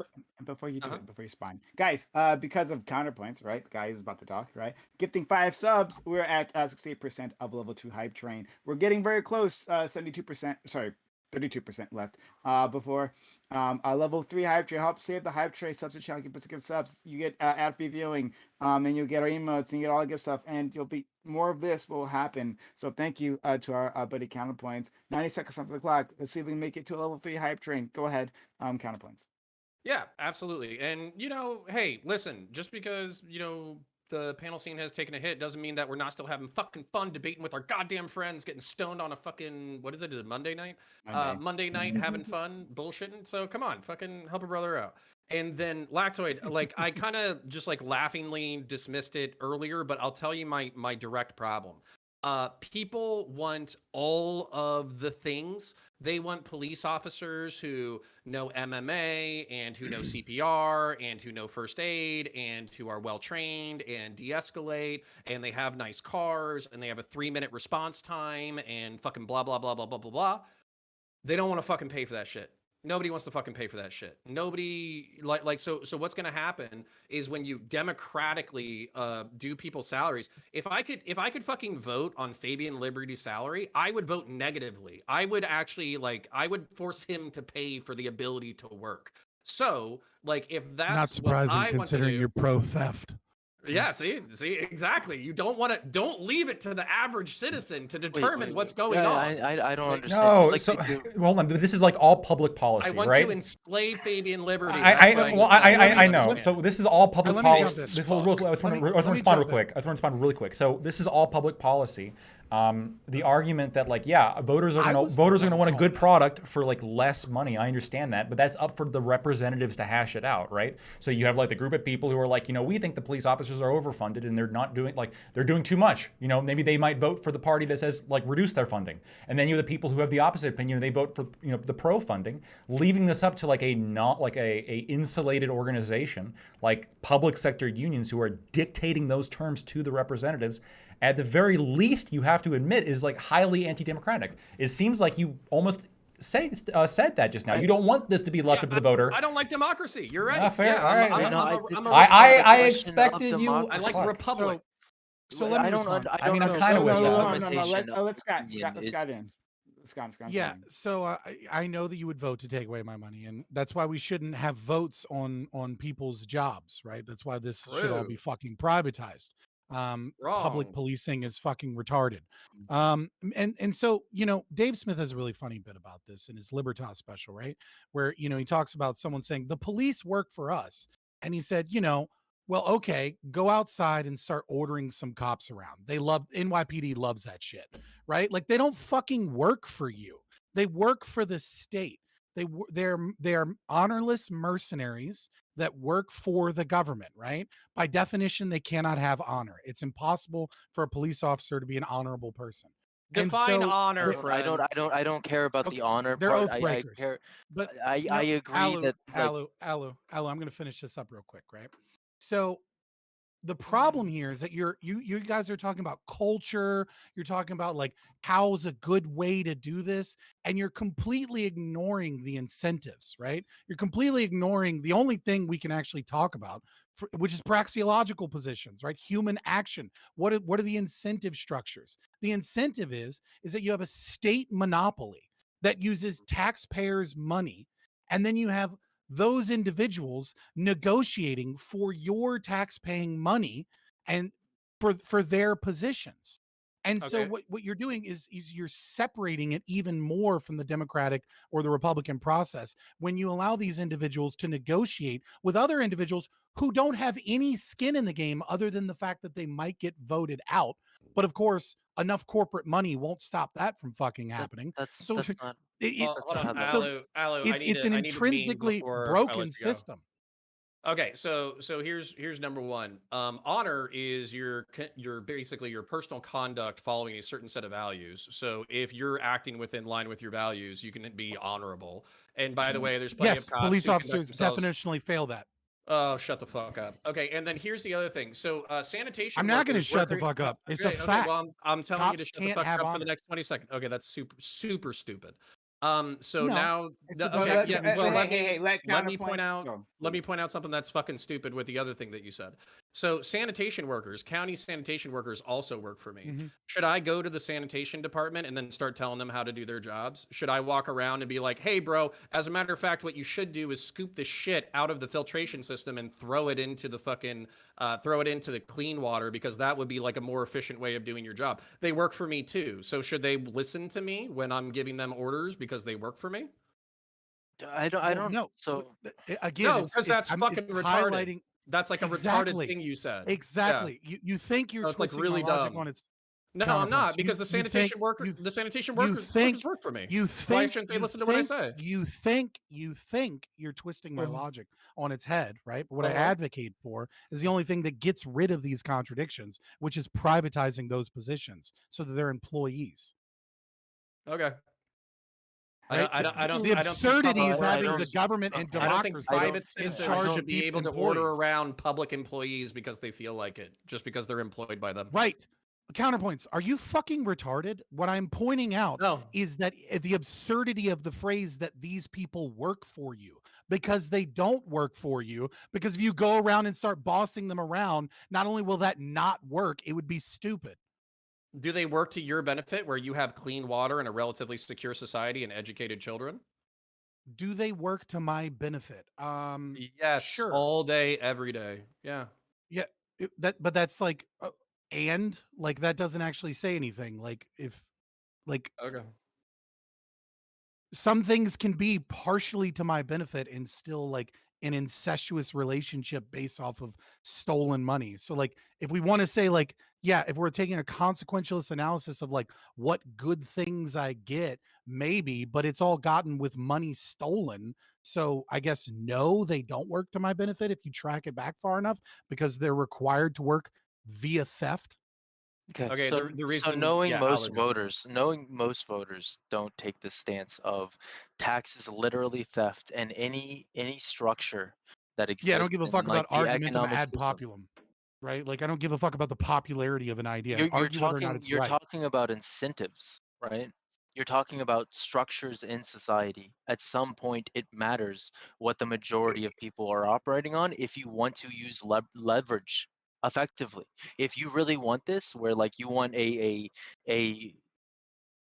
taxless society or whatever like thing you're trying to, this utopia you're trying to build, at some point you still have to There's deal no with the utopia. reality I've of never inner argued for a politics. utopia. Well, okay, but your argument against this is utopian. Yes, taxes, theft, okay, assuming that's true. These are still organizations that exist today that you have to figure out, is this like something that is providing more net good than bad? And that should be where the argument is, right? Like at the end of the day, I Yeah, think so I want to there are reduce. some I want to unions reduce that the are. problem, right? So the But way that you I don't reduce the even know problem is if by we agree banning on what the problem public is. sector unions, We right? don't. Because they're negotiating for But- additional theft. I'm not even sure what like exactly. Okay, so theft, bad, right? But what is your essential issue with public unions specifically? Because I would imagine you have this take on any sector. I have this take on any sector. I have a take Right. that like If we were private talking unions. about theft is any bad, other, yes. so Theft then is bad. okay. Yeah. Okay, What are you so talking about? all our forms of economics that rely on theft are bad. What makes this so much worse than all the other things? Because you have a public monopoly, right? And then you have individuals that are incentivized to argue for additional theft on their own behalf, that are allowed to then go to the government that is not an employer to argue for additional theft on their behalf. I want to reduce theft. One of the best ways to reduce theft is, I don't know, stop having people go into private meetings to talk about what we should do about policing or teachers, etc., that are arguing for additional theft. It's not just That- pay; that it's was the also other thing it's that also you said. protections, right? So, like for example, police unions will acquire protections for their members, so the public is limited in being able to fire them. The public is limited in like what kind of charges they can pursue against police officers.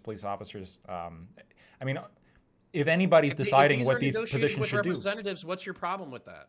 because if these are negotiated with elected representatives, if they're negotiated with the fucking mayor because and the city manager, then what's the fucking right, problem? because here's the issue, right? These public sector unions give money to those same people that are running.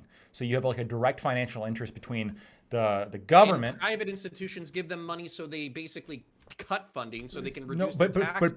private organizations don't have public employees. That's like the deal here. So it's not just about the money. Right, It's they have the also about ability to cut taxes, no. which is still an incentive for them. Right, we can talk about So cutting you're not talking taxes. about We that. can talk about cutting taxes in a second, but my point here is about the governance, right? So about the legal protections. You're not having private organizations be setting these legal protections for these public employees. The government is doing that, and that government is being funded by those public sector employees that they're benefiting. It's like the most clear cut It's incestuous. Yeah, the most clear cut tit for tat you give me money, and then I'm gonna like represent your interests with your employees, who are also happen to be the people who work for me and who also just gave me money for my election. What It's if very it's direct. okay? So you're not dealing with the actual question, which is Technically, if that's it's illegal, though. effective, Just to be then fair, there shouldn't be a problem, right? If Not really. if a state right says, technically, okay, we're gonna do this way, and then there is also a union, a public union, who says, hey man, we need better conditions for the workers, the employees who are working for you, the state. And then as a result of that, they get better conditions, and then you get more output. Is Yeah. that not worse, or This, is that this, better? if people voluntarily choose, right? If people voluntarily choose to join we can call it a public sector union, if you will, right? To take some of their money that they make, right, and put it into an organization that wants to convince regular people of the needs of teachers. I don't like obviously I have a problem with like the public job, but there's no inherent contradiction there. We're not talking what we're talking about is those people going to the state itself, right? The representatives as opposed to the voter to Oh, go the to elected be a different representatives who are accountable to through be a elections. I don't even know what you're saying. Who going to the conflict state with themselves? those things, Wait, right? Like, conflict with what things? When you're talking about like are you state for union corporate employees. lobbying? Are you Jesus for Christ. corporate lobbying? Just please answer my question. Are Who you are for the they? corporate lobbying? Please Are answer you my for question. corporate lobbying? Like you're answering my question I'll as answer like your a question if you answer my question. No, I'm Are just you gonna for ask you my corporate question lobbying? that you are currently trying to dodge. I will answer your question once you answer my question. Are you Are for you here's for corporate lobbying? dude? Are you for Say corporate lobbying? sure. Just say yes or no. Holy shit. There is a clear dynamic here. You have Do a you think state large that corporations should be able to employs lobby workers, state and officials? then those workers either desire a better structure in their All right. day-to-day lives or better Just answer the conditions for question. them. Bro, like you're asking me to answer this question so that you can dodge the point that I'm making right now. No, I'm doing it so I can show that you have a lack of consistency in principles, and the fact that you're too much of a pussy to answer it proves it already. The idea of conflating lobbying in government with unions is absurd, and that is why I'm not addressing your question, because I see the Right. gotcha. The idea that these are the same Exactly. thing. You see that you They're have no only principles, similar and yet you in still that they are stick in your courting gut. the state. What do you mean no principles? What does it mean to He have said no Are he you said for that corporate honor? I want to You know have what the no honor, definition you're Alu. operating on. I apparently have no honor. What does it mean to have no principles? Are you for corporate He's lobbying? just asking if you think that teachers' unions should be able to lobby for higher wages. And if so, are you also for corporations being able to do that? It's a very simple question. Again, right? They are not the same beast. You were Well, why don't talking you just about say yes or no? Because Wait, basically, I would have said yes. We already let private and the corporations why would lobby I, why governments would I for bother shit. with Seeps with in. a premise They're that I different because fundamentally disagree with? reasons. Okay, I think you're getting Oh, autistic. fuck. You could just Yeah. bite the bullet. I don't think it would Lobbying matter. is constitutionally guaranteed activity anyway. It's in the First Amendment. You have the right Right. to petition your government. Well, no this is the matter problem who with you work public like unions. Like if you Now, want whether more, or not you can spend limitless money doing that is a different question. I You have think the I right to lobby. I think one of the questions don't is give a fuck about the if you Constitution, want but fair okay enough. I give a fuck about the Constitution. That's a different question. I care a lot about the Constitution, but I didn't sign it. I know. I think that if you I mean, look, if you want something from the public, right? If you want something from the government, right? Leaving all the very true but kind of sticking on the subject, tax or theft memes aside, you should just write to your representative, right? Again, What you shouldn't do is what's currently allowed, which is you have public sector unions that are allowed in some states to go on strike, right? Just stop working, and the public can't fire them for that. Imagine that, a public sector employee who can't be gotten rid of. Isn't that crazy? Does that bother Wait, anybody? Do you understand like the purpose of striking though, which is basically using leverage in order to get better wages and Yes, conditions? by not doing your job, of course. If you Okay, if your job was worth it, you could. There's a substantive difference between striking when you have the threat of being fired and striking and then not being able to be fired, right? If you're striking against a company because let's say your job is paying you, everyone's getting paid, let's say $13 to $15 an hour, right? And you believe that the labor is actually worth $15 to $17 an hour and the company's fucking you over, right? Okay, If you strike, right, then what the company understands is that they've lost value, which means they have to replace you. If you're easily replaceable and they can just fire you, that means you weren't worth 15 to 17 an hour. You're just bullshitting and you just want more money, but that's not actually the marginal value of your fucking You labor. lost the bluff. Right? That is just a Dude, fact of the matter. Argue about like labor relations in the fucking 19th century. Like you literally like you walk us back like Who brought culturally up all the way back 19th to, like, century? Your fucking did. understanding of labor negotiations. I don't want to go back to the 1880s where I have to send my fucking kid down into the coal mine. Sounds like you're bringing up irrelevant shit to pivot. Wait. Even in the 1880s, we're talking about like private sector unions. We're talking about the public, right? We're talking about people with public positions who are like quote unquote working for the people, and they can't be gotten rid of. I heard your point. I don't give a fuck about your point. Yeah, you're saying they should just deny the voter because they should get more money. Because fuck the voter. But also, but besides fuck democracy. Take their money and fuck them all day. Yeah. No, you don't fuck them all day. You create a system that actually works for everybody. When you take their money and don't work, you're fucking them. Okay, if let's say that the teachers, for instance, this is what's happening in Florida right now. They had like a guarantee of like students at like 28 students per fucking class. I don't think they've had that since like, I don't know, 2004. Then on top of that, they have to buy their own materials because they're not. Hold on, No Child Left Behind work. Shut the fuck up, dude. You're triggering the fuck Eventually. out of me. All right. Anyways, and by the way, No Child Left Behind was a good policy. So it was a joke. Okay. Anyways, so the point being that people working for like substandard fucking salary have to buy their own fucking materials, are working extra hours that they're unpaid for. There's no such a fucking thing as OT. They're lucky that they get medical, dental, and retirement. And then they basically get shit on by the entire fucking society while having to teach classes of 50 that they were guaranteed to be 28. And there's no recourse with the fucking government because the government says there's literally nothing else we can do. We can't hire enough people. We can't get enough. And the taxpayers don't want to foot the bill. Fuck you. This is about as good as it fucking gets. So at that point, they don't have any goddamn leverage. And the only leverage they do have is a strike. And by the way, I'm pretty sure that in Florida, they created the bylaws where they can't fucking strike without notice. There's some so as states a that result, they're okay, yeah, and there hasn't been a fucking strike in 20 years, and the fucking the circumstances continue to deteriorate because they don't have any leverage. So as a result, you're saying, isn't it fucked up that you can get paid in order to do your job? I say it's fucked up that the government and the voters in the state of Florida have said, I don't want to have a 1% increase on my fucking property taxes. As a result, let's let an entire generation be raised retarded. Like, so yeah, sorry. Like I'm not okay with this system. And if workers pile together in order to say our value is worth something and we're going to make your lives worse if you don't give us living conditions and working conditions that are actually doing it.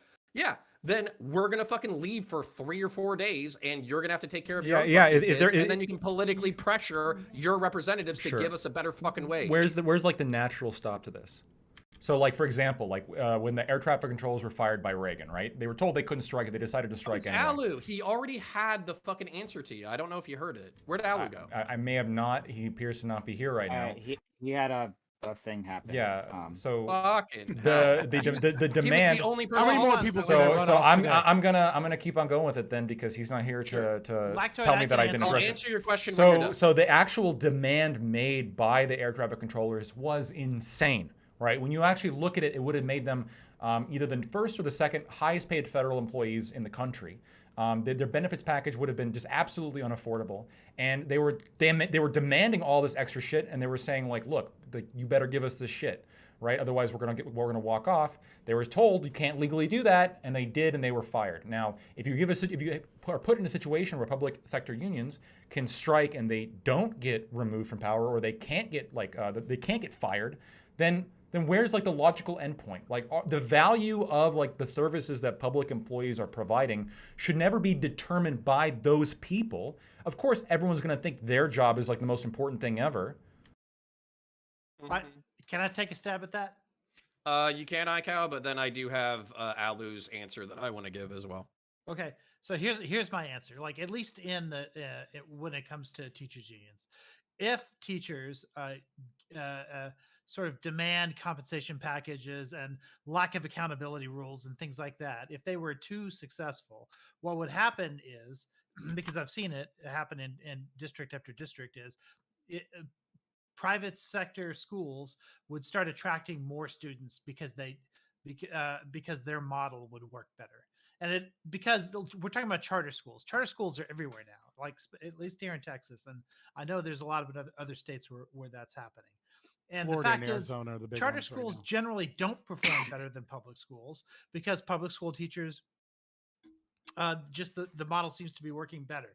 But if you the stop that you're talking about is if these sorts of policies get to the point where these public schools cannot function, then then taxpayers or I'd say property owners would revolt because their property values go down. I worked in a school that had the best salary in North Texas for teachers, and the reason that they kept hiking those salaries time after time after time was because the people in that city wanted their property values to be high, and they didn't want to lose value in their homes, and they saw education as a way of attracting people to that area and raising the right amount of property taxes as well. Like the municipality was able to raise more money that way. So those incentives are there, and the logical stopping point is that you start losing that tax income because people start moving they start being attracted to other school districts or even other forms of education. Okay. And then I want to give Alu's answer before, since he's not here to give it, before anybody else goes. So it's called political corporatism or corporatism. It's where you think of institutions as bodies, and there's coherent wholes. So when you have basically like a union, it can't kill the institution it's a part of, because if it kills the institution it's a part of, it loses its incentive to exist, which is basically provide for the benefit of its employees. So it has to act within a certain level of homeostasis with its fucking hosts in order to survive. So as a result, those demands were probably fucking stupid. And what happened to them? They got fucking removed. They got their shit kicked in. Just because you come up with one bad example over the course of history where unions were demanding too much shit and they got their shit rocked doesn't mean that there still isn't a required part of society for workers to collectivize against the fucking interests of a corporation in order to make sure that at minimum The they public. can have a normal life. The corporation here is the public. They are organizing against the interests of the public, right? When you just said against the corporation, when we're talking about public sector unions, it's telling because you're right. They're organizing against the interests of the corporation in a private setting, and they're organizing against the interests of the public in a public setting. There are plenty of teachers and cops like wake up and they're like, oh yeah, I became a teacher and a cop so I could go to fucking Tahiti on a public subsidized vacation. It is way more Deal like with the argument. It's way more nuanced than that, right? What's It's the argument? waking up every day thinking I deserve more, and and then the natural ramifications that come from that. And there are other examples, by the way, of And you know what especially they public do now? sector They unions just leave for the private sector. That's all they do, demanding because they way can too push much, it right? I mean, look at Illinois, like the famous side of Janus. In Illinois, their fucking retirement obligations are so great that they can't fucking afford it, and like the interest payments are bankrupting them, and like the whole fucking state is fucked financially because of the public sector unions and what they did to that state. You can look that up. All of that's public information. Really quick to ICO, there's 3 points I wanted to quickly respond with. The first point is. And I'm sure this was relevant, the United States spends far more per student than the OECD average. There's only a few countries spend more than us. It's not an issue that we're not doling out a fuck ton of money, and the taxpayers probably have like a pretty solid reason to be concerned about where all this money's going when we're dumping like a fuck ton of money, over $14,000 per student, into the students, and we're not the results we're getting are not nearly as comparable with countries that are doing a lot better than us and spending a lot less. Second, it's open question whether or not charter schools and private schools can outperform public schools. There's some evidence that suggests that they're much more cost effective when it comes to actually educating kids. They can do roughly the same job for dramatically less. And I think that's also a concern the taxpayers have. It's important. And public sector unions actively argue against private schools. They try to ban them. They try to ban charter schools. They actively argue against vouchers. They try to politically circumvent vouchers, which is parents trying to decide, again, on the very base level, where they can send their kids. Okay, this is a fucking headshot. I've been waiting for you to wrap it up so I can ask you. Yeah. So all the OECD fucking countries that have better educational outcomes and less dollars, what's their models? Do they have unions?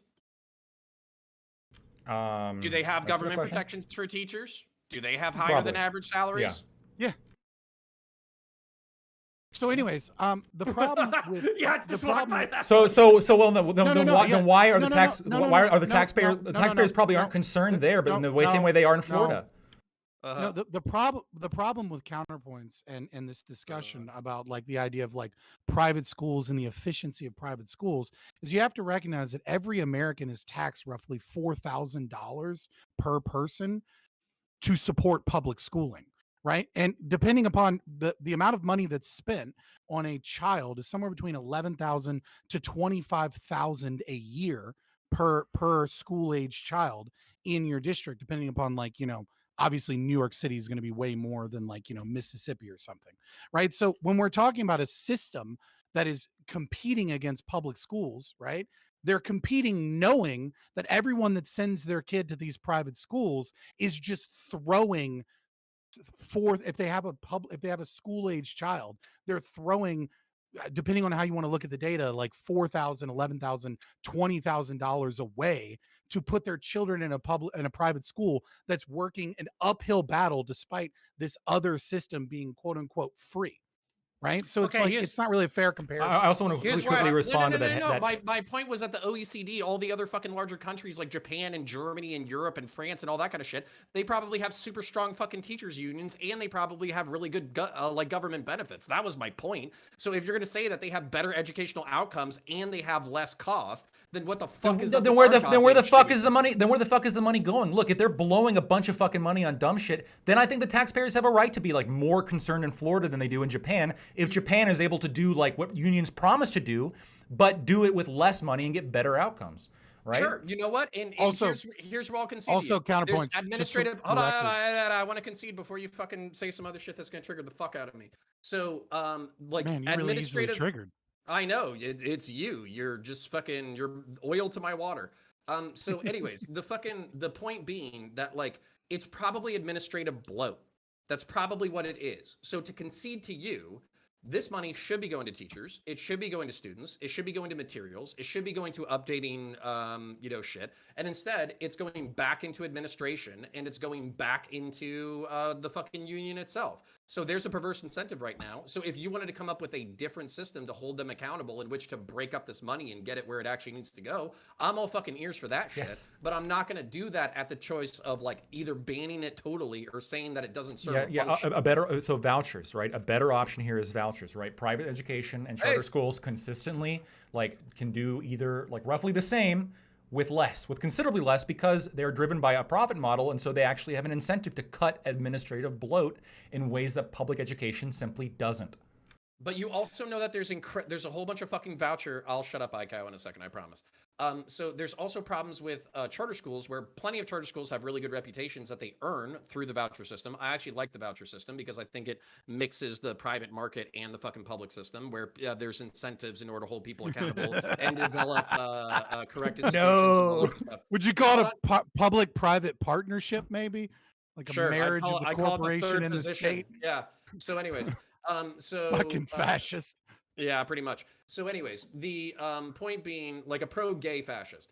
So the point being that like there's also problems with charter schools though, where they show up, they fly by night, they basically set up a business, they hyper leverage the fuck out of it with debt, they don't take care of their students, they basically pay for all the cheap shit, and then they disappear and declare bankruptcy and basically get to fucking disappear and take millions of dollars off of the fucking government teat. So you can't just pretend that it's a one size fits all solution. Well, there's one other problem. I just want to There are point out, many problems. there was just a stat I wanted to point out, like, because I was trying to said it would trigger counterpoints, but like Japan is actually having like a lot of problems with their teachers because they're overworked and they can't find enough teachers. But fair enough, we want to look at just outcomes. I understand the Just white conservative countries. I mean, but the thing is, that's just family that's, values consequentialist. Yeah, no. you The know, that thing they is, are. the overwork in Japan is very directly results of their work culture to begin with. That has like across all sectors a literal grinding. It makes America look like a pleasant almost, right? Like that's like you're expected to be at work for 13 or 14 hours a day, doing nothing for hours upon hours. That then you go get drunk, you wake up and you do it all again. Like that's the culture there to begin with is grinding. I don't think that the union's presence in Japan or like just generally working in Japan, the suicide rate and everything like that is anything more than just the culture. Let's go to Aiko. Yeah, so I mean, listen, well, there's the another birth problem rates, with these private should become schools and easier, charter but schools okay. and stuff like that. And that is that they get to cherry pick their students. And that's a big one. Like that's a really massive differential. Yeah, we need that. Because what they do is Need to be able to expel kids. if they pull kids out, and some of them turn out to be special needs, they just return those back to the public sector schools. And then when their test scores, if their test scores aren't generally higher, which is they should be because they're cherry picking schools, something's compensating for that. But to the extent that their scores are higher, they can say, oh, it's because our education is better. And in fact, it wouldn't be in those cases. It would just be that they're only picking the higher performing students and pulling them out of the public schools. And so what ends up happening is people start sending their kids to these private and charter schools, expecting their performance to rise compared to where they were before, and they're not rising. They're staying the same at best, or they're going down. And so I think what needs to happen is some kind of standardization where these public and private charter schools. This is a school I worked for instance, that offered a special kind of education, higher levels of education, but we picked our students by lottery. And so there was no way for that sort of cherry picking to happen in that school. And that's one thing. And the other thing is that these charter schools, like if you were to have a voucher system, those vouchers wouldn't be enough to get your kid into those elite private schools, the prep schools that are getting 80% acceptance rate into into the top 3% of PSAT scores, whereas public schools get the top 3%. There's a reason for that. And so if you were to take that voucher and try to go to that school, let's say you have a $9,000 voucher, you would have to pay another $20,000 on top of that, something like that. So the only way that I could think of where a voucher system would work is if every school has to accept that as payment in full. Like that's the only fair way to do what it. Sustainable Developmental Goals UN 2030 want, right? But so that they can force public-private partnerships and a means of making sure that diversity, equity, inclusion is in every single solitary school in America. Fuck that. Fuck school choice. It's a fucking cloak and dagger scheme to indoctrinate your children into Marxism. That being Listen, said, those prep schools, this idea, those prep schools are already this Marxist. idea, I can tell you that right now. this it's a very idea, strange phenomenon, but they're already Marxist. this idea that like there's like oh well these private schools are getting rid of like special needs students, and like that's the only, like, it's cope because they're not being fucking They taken don't care of in accept the them to public begin with. education system, right? Like the only systems that are actually good for those, as someone who actually has like an autistic son, right, that is in school at a very young age, and I have my IED and everything if you want to black out his fucking name so I can prove it, right? They go and like they've got all kinds of fucking problems in these systems. The only thing that's good is like nearby is the Faison Center, which is fucking very expensive, yes, but is privatized and actually is able to deal with these situations in a competitive market. What you have is a non-competitive market that does the bare minimum, and then you have teachers and other people fighting against the taxpayer, against this monopolistic system to begin with. It's all fucking bare shit. minimum. I don't think you guys have ever walked into a fucking school and seen what happens on a day-to-day fucking basis. Like, I get it. Like, I saw some What? shitbag teachers on the wrong side of the fucking tracks who were basically teaching their elementary school kids to copy out of the workbook instead of actually like learning reading comprehension. That's absolutely a fucking thing. But that doesn't mean that in the next class over there isn't a fucking teacher busting balls in order to make sure that her kids are fucking literate. So like to just say that like everyone is a fucking incompetent who's just like passing the buck is fucking crazy. Like I don't think you've met No these one's people. saying that. I understand that you like to take the elements and then turn them into straw man arguments, but nobody's saying every teacher is incompetent. Never said that. What we're saying is that the incentive structure doesn't incentivize people to be competent. So the only people that are competent are the people that deeply care, and then Didn't you there are just other say people the who bare don't give a minimum fuck. Fucking 30 seconds got like 30 seconds a fucking go. Didn't you say that shit? That's that, like, what's basically what we're incentivized expecting- is the bare minimum. Bare minimum. So under a realistic system, we should be able to fire teachers and cops more easily. We should be able to give teachers the opportunity to do better and therefore to earn more than their peers. We should be able to break up some of these federal monopolies of unions and therefore give more power to the people who are closer to the system at hand. This is what I'm hearing. I don't have a lot of argumentation. I'm bad at interrupting people, but I do see some gems in this, and that's why I keep going with this sort of shit. Some Look, fucking if you want to, gems if you in want the to, trash heap. if you want to, if you want to improve this fucked up system of theft, right? As if that's something that I would ever want to do to begin with, and not just We know. privatize shit. You can look at South Korea, right, and the way that they teach, with the way they look at teachers. And one of the things that they do is they bake in meritocracy into their systems, right? And I do think that this is probably better. And the way that they do this is that they reward financially teachers with better stats and with better reviews than they do other teachers. I don't Okay, like babe. again, it's all based off of fucking theft. But I mean, like, if you guys want to fucking make the system better, there are pathways to doing that. But you Okay, have to get but away don't from don't do that with cops though, okay? what better stats. Yeah. Do not give them fucking bonuses for arresting more people because they'll find motherfuckers to put in jail. Like, do not Fucking road pirates, man. Yeah, They'll do be not fucking adopt looking that every system. Well, goddamn listen, day. here's the part where Yeah, I I mean, they do already do that to an extent, but Here's yeah. the part where I do agree Would with be Fabian. worse. Like, I do think that, like, it is, if you look at the pay structure for teachers in most school districts in America, a first year Seniority. teacher pays very close to a 30-year teacher, because their priority is recruiting more teachers because there's a desperate shortage. And so they need to pay people more straight off the bat in order to bring them in. And so no matter how much your performance improves, no matter how long you've been on the job, no matter, like, I know so many people who working in public schools who have grown their debate programs from 2 kids to 95, 120 kids, all of them like winning at tournaments and getting big scholarships to colleges and just being very successful, very high SAT scores. And they're not getting paid much more than just the average like teacher in the school. So I do agree that that sort of flat incentive structure, or I should say non-incentive structure, that is happening in the public schools, that absolutely does need to get fixed.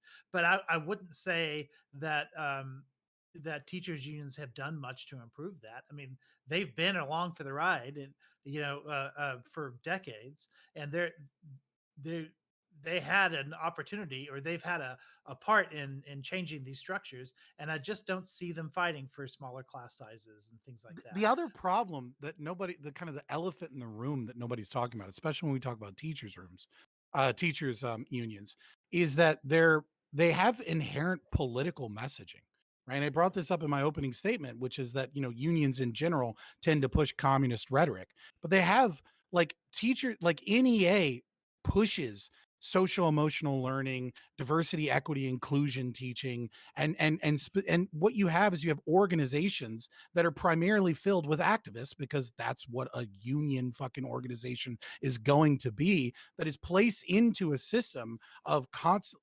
What in the fuck, dude? Sorry.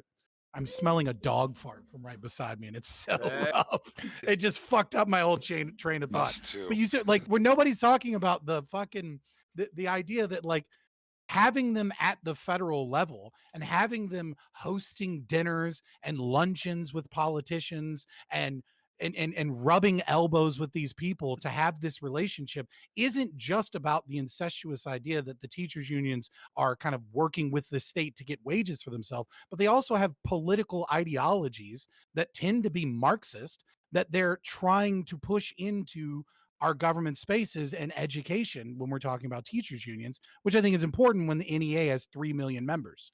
Okay, so you brought up something important that I want to address real quick. I, and I think other people, including known neo-Nazi queen Lauren Southern, want conservatives to start participating in more progressive spaces because we feel like the entire culture has been conceded to the left.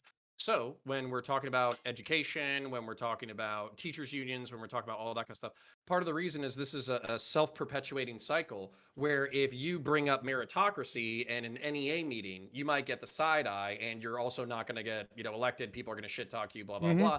and all that kind of stuff. Well, guess what? The only way to fix that is to look at younger conservative men who have bachelor's degrees and saying it doesn't make you a pussy or a coward in order to be a teacher. As a matter of fact, it's important to be a leader and a mentor and a role model to the next generation. And you need to be in the schools because we're having all these problems with fights and underpayment and discipline and all that kind of shit. And we actually need positive mask, because we want to remember our butch gym lesbian teachers. We need our more masculine role models in our world to help balance out what's probably dominated by soft-handed liberals and progressives.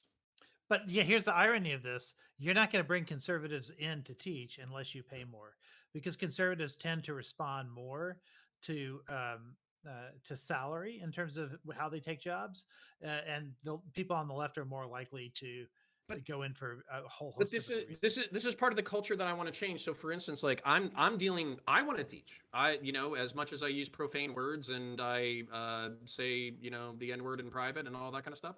I want to teach in public school. I'm worried about being fired because I'm a little edgy on the internet. But also, like, I want to do it, but it's also the culture around me that's pushing me not to do it because I'm told you need to make money, support the family, pay the bills, all that kind of stuff. You have to be the provider, blah, blah, blah. Whereas if somebody just told me, hey, Connor, you're going to be broke as piss, but at the same time, I'll help you become a teacher, I would do that instantaneously. So the thing is, there are people who want to do it. There are people who are willing to take the financial hit, but we have this culture of, in order to be successful or revered as a man, you have to have a certain amount of status and bills paid and all that kind of crap. So I'm okay with you saying that it's like a cart and horse, which one's, or egg and chicken, which one comes first kind of thing. But I want to start with either one. I don't give a shit which one it is. I just want to start because I see how these negative impacts are affecting society. Yeah, and there's this the issue culture is you're around not going to get teachers. that. There's this culture around teachers where you're expected to give and give and give and never get anything back. It's expected. And so for people who are more conservative, who have those values that you were just enumerating, like it's got to be that we have a more widely American culture, that you give a little bit more so that the culture can improve. Yeah, I mean, like you might be able to get a little bit of that. The problem is still going to be interest in people versus interest in things, right?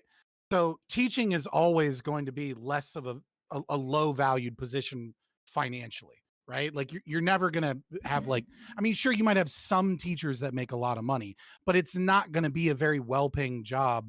I mean, unless you just force it via the state and try and make it that way with tax-paying dollars, right? But like the problem is it's interest in people, right? And so when you have an interest in people, like you're rewarded for that. And also it's one of the biggest differences between females and males. So it's almost always going to be predominantly dominated by females, right? So you're just going to you can attempt to shift the culture a little bit in teaching, but for the most part, it's always going to be a more left-leaning and more female workspace, right? But listen, And I don't still know have in our to current political be- climate if that doesn't just create a rolling kind of like snowball effect where it just goes full-blown fucking Marxist at this Listen, point. I had plenty of autistic fucking teachers who were male and they were STEM and they did chemistry and biology and home ec and what was the other one? Stock and goddamn history and all that kind of shit. So yeah, like you're right. Like people have to get in there and lead. So there needs to be young, probably male, but I'll take butch lesbian, teachers who get in there and they say, we're going to make this more masculine. We're going to bring back dodgeball and kicking people in the nuts and thinking it's funny. And, basically all I have is fucked up things to say at this point. So we're going to bring back all these things. And if you're fighting in the hallways, we're going to jack you up. And we're going to institute discipline and other kind of things that are typically more conservative. So it can be a more balanced space where liberals and progressives and conservatives can kind of get by, and then maybe the culture will improve as a result downstream.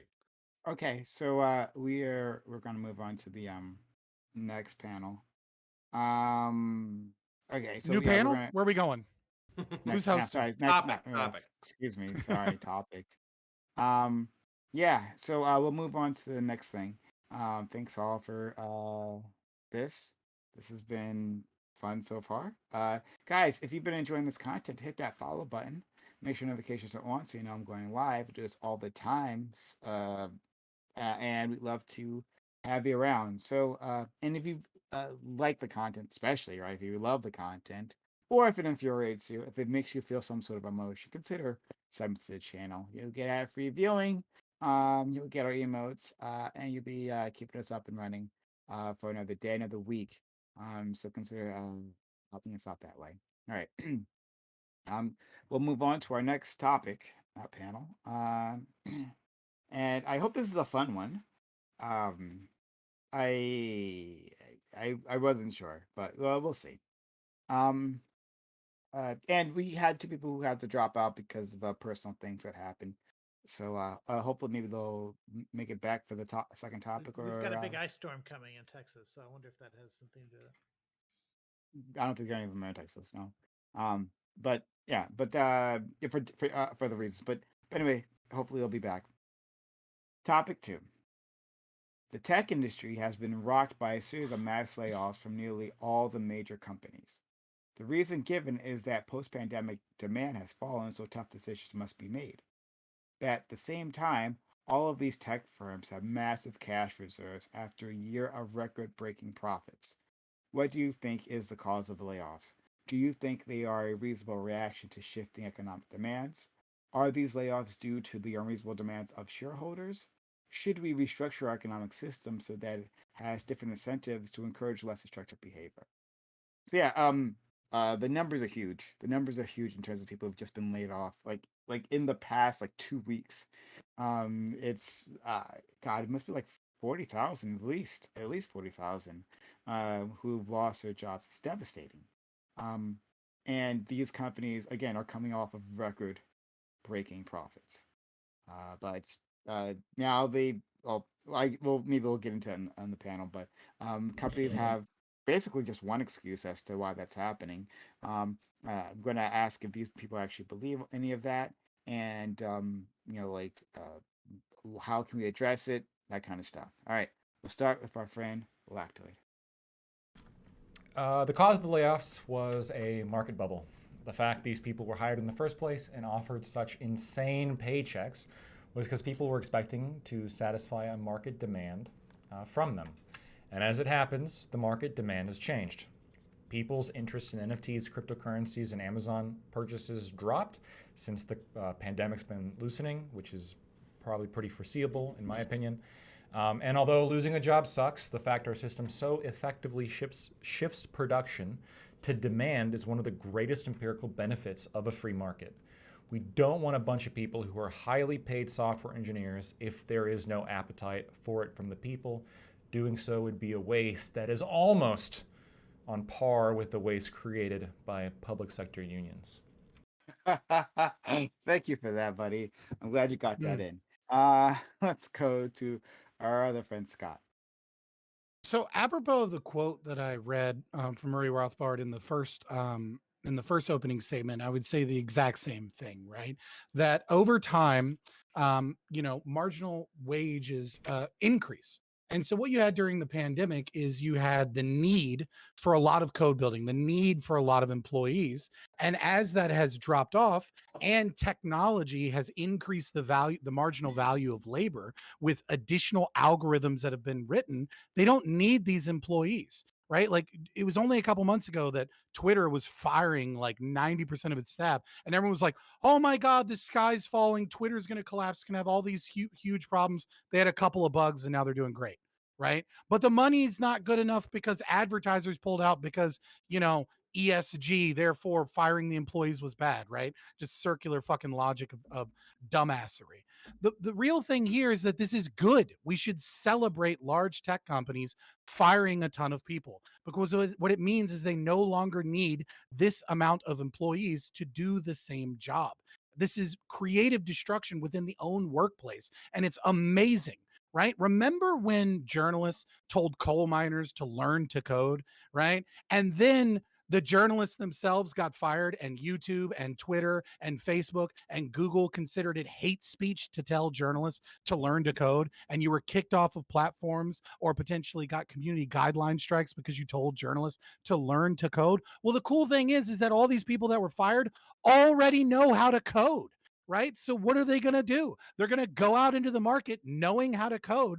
And the beauty of creative destruction is the next Uber is going to exist here soon. The next DoorDash is going to exist. The next labor-saving device that increases GDP and increases the value of labor and increases wages across the world is going to be made because thousands of employees with specific technical knowledge are now available in the workforce. And this is something we should celebrate. But of course, we're supposed to like feel bad for the tech workers that were making TikToks about their Michelin star salad bar at their work losing their fucking Stealing job, my making talking six points, you son of figures. a bitch. Yeah, right. You know what I mean? Like I'm Brevity, supposed to Jesus feel bad Christ. about these people. Okay. I don't feel bad about these people. They'll have new jobs soon, and it's gonna be great and amazing. And I celebrate the invention of labor-saving devices like better algorithms and more competition in the market because of the Okay. employees. They Thank should you learn so to mine much. coal. That's what they should. Learn to weld. Learn to God. weld. Fucking Learn a Lactoid. trade. Exactly. You Lact- useless Yeah. Google employee. Lactoid looks like a nice person, but like deep down, it's not. Let's go to our friend Rezi. I feel bad for the audience for being subjected to that because I had a witty thing that I was going to go ahead and make a joke about, but you guys now lose that. Yeah, people losing their jobs kind of sucks for those people, right? Yeah, maybe the companies don't need them. Okay, maybe that's like viable and valuable is a thing to say. However, I am going to conspiracy this and just say that I think that the firing of these tech workers was to show every worker that's out there specifically what they're worth, which is nothing. That they, like Wick, are worms, and that they should be treated as such. This is my conspiracy that the whole reason these people were laid off were to tell people at McDonald's to shut the fuck up, make your fucking burgers, and be happy. We reduced the minimum wage down to $3 an hour. The kids play Minecraft and they yearn for the mines. Fuck it. Let's go. Okay. Like I'm half serious. I actually do think that it's a conspiracy, but like yeah, I'm gonna make jokes too. Sorry. All right. Rez is great. That's why we have him here. All right, let's go to Aiko. Aiko, who is a teacher, and he would know Coach. better than everyone else here how much they indeed yearn for the mines. Yeah. Okay. So we're talking. Yeah, but we're not talking about teachers here. We're talking about. I'm not a teacher, by the way. I'm a coach. But You used to be a teacher. well, I've worked in the class. You know, I have taught classes. That's true.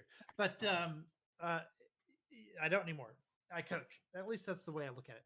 So if you, but if you look at this, we're talking specifically about tech workers. I've worked in the tech industry. I did that before I started doing what I do now.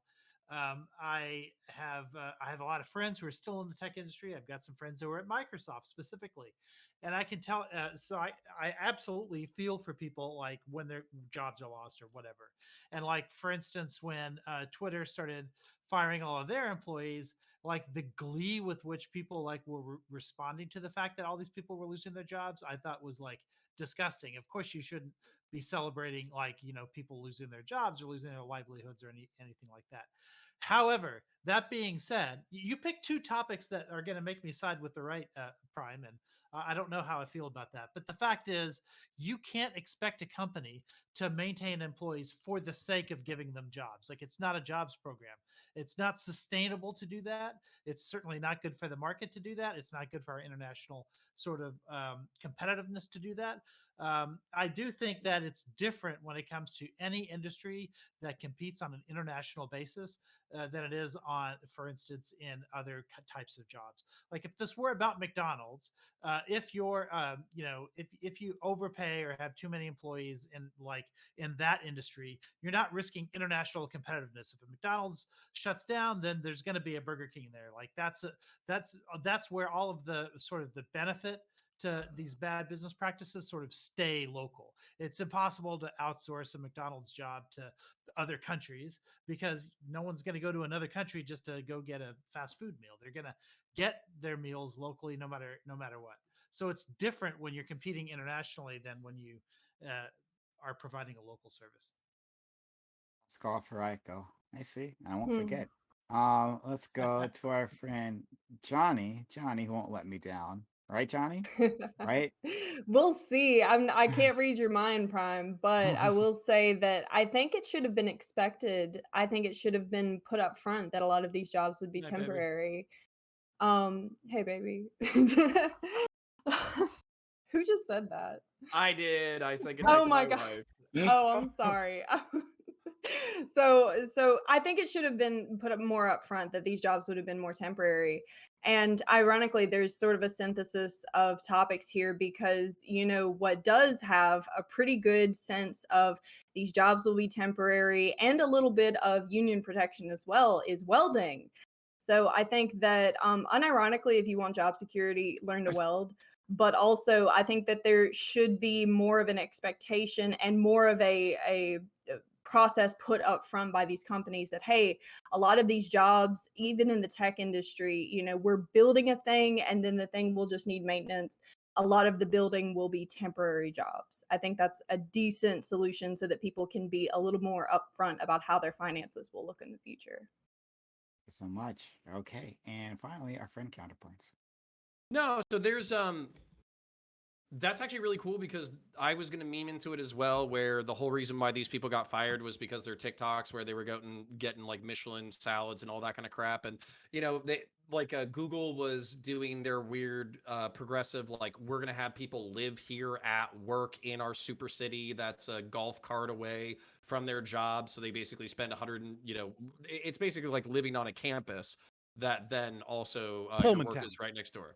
Yeah, pretty much. But then that's kind of the problem. We're seeing the problem with this, which is when you sink all of your investment into a single thing and your social life, your professional life, your benefits, your long-term well-being, your ego are all wrapped up into one thing, and that one thing is yanked away from you, then it kind of destroys you a little bit. So, but I do love the creative destruction of capitalism. I do think that these people will move on to do bigger and better things. And there's a whole bunch of teaching jobs that are available for people who need to come teach young folks. So there's plenty of opportunity out there. It might not be 200 grand a year, but you'll be making 40 or 50 and you'll get retirement. So go ahead and become a fucking teacher. And then the thing that, basically Johnny said that I think is so insightful is the fact that we do need realistic expectations about the digital frontier. It's been expanding and expanding and exploding and exploding, and that's awesome. And I'm so happy that the world is developing as quickly as it has over the past 20 or 30 years. But it should be the expectation that if you were a drywaller, your trade, craft, and income is tied to the construction industry. So your expectation is you're going to get a certain job, you're going to do the job, you're going to get paid well, and then you're going to have to wait for the next job. And I think a lot of young professionals didn't think about that. And a lot of older professionals probably didn't think about that anyways, because there were always jobs in tech because of how big it's expanding. So if the marketplace is shifting, that's interesting. I think it's worth tracking, and I think it's worth a more mature response from the American workforce. And I'll stop talking. Okay, so what's I'll say something because Johnny, you Not never enough have to left read in my us. mind. I stand with labor. So fuck these capitalists. And I think that so the reason why that was given, like, and the article that I provided to these individuals, they had like a great breakdown. It showed like it lined up all these statements from the companies, and you realize they're all the same, right? Like they're all the exact same thing. And they say that well, it's because there was a pandemic and our great business minds, right? The great capitalist brains, the meritocracy brains that run these things, they all thought, well, we had increase in digital spending, and that'll be forever. And when it turned out to not be the case, because that's obviously not going to be the case, because things were going to open up, they're like shocked Like, well, it turns out we couldn't predict it. We couldn't think of it. It surprised us, and so we have to fire all these people. So I think that's bullshit. I think I actually do think they're smarter than that, right? Like I don't give capitalists much, but I think they're smarter than that. And I think it's demand of the shareholders. I think it's the idea of the fact that there isn't infinite growth because it's all what shareholders care about. It's the fact it's growth, right? How much are you going to grow? But there's a limit as to how much you can do that. There's just because there's just a limit to wealth. You just can't have it all.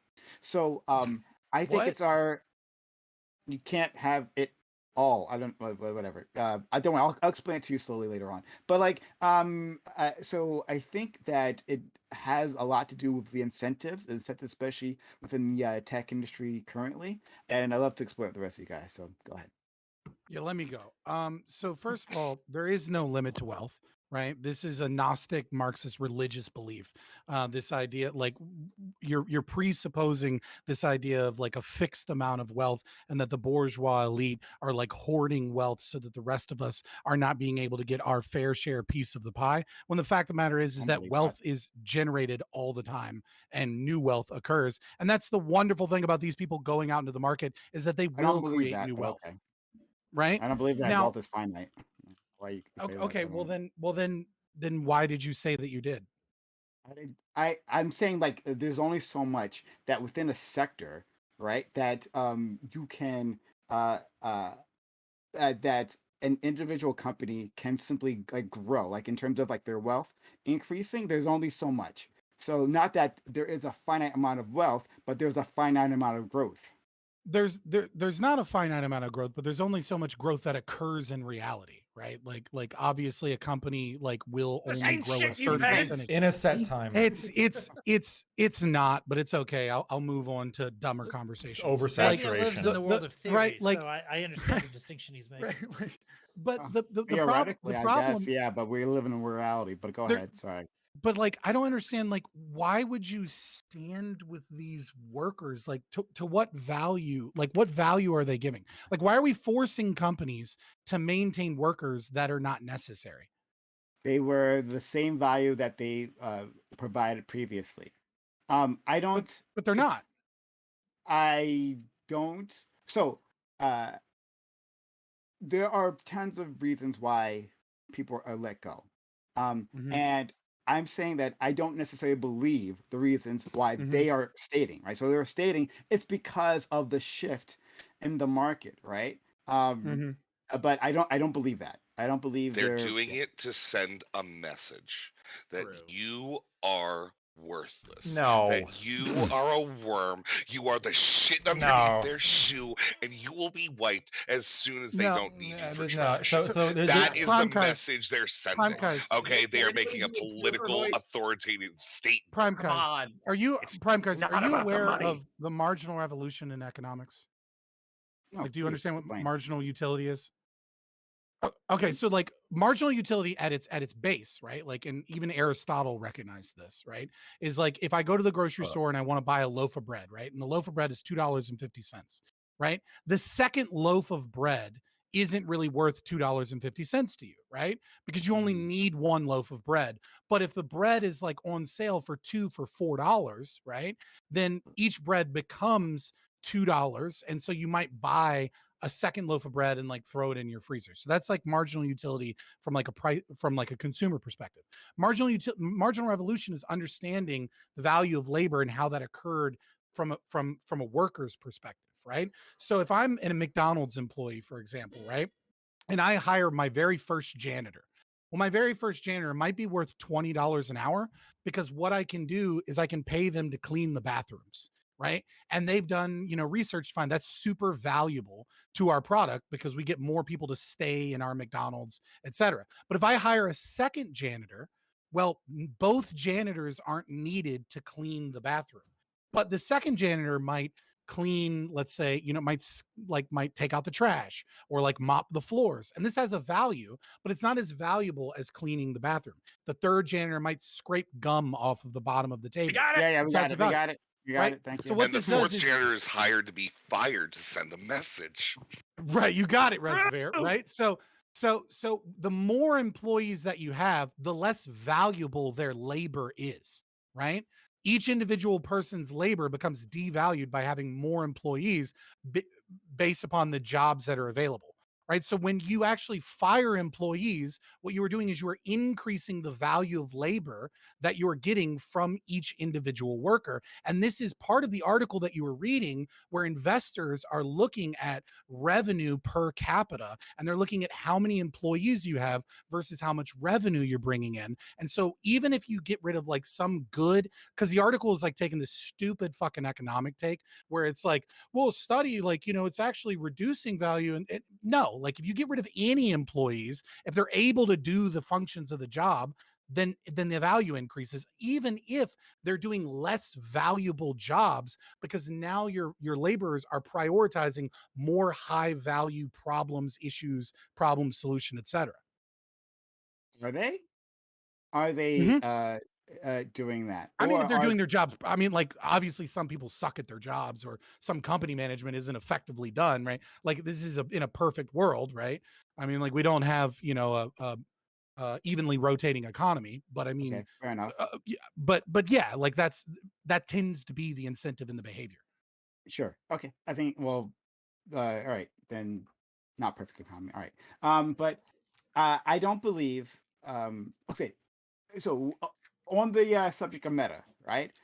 Meta might be a bit of an exception because they fucking crashed. Yeah. they yeah, fucked up, well, that Yeah. and Zuckerberg with his fucking metaverse nonsense, that was a complete disaster.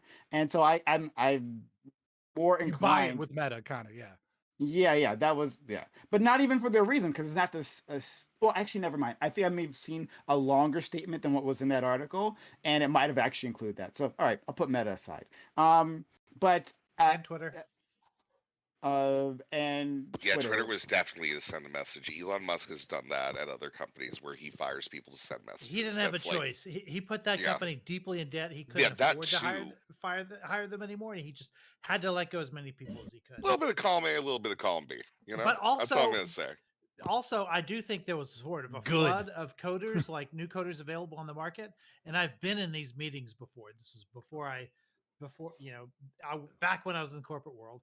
And in those meetings, often I would hear, hey, we need to decrease turnover and have more employee retention. The conversations were about how we could increase turnover so that we can get rid of the lowest performing employees and have an excuse for doing so because we have a high turnover rate, and then replace them with higher performing people who are on the market. And when there are a whole bunch of there's a flood of new coders on the market who are great and available, you might want to flush a bunch of your employees, and then a few months later, go Yep. hire those Twitter people. Yep. I mean, I believe it. I've been a great part of a business corporate decision. turnover like that, and it was fucking awful. I think there. Okay. I think there is a. I'm trying to find the breakdown before because I'd seen it somewhere. I just don't have it on hand. But this idea that it was just like coders are let go. Now they were cutting across the board. Microsoft. Yeah, said no, they they're were- not getting rid of code. They're getting rid of HR employees and fucking all kinds of useless positions too. But they're probably getting rid of everybody. Okay, so let's acknowledge that it's not simply that, oh, we have a glut of coders and we don't have anything to do with, for coders, and so we are that we're just getting rid of those positions, right? Some sort of market corrections purely based on that. That's definitely not the case. It was. It seems to me that that they had been making incredible profits previously, that there was a spike in growth, and then growth slowed down. And then they cut for that. Not that they aren't, and remember, and understand, when I say growth, this is to the audience, not to Scott, you guys understand this, but like, when I say growth, it's not simply profits, right? It's like the increase in amount of profits you'll get from this quarter to the next quarter. Not that they aren't making profits; they are making profits. They're making billions. These people aren't. This isn't poverty that's happening. Oh no, we don't make these cuts to the company. Then how are we going to survive next quarter? How a tough decision needs to be made. No, they're still making profits, billions and billions, hundreds of billions of dollars in profits, these individual companies, Oh. but still they've made this decision. So I don't believe them. I don't believe their excuses here. And I don't believe that these employees didn't have value to the company. They didn't have value to the shareholders. Can Hold I on, ask you a Prime. question? I Can I think- ask you a think question? you're- One I second, think hold you're on. Let's go to. I'll be think real you're quick. saying- who do you want, Prime? I want Heiko. Okay, Okay, I'll ask you a quick question. All right. All right, so I think the analysis that you're giving is doesn't really jibe well with what a corporation does, unless what you're saying is that they're willing to act against their own best interests.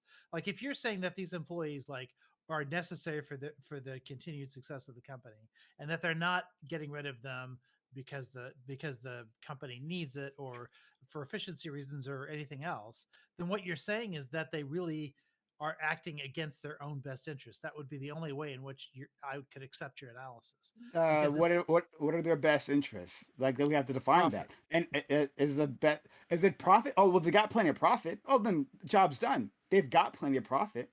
Or No, is no. it? So here's my question. or is Maybe it- because I think Alcal Rich and I are dancing around like the same thing. Like, do you think a company has to justify firing people that it doesn't want? Does a company have to justify? No, I never said that they did. But Right. yeah, I So never said then that. where's the issue? Right? Like they don't want these employees. They're moving on a business strategy of like cutting the chaff, right? And so like I don't understand the issue unless you I'm feel saying- that a company needs to justify firing a bunch of people because there's something inherently wrong with that. Is that I think the problem is that we see this destructive behavior. I don't think it's positive destruction, but we see this destructive behavior, and it's because of the reason is done because of poor reasoning.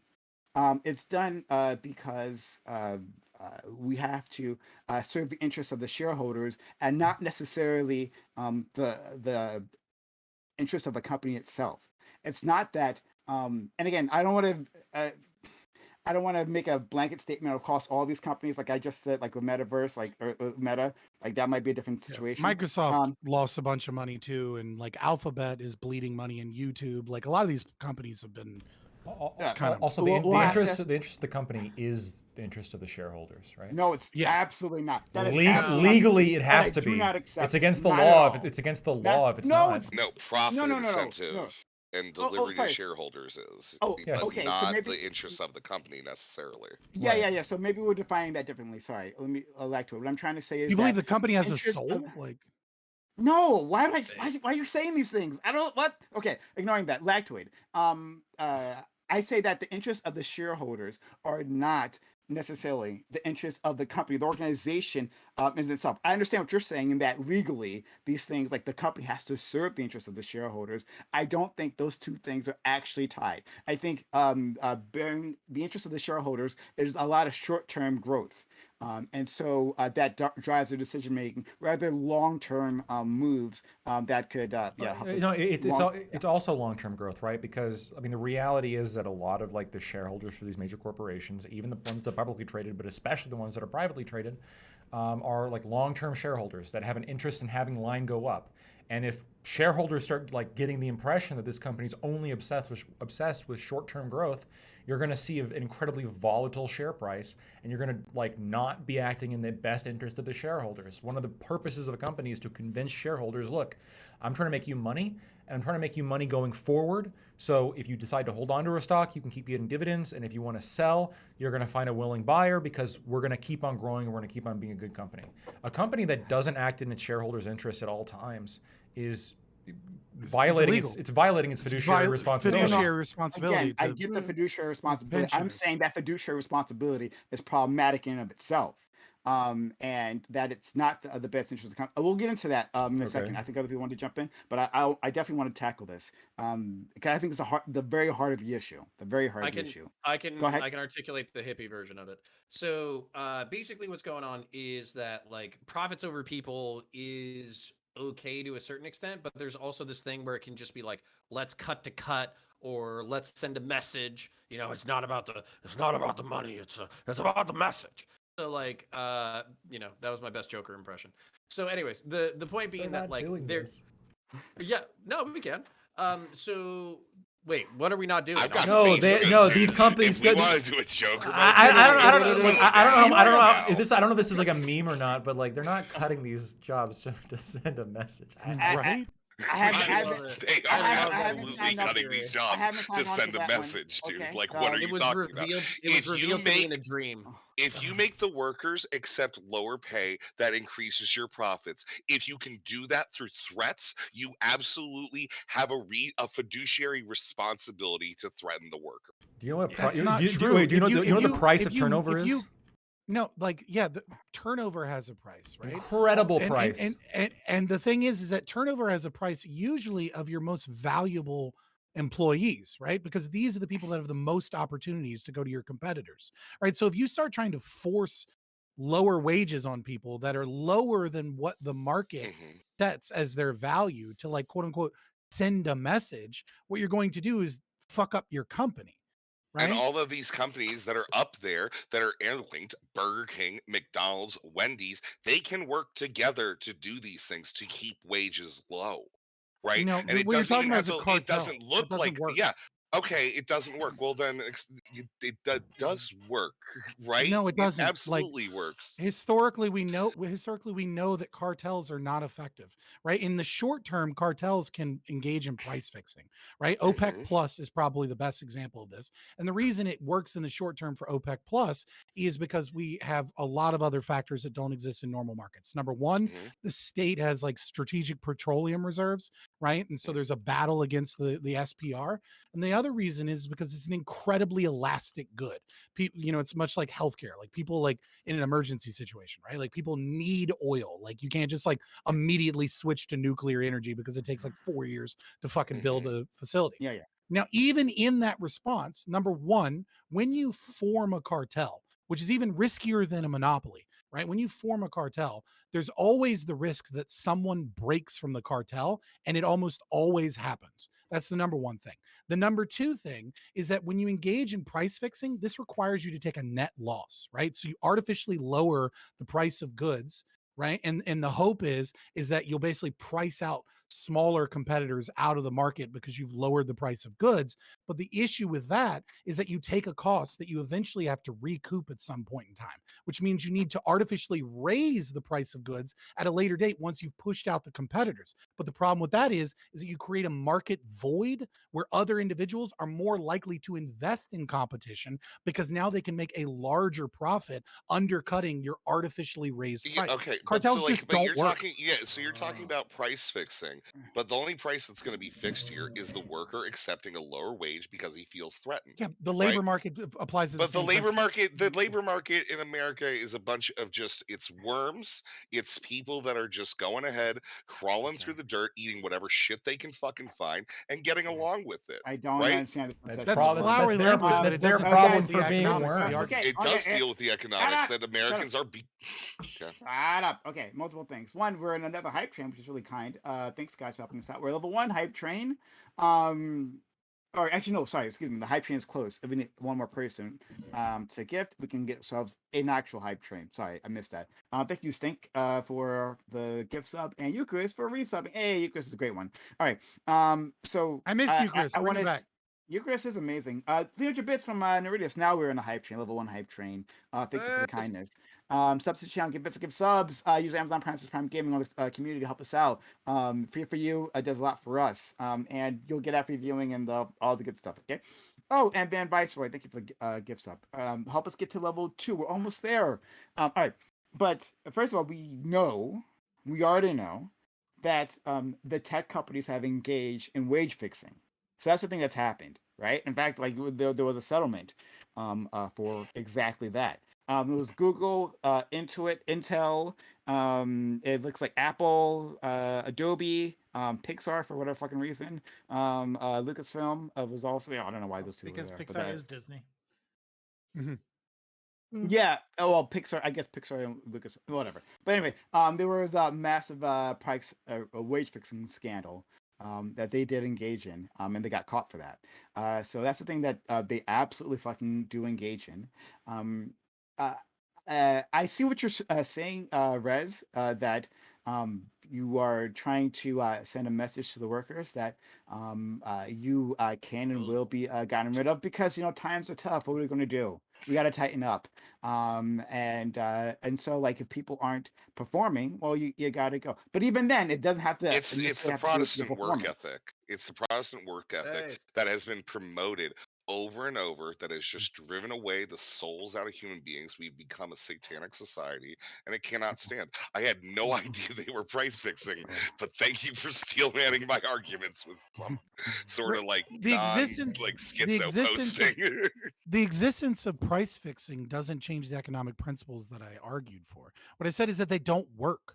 It doesn't Yeah, mean I that know. I companies heard aren't you. stupid and don't try it, right? Like I that's a very didn't different say you argument. didn't Well, you didn't started with no, so I try just the wanted to be rise. clear, right? Like, you were like, no, they are doing this, and I was like, I'm just saying that it doesn't matter if they're doing it or not doing it. It doesn't change the economic argument. Okay, fair enough. We're at 97% of level 1 hype train. Help us get to level 2. We're almost there. 3% left. Someone sub to the channel so that we can make it to level 2 hype train. Save the hype train. Like, I want to talk about Blizzard because it seems like we're like, I want to give an example of like why Okay, this, great. like what Please. this problem is, right? Sure. And so Blizzard, I think, is a great example, especially when looking at World of Warcraft, right? And so what you can see is that a company that was really dedicated, a smaller indie company when Warcraft 2 came out, right? And then Warcraft 3, they blew up, right? They eventually got acquired by Activision. First, they were, they were just publishers. Then they kind of owned them as Activision Blizzard. Now it's owned by Microsoft, right? And that merger is going through. I don't fucking know how Bobby Kotick is still CEO, but it's because dumbasses still play this fucking game despite him being a rape apologist that It's threatens his unbelievable. employees. Yeah. I refuse to give Blizzard any goddamn money. But Threatening Shout out to you can employees. look at See what I'm saying? right. Shout out to But you can I look still at play StarCraft. I don't know if that makes me a bad person, but It does. you don't pay a know, monthly subscription to StarCraft. all, right? don't. all I don't. kinds of Right, you've already there's owned the game. a Right? You can't go whole back and do it. True. there's a whole It's list the of reasons why soul you're of the a narrative. Blizzard. Your fact- soul in is fact- darkened and In ruined. fact, you already own the game and you're taking up server resources. So you're actually actively harming them. I'm owning them. Yeah, Yes. right. Yes. So what you could see, right, if you follow a lot of World of Warcraft, right, is you see, 2004, the original game comes out. Burning Crusade is amazing. Wrath of the Lich King is considered the peak, and then you see a constant decline that kind of went up a little bit with Legion, and is kind of happening again, right? But one of the other things you can see is working conditions got poorer and poorer at Blizzard. Employees were known during the years where it was really bad, where they were living together in like 6-7 people in an apartment because they were paid so poorly. And there was a joke when people would leave that they would constantly say, like, have a great time at Riot, because there was a pipeline from getting experience that people did value at Blizzard, right? And then leaving because the company would not pay people enough money to stay. And their highest valued people would eventually leave and go to Riot Games and other game companies. The reason that this companies stopped publishing how many people were playing their game and ran scared and made way, way less money was because of cutting employee benefits, not treating their employees properly, having toxic work environments. This has a cost that is then brought into the market. And so if this is a bad move, advocate for better working conditions and wages to harmonize the relationships between labor and the corporations. That way, none of this had to happen. They can just leave. They can move. I can't think of They a way to did do leave, that. and they did. We're at They level went to 2 Riot. 14-year-old We're at They can level 2 hype. move. 14-year-olds can program in Florida. We are at level 2 hype train, 50% done, 85% left. I Help us wish. get to a level 3 hype my God. train. Keep it going, everyone who's been helping out. Much appreciated to every single one of you. Sub to the channel, give bits, or give subs to keep us up and running. If you like this content, like what we're doing, then be so kind, help us out. So we get to a level 3 hype train. We're moving along quite nicely. All right. I don't remember if the story is EA or Blizzard because they both operate, or Activision, excuse me, because they both operate in the same way. But there was stories about like how the employees couldn't afford lunch at the cafeteria. They literally couldn't afford it. Probably Blizzard. Probably Blizzard. I would get Wait, that. what do you mean they couldn't? Electric, What do you mean they couldn't afford it? they couldn't Like, afford it. so these people were living in Anaheim, California, on salaries of like 55,000 a year, Damn. Why did they? which take, is why did they like take that way job? below poverty. Because 14. Blizzard California, at the man. time was still skating off of having a stellar reputation for creativity. So people would put in 2 or 3 years of hell in Blizzard and then leave Blizzard. They had a high turnover rate. And so what ended up happening is their games started sucking and they couldn't maintain that reputation. I mean, nothing was worse than Warcraft 3 Reforged. It was so fucking bad that people were literally making swastika games, right? With people saying escape, called Gas the Jews, and other ones where people were killing black people that were invading the neighborhood and it had the N-word in it because the contracts in Reforged were so fucking bad that it actually made it Blizzard's intellectual property. And so they made the worst games possible so that Blizzard owned IP called Gas the Jews and like keep our neighborhoods clean and stuff. It was so, the company is so fucking trash because of that Sure. short-term thinking. Sure. Yes, and that short-term thinking, that's the thing I want to discuss. So, going back to what our friend Lectwood brought up, talking about how the shareholders, their interests are aligned with the company interests. Again, I don't actually believe that. I think it breeds a lot of short-term thinking. I think that the products end up suffering because of this. I think that it's a possibility. Of course, there are shareholders who think long term. Well, this is without a doubt. Like, they're not all like a fucking monolith, clearly, right? But what their bonuses are based off of, like in terms of like the C-suite, all that is based on more short-term thinking, more short-term profit boosting. So I th- and that leads to decision making that cuts costs wherever possible, right? And oftentimes that's your human resources. That is the heart of I your want to. company. Sure, When you're done, I want to tell a story. okay, please, yeah. And you end up with a worst product. You end up with worse services. So I don't think these things are in line. I think it's a line for the C-suite. I think it's in line for shareholders. I think yes, their salaries are going up. If growth keeps going up, their bonuses keep going up. So that works out, but Because not they're for everyone workers. else, and not for their clients or customers. Excuse me. So yeah, I'll leave it there, but I'm going to go back to more of that later. Yeah, so I just want to tell a very brief story about how the market is not always correct and how private corporations are dog shit when it comes to actually creating things that are good for the human soul. So basically, there was this video game called Titanfall 2, and it was published by Respawn, one of the most talented developers of the past decade. And it was their passion project off of Titanfall, which was a multiplayer only game that was basically like some of the best gameplay anybody had had in decades. So they went back and created a solo campaign, which to date is probably my favorite first-person shooter experience in the past decade. And what Electronic Arts did in order to fuck over Respawn, so Respawn would become their workaholic bitches, is they released Titanfall Titanfall 2 with almost no marketing between Battlefield 1 and the annual release of Call of Duty. You can literally look it up. They released it in between these two sellers with almost no marketing. As a result, Titanfall 2, the best first-person shooter that's been released in the past decade, fucking tanked. Respawn owned their balls to fucking Electronic Arts, and they've been making them their bitch for the past fucking decade, making stellar fucking games, including Apex Legends and the fucking whatever, the Jedi with the fucking ginger in it. I still haven't played it yet. Force Awakens.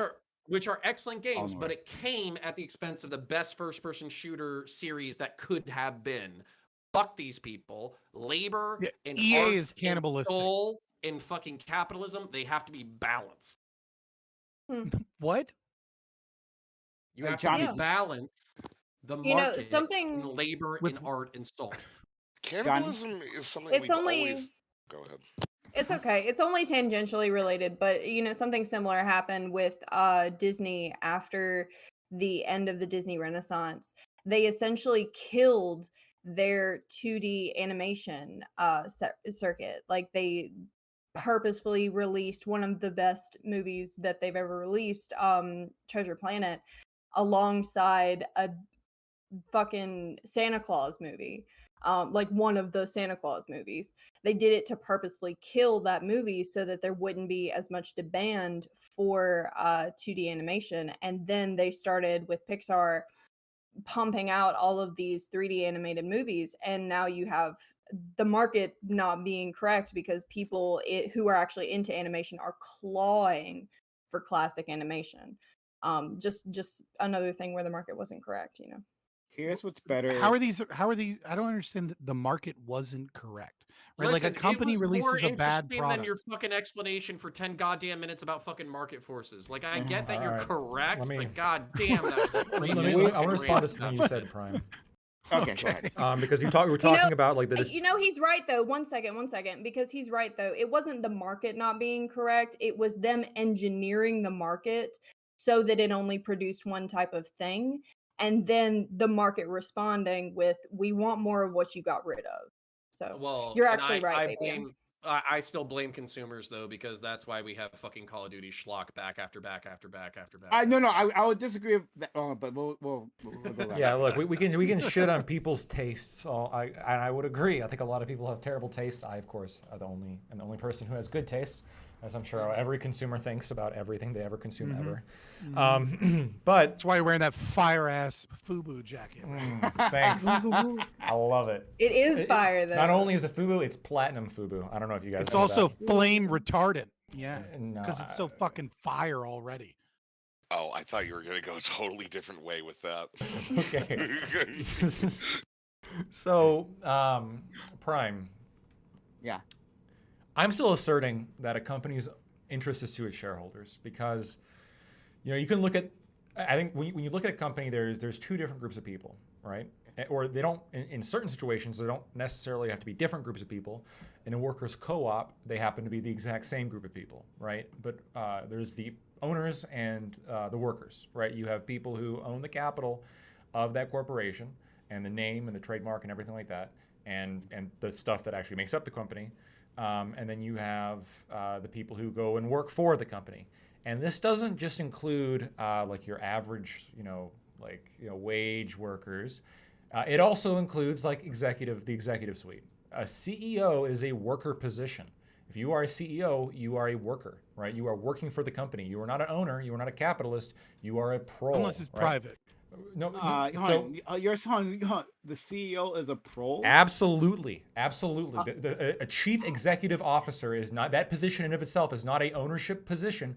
It is a worker position. If you do not own any of the company and you are a CEO, you are nothing but a pro. They oftentimes do because they have stock.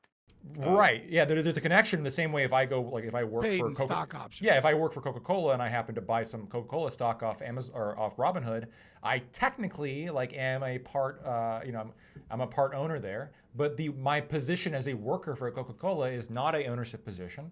That is a worker position in the same way as CEO is a worker position. So ultimately, the company is aimed at the interests of the people who own it. First and foremost, that's like their fiduciary duty. And then there is this other interest, which potentially could be not aligned with that of the owners, which is the workers. But again, that's not the company. Those are simply people who work for the company. The company is the owners, the shareholders, right? That's what makes up the company because they get to decide what happens with it. They vote at the shareholder meetings, right? The workers are not a part of they're not really the company. I know that. They are No, I simply, agree. they're That's not the they're simply. problem I have with what you're saying. They are the bitches of the company. They are not the actual company. Okay. So Lactoid have so many things I want to respond to you with, right? Like you. Let me do a quick. I defend the workers, the the CEOs of the world. Rejoice. We have we'll get to your response and then Arez and I'll go later. I'm not done with It's it. Let Rez go first. It's a really quick joke. I just want to because the thing is, the rich want to spit on the worms. It is interest of the shareholders to go ahead and fulfill their destiny to shit on the worker. Aiko's gonna say something smart. Go ahead. Okay, listen, I just want to redeem myself in the eyes of Prime because I've been conservative this whole panel, and it's starting to make me feel a little bit icky. So I'll just say this. Yeah, okay. What Lactoid is saying is right. The responsibility of the corporation is to the shareholders. However, the problem is it leaves a whole lot left unsaid, which is to say, if the responsibility of the corporation is to the shareholders, then there needs to be other actors in there to represent the people. And Like so, unions. but here's What? the thing: you've got to, Okay, yeah, we Klaus had the Schwab. union they're- discussion We need earlier. But what I'm stakeholder talking about is capitalism. Like, right now, Right. if you're going to have the value of the markets is that there's competition, and if there's not enough competition in the markets, it's often because the markets have turned into oligopolies where a small number of corporations make decisions for the entire market. And that's where what Prime was talking about kicks in, because when he was talking about the collusion of everybody paying workers less than they're worth. There was this great story, The Pearl of Great Price. I think we all read it in high school, or a lot of us might have. And it's just about this guy who goes and he finds this massive pearl and he thinks he's going to make it rich, but he goes to all these different vendors who are supposed to buy the pearl from him, and they've all colluded to not offer him a lot of money for that pearl. And he ends up throwing it into the sea. And so all I'm saying is that markets work best when there's competition. You'll get a much more fair result from employers if there's enough employers out there to compete for that labor. But if they get fat and happy enough to the point where they don't need to pay you what you're worth because there's not a lot of places that you can go to, that's going to be a problem.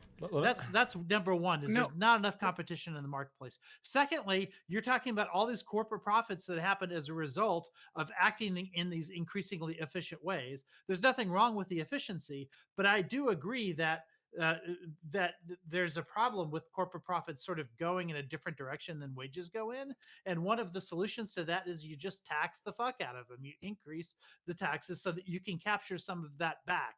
So there are a lot of solutions here, but the Matt loves solutions that aren't one. to it's not a expect fucking corporate. solution. But okay, fine. But the solutions are not. But where I do agree with you, Fabian, is one solution is not to expect corporations to act against their own best interest or to treat employees as if they're like So that they're a jobs program. here's That's the thing. not So the part. I want to use. No one said that, right? So again, you guys are putting words in my mouth that simply were never said. Okay, so what's in the best interest of a company, right? And we'll just use the video game industry because I think we can work with that a little bit better, right? What's in the best interest of?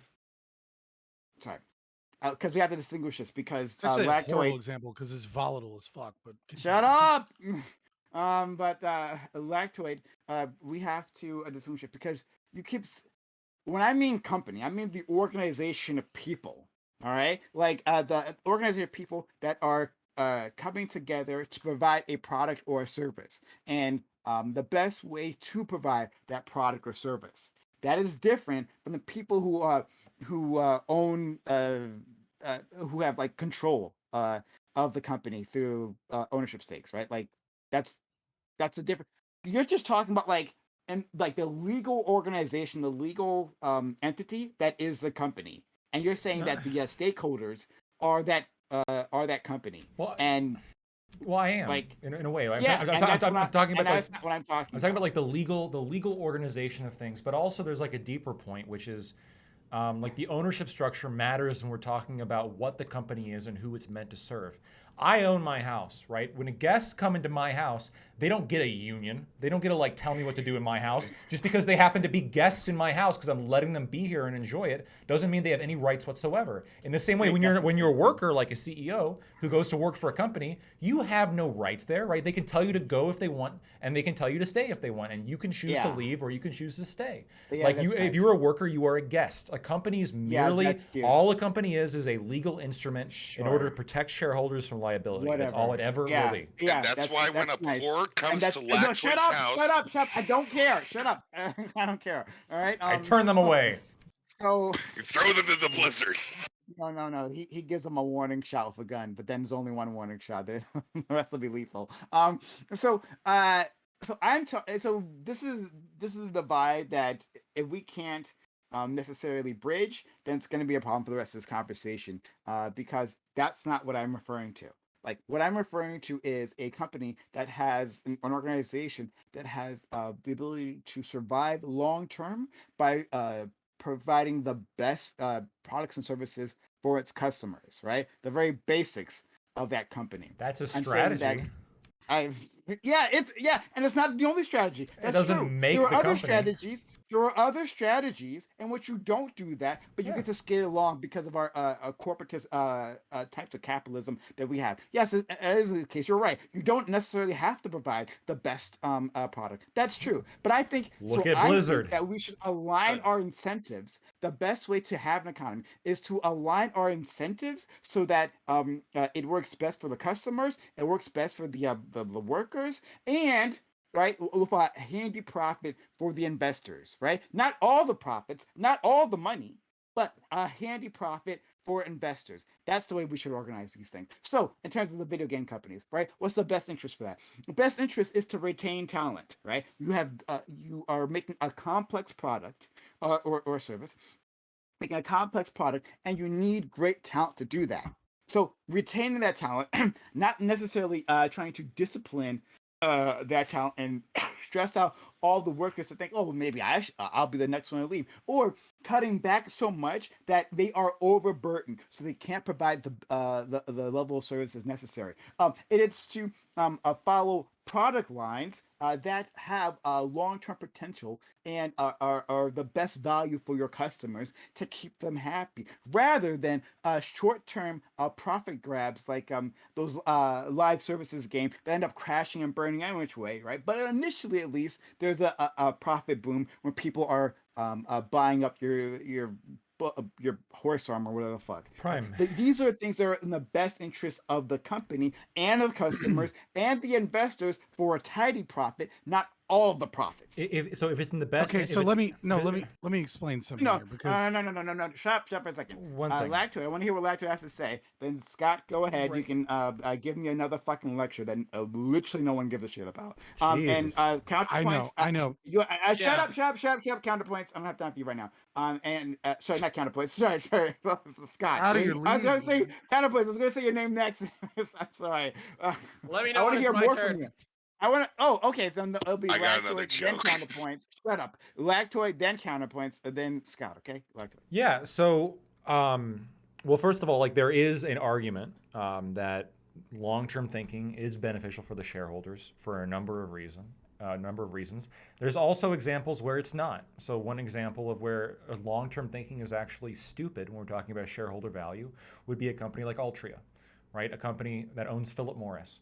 When you are selling cigarettes and your market share is declining year after year, and there's one way where you're faced with a product that eventually is going to go extinct, to make money, and that one way is to, well, I have an obligation to my shareholders. Let's make them as much money as we can before the time is up, right? That's perfectly rational thinking that makes sense for a company. Because again, like you have a duty to the people who invested all that time and money into your company. They expect to receive some kind of output, and you agree to give them the output. That's contractual. What I don't think is that a company or a worker or anybody whatsoever has some kind of obligation to make you a good video game. There's no requirement. A company exists to make money. And if a company can make money by putting out good products that people want to buy in a market, that's good because it's all consensual. But there's no obligation that a company has to ignore the person that actually owns them in order to focus on the potential desires of somebody who has no connection with that company. In the same way, I don't have to paint my walls different in my house because some guest thinks it's ugly, okay? My walls are a perfect gray and they will not change regardless if somebody wants some burgundy, even if they come over a lot. Even if they're over every day, they're like, oh, I'm a loyal guest of your house. Fuck you. No, it's my house. My Literally walls. no one cares about what's happening in your house, not even women. That's why I don't come over. All right, so we're moving on. But no, Phil, They're not Lactoid, allowed I'll have to over. deal with you later. Lactoid, I'll have to deal with you later, friend. But I want to get counterpoints in and then At least Scott. when he has And- them and over, it's shut the fuck up, consensual, Rez. though. Yes! Johnny. Whoa! Johnny Thank was you, speaking as Rez. well. Okay, sorry, go ahead. Go ahead, counterpoints. Okay, so no, one of the things is that I'm kind of hearing is the base level of what identifies a company from like a capitalist perspective is, you know, basically it returns value to shareholders and it does its best to make money and it blah blah fucking blah. Okay, I get that. That's like the bare minimum of an institution. And if you want to fall back on like legalistic or like economic bullshit, sure, whatever. What we're talking about is like should. And so when we're talking about should, there's all sorts of reasons why people balance interest between different things. And when we're talking about like this goes all the way back to like the founding of initial corporations. So when we're talking about like the East India Trading Company when they first started, like they spread like the word of Christ along with like doing different business shit. That wasn't part of like, you know, their need to return value to their fucking stakeholders or some shit. That was like a higher moral calling that they individually decided that they had.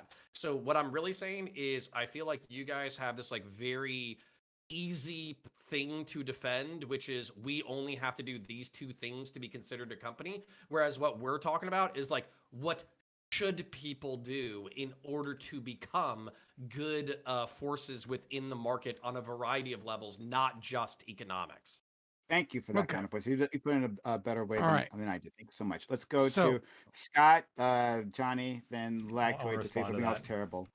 Scott. So first, what we'll do is where I'm right, but nobody cares because it's not enough dick jokes, right? Which is the problem here is that the capitalists invest capital because we have a universal time preference. We want a thing now, just more than we want the exact same thing at a later date, right? So the capitalist is the one putting up the capital to make this occur. The employee is the one that provides labor, but any other employee could just as easily provide that labor. Labor is not a concrete thing. Nobody owns labor. That's just old world economic stupidity, right? You can't own labor because you can't fucking touch it, right? Now, the thing here is that ESOP models and co-ops don't fucking work. And then the Marxian cope is that, oh, well, see, it's our system is set up for short-term investment, and that's why. No, they're not scalable. ESOPs and co-ops don't fucking work. So it is the capitalist that is rewarded for putting in capital, right? Based off of the proper allocation of resources. It is his or her ability to predict future outcomes and invest those for the future that allows him to get profit. We don't have an evenly rotating economy, right? So this idea that like, well, the company or the people that work in the company, they're so important. Well, they're fucking inferior at being able to properly allocate resources. That's why they're not fucking scalable. I think I've They actually suck at it. I got No, it's an economic reality. shut up. Oh my If you're not god! gonna No, ask no, it, no, let's then talk No, about actually, I it. wanted No. to talk all to the Fabian fucking about time, you something. goddamn degenerate. Holy No, fucking this is such a shit. this is There's such a so many cope people who make fucking so many argument. bad bets. No, you make This there's is so such many a people who make cope bad fucking bets on the economy. argument. Shut the This This fuck is go a ahead. up. cope No, fucking. you So got to you talk talk about about Shut up, should. shut up. Shut You the got fuck up. should. You I just didn't got talk your about chance. 30 goddamn minutes. I just brought Yeah, it you so just you people would have a broke it up. basic You understanding of broke it up econ. into 15 2-minute So the segments. We got second, it. so So the here's the thing. second, It the is that it second, is the second. absolutely If you're not Just shut you're up. shut right. Oh my up. gosh, But shut you're up. assuming everybody is everyone acting. quiet, everyone quiet. Sorry. Scott, I didn't realize that you weren't done Right. with your points. I want to make sure you have that The time. second one is this idea that we should value the employees, that it is morally good to have a better long-term focus of the economy, right? Well, the only way to ensure that is free market capitalism.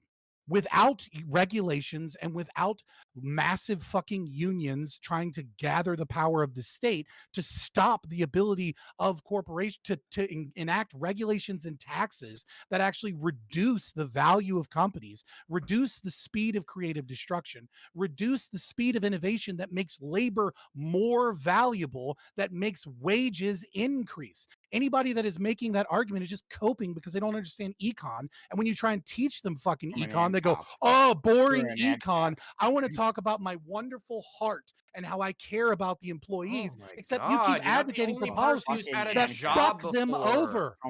fucking ANCAP. Amazing. Well, I'm the only one that let's go to- understands what Yeah, the yeah, fuck I is know. going on. It's not that. It's all right. So one it's two things. It's Sure, not that yeah. you're the only one that understands it. It's one that you're assuming that everybody is operating at the same level of like trying to be fully cohesive with their arguments and everything. As Lactoid went ahead Why and would you took the not be schizo cohesive post. with your fucking Well, arguments? we're all trying to be cohesive. but, like, Lactoid, dog fucking panel, cohesive with his arguments, still came off as schizoid. The other part is Because that, you're all yeah, trash at arguing. We're all trying to be okay, cohesive with that's our fine. arguments. I don't So know. so yeah, like, and that's why it's just like, yeah, I get it. Like, this is why, because I'm sorry, I don't actually think I think that there is like a much more human element that you're abstracting from this, which is that a lot of these people probably just want to make the workers suffer. They want to bring them down. They want to destroy their souls. They want to Right? spit in their mouth. There is literally Okay. there's a whole thing Good. about people Good. wanting to do Resident. that. Good. Yeah. If there are Okay. companies that legitimately want to hurt and harm their employees and pay them the Mhm. bare minimum, right? So long as they don't actually aggress upon them, which you Mhm. know, Blizzard, Activision, we can make an argument that they Strip certainly clubs, aggressed upon sure. people, right? But assuming that they don't, that is okay, then when you open it up to the market, do you know what happens? The companies fail. Then why is it like I mean, like, this It is is the it thing. is the There are best plenty. companies that rise to the top in that regard. Except it's Except it's that's not definitely not the case. Oh, but You I'm guys, gonna give I that have to bill. You have no go. evidence Okay. for it. I have to Johnny, leave. gotta You've go. no Goodbye, you guys. Bye. Thank you so We're much. gonna Hey, lose a Fabian, person. I want to do one thing. I would love to talk to Fabian a little bit more, like somewhere on a stream or something. Just I find a hear lot me. of these arguments to be, yeah, for sure. I find a lot of these arguments to be something that require a little bit more like one-on-one attention. So, Yeah, he'll thank still you guys so filibuster you. much. That won't make a fucking difference. Okay, bye. So let's go. Hey, I was super nice Let's to go to. Stefan Let's go to. Kinsella. He Okay, really unleashes hold the on. misogyny one All on right, one. let's let Aiko go, and then we'll go to counterpoints. And I really want to address a lot of. I haven't forgotten about you, Lactwood. You have more terrible things to I say. have two quick things to say though. Okay, two quick things. You know what? You go, Lactoid, because I believe in your awfulness. Yeah. So the first thing I want to say is that this idea of thinking that companies like are more than that. Honestly, I'm starting to think that it's just you guys buying into their propaganda, right? These companies hire like public relations managers to craft these quote unquote mission statements and these like very deep quote unquote principles these companies hold. These are legal instruments to make money. Like if you approach these companies with like some honesty and some brevity, like don't fall for their shit. Like when I go to a company and I see like some mission statement that says, we really care about you, I know what they're after. They're after my money. There's nothing wrong with that. But like, I'm not gonna fucking pretend like this is like some fucking charity. It's not a charity, it's a company. The second point I wanna make, Rez, I was the only fucking one right in that panel. And the fucking level of backlash I'm getting is from these bimbos and himbos. Like you were like, you should both be able to eat and Shut fuck dogs? up.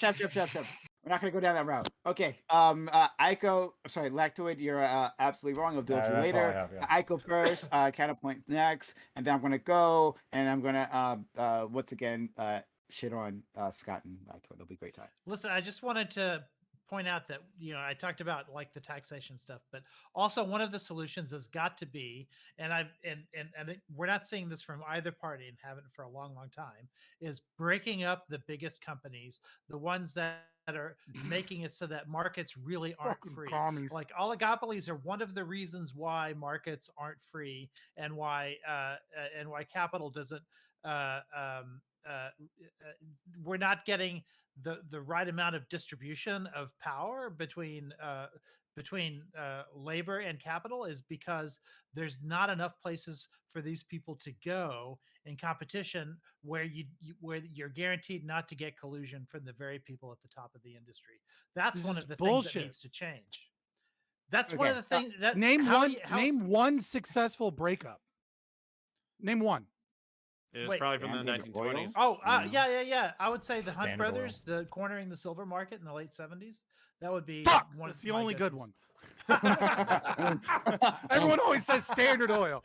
Oh, I need Okay. the problem is Congress was Nice. polluting on that one as well, but that's a What about- really long talk. What about Bell counterpoints. Telephone? Right? Didn't they get broken up through the same thing? Yeah, that wasn't Well, great. the problem is That that just the created a government bunch of created smaller that monopoly. monopolies. The Yeah. government created that monopoly. They monopolized it during the war. Also, and that then was No, a they na- turned it into a national. commodity. later. They turned it into a commodity. That was The that was a government national, monopolized that was a national Yeah, monopoly that commodity. turned into regional monopolies. That didn't really. That really didn't do anything. Yeah, it has Exposure to the internet decayed in the a 90s is lot what fixed lately it. too. So Let's go to counterpoints. No, this is like this is horseshit, and the reason why it's horseshit is because I've worked for institutions that didn't have that bullshit culture that you were talking about, and I've worked for institutions that did have the bullshit culture that you're talking about, and then even in the ones that basically like they say nice things. Are you talking to Lactoid? Yeah, I'm talking to Lactoid.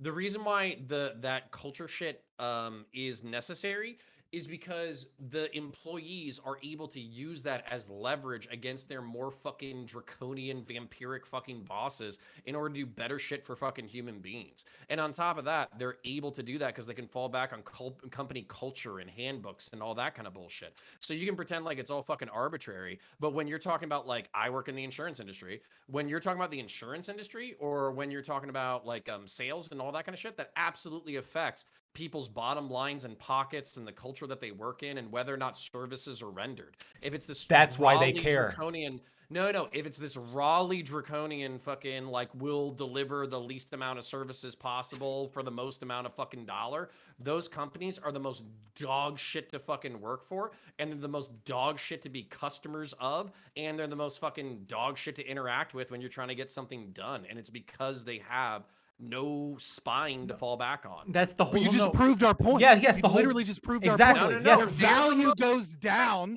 because they treat their employees like shit. Yes. The market can determine this. The whole the whole No, point. they're not. Workplace culture is a corporate tool for worker retention. Okay, these things that you're thinking are like they're just doing because they're nice. Everything they do is to make money. That's the point. Don't like this is why when you engage with these corporations, just accept that. And don't pretend like they had your best interest in mind Activision Blizzard's a necessarily. thing. Get Comcast is a thing. These let's talk about insurance industry. Yeah. My turn now. So yeah, Activision Blizzard is a thing. Comcast is a thing. Where workers can typically say the worst places to work at, and the customers say they're the worst to work with. But they still are at the top of the heap. So it's not that like that makes. They're at the top of the heap. Activision is, as far as I know, the most profitable game. So company. they can still exist. Top. Let's look at so let's they look could, at the I insurance. I thought you were done. I thought you were done. No. Okay. Fair enough. No, I'm not falling for like the fucking corporate propaganda. Like I said previously, like a half hour ago, there's a divide here that it seems like we just can't bridge, and because we can't do that, we end up talking about two different things, right? Scott was was closer when he was talking about restructuring the economy. Yeah, that's what I want to do. I want to restructure the economy. I want to align the incentives of these groups, of customers, of labor, of capital. I want to align the incentives here because I think that's how we would create a society that has better results overall, right? It has a healthier society, it has a more productive society, and it has more responsive corporations, like responsive to their customers, right? Like I think everything works out better if we restructure it. And as you, yes, fascism, sure, whatever. But Lactoid, what was I gonna say? As things stand now, right? You're correct in that. Yeah, the company, the legal organization, has to be aligned with its shareholders, and it takes actions like to benefit them. I'm saying that is a destructive relationship, and that we can design a better one. No. Yeah. So I just wanted to Go say, ahead. so I don't think that it's always good to have everybody's interests aligned, right? There can be benefits, but in the same way that like my client's interests are not going to line up with like the other counsel's client's interests, because there's like fundamental opposing interests that we have here. There's always going to be like a fundamental like opposing interest to some extent between a producer and a consumer, because the consumer wants to give the least for the good and have the highest quality good, and the producer wants to put the least effort into producing it and give it at the most price possible. I have in my like property, like my house, I have like an interest in like maintaining it, and somebody else might have an interest in coming in and trashing it, right? There's explicit, and I think it's better to just acknowledge when we have like competing interests, and to like work with that, and to try to work with that in a healthy way, other than trying to make everybody's interests aligned. I gotta point out why this is unrealistic, like kumbaya shit. It doesn't work. No, it's not unrealistic kumbaya shit. There's a fucking company, I love them to death. Their name is fucking Paul Davis Restoration. What they do is they fucking get a job, they add 20%, they do exactly what the fuck they're gonna say, and then they fucking walk home and they take their profit. And they're not the most successful in the industry, as in they have like the largest market share, but they're the most successful in being able to look themselves in the fucking mirror every single goddamn night, because all they do is they fucking add 20% so they can keep their doors open, and they do a great fucking job. There might be some small business. No, it's not. It's a nationwide fucking chain. It's just competing with fucking shitbags all the goddamn No, then there is some financial interest like underlying. If they are like a large publicly traded company, what they're doing, there is an underlying financial interest in them doing it. Of course there is, but do you understand what I'm saying? Where you don't have to be solely focused on the one thing that you said, which is maximizing profit for the least amount of fucking effort possible. But that's what and they're also doing. Fucking getting the cheapest price. No, they're not. When there's a financial interest in doing it, that's what they're trying to do. No, they're not. That's what I'm telling you. The culture is completely fucking different. It's a worker retention strategy. You brought up the insurance industry, right? And so like let's talk about different cultures within like the car insurance industry and private insurance industry, right? Geico, for example, is known for being like they will time you like while you're like how long it takes you to type and to use their systems. They're known for being incredibly strict, right? And yet they're super profitable. It's a terrible place to work. So why do people work at Geico, and why is Geico profitable? Well, Geico's profitable for two reasons. Number one of the things they do is they train their employees incredibly well. Geico is known as the gold standard, that if you used to work at Geico, you know what the fuck you're doing. And so many times people that can't hack that culture will do a couple years in Geico, and then they'll go to another company like Nationwide or something, right? And just having Geico on their resume makes it easier for them to, let's say, get into litigation or to get into bodily harm, as an adjuster moving up the ladder, right?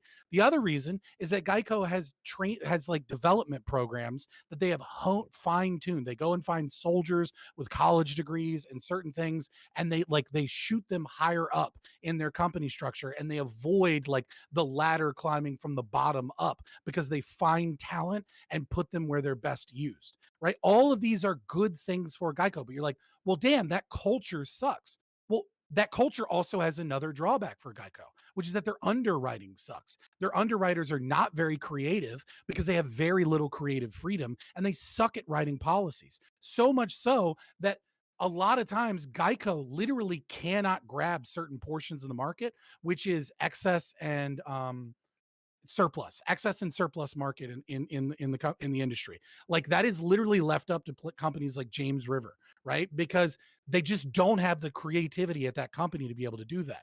It's perfectly reasonable for an employee to go work at the soul-crushing Geico for 2 years if they value that training and that addition to their resume. And it's also perfectly acceptable for excess and surplus private insurers that are a little bit more open, that maybe aren't the greatest with their adjusters, but are able to make money in underwriting policies that other people wouldn't even touch. And for both of these to compete within the same market, both companies are trying to maximize their profit. That is the very reason that they do everything that they do, but they have different company cultures, and it benefits them in different ways. Okay, so I don't disagree with anything that you said. I think what Prime and I have been saying for the past fucking 20 minutes is that the world is a slightly worse place because of the business model that these people adopt, and not everybody has to be that way. Maybe Prime wants to legislate that level of morality. I don't necessarily want to, but what I would like is whenever we have these conversations about like profit and market incentives and all that kind of stuff, basically what I hear from the people who use libertarian or anarcho-capitalist or capitalist or right wing, when I hear them fucking talk about this shit, they act like in order to have a successful business, every business has to follow Geico's model, and it's just not true. There's plenty of we don't, successful businesses, and we haven't. and maybe you don't. Maybe I'm fucking strawmanning you, but at the same time, when I hear things like you have to fucking maximize profit in order to do X, Y, Z, A, B, C. Like, I already know that shit's not fucking true because there's so many businesses that I work with routinely that have completely different cultures. And you can say it's bullshit because then they use that in marketing materials in order to recruit their fucking people. But I am saying that employees are happier, customers are happier, the premiums are a little bit higher, which is true. But then I fucking feel bad for the motherfuckers who have to go to Geico, who have to go to Direct General, who have to go to all these fucking places, because basically what happens is, yeah, you get a cheap price up front and then they fuck you on the back door as hard as they fucking can. And that's the way you have to live, and that's the way you have to expect it to be. But we don't expect that. Like, look at Costco as a model, right? Costco employees love working at Costco, right? They absolutely love that model, right? They've found an innovative way, right, which is Yeah, don't they have palletizing like everything living and wages selling. and fucking benefits and I shit? living wage is a silly word that I'm just going to dismiss, but they have much higher wages than the market rate for grocery store employees, to the point where most people that work at Costco like will go into Costco thinking I'm just going to do this while I'm in college, and then they end up working for Costco their entire fucking life because it's just a great place to work, right? But that we're not saying that in order to be profitable, you have to micromanage everything. What we're saying is that that is one strategy. But what we're also saying is that there is a cost to the business model when you treat your employees like shit.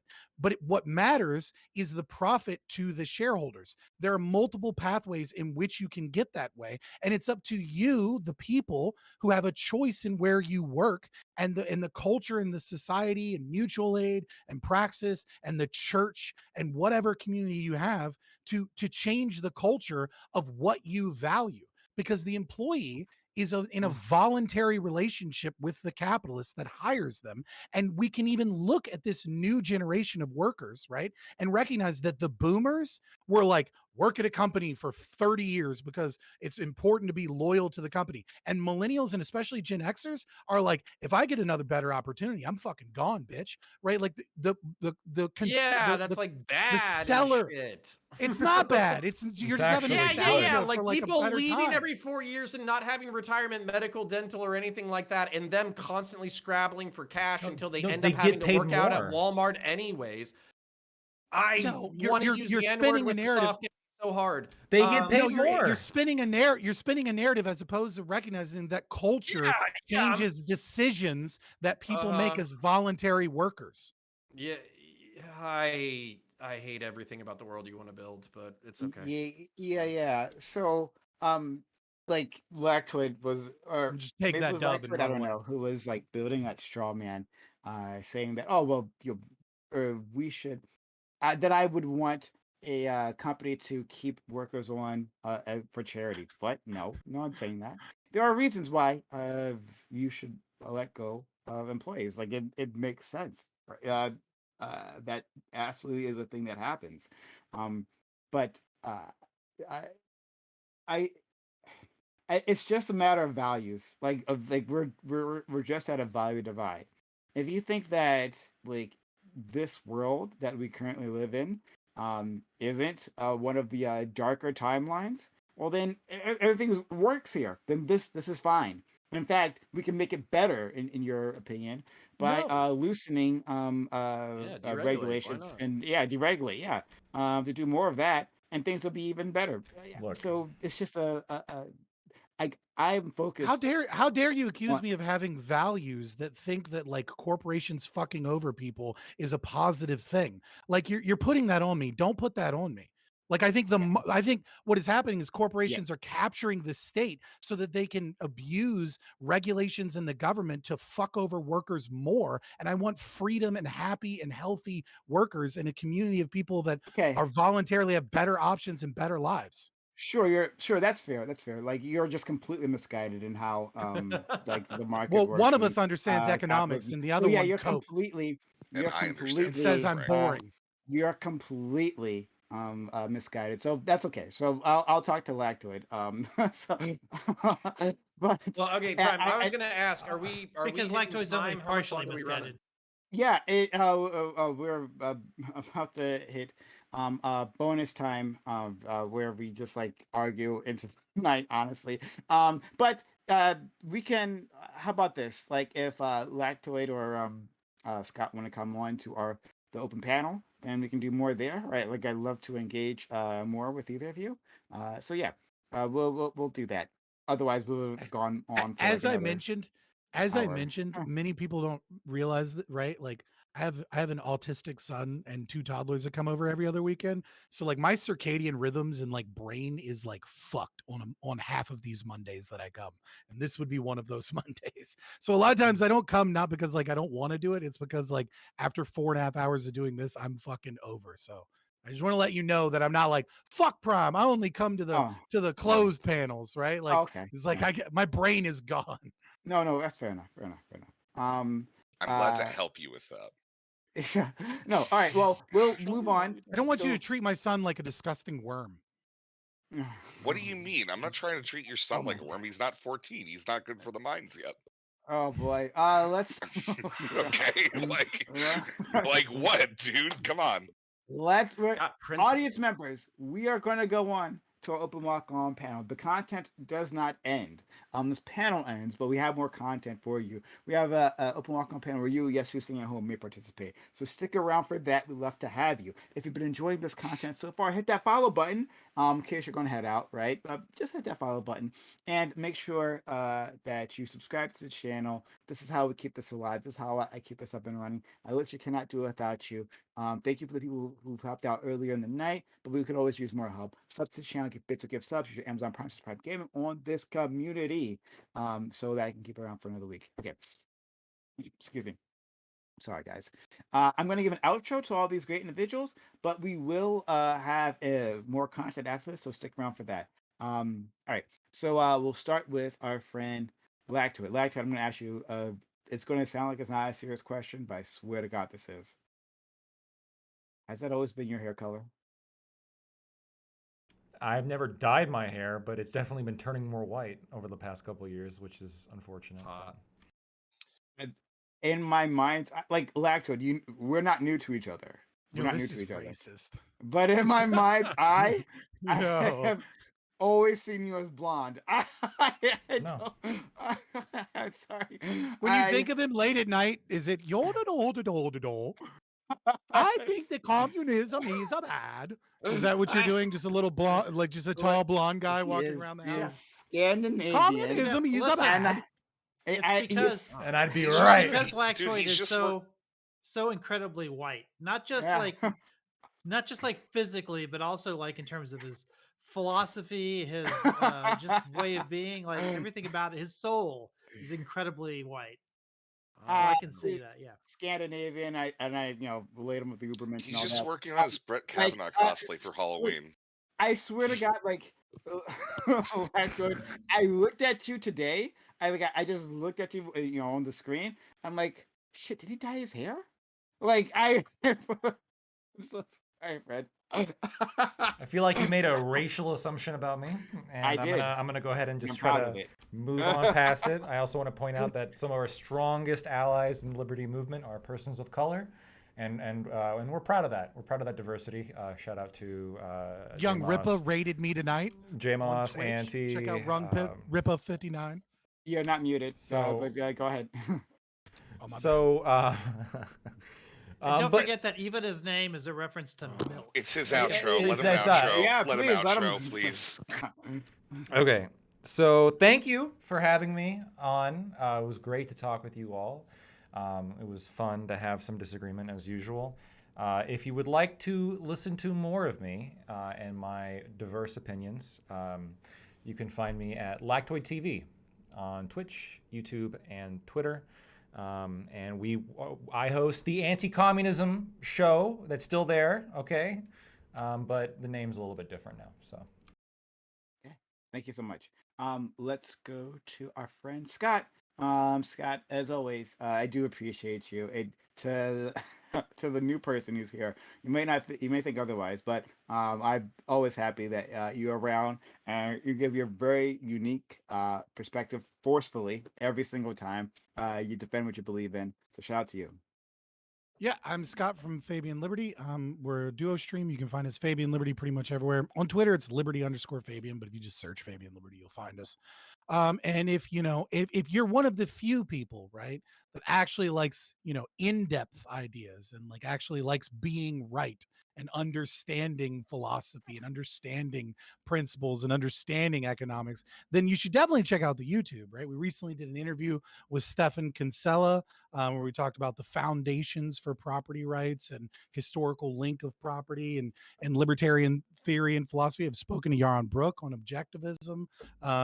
We've had a lot of those good conversations. If you just want dick jokes, then on off days on Twitch, there's plenty of dick jokes.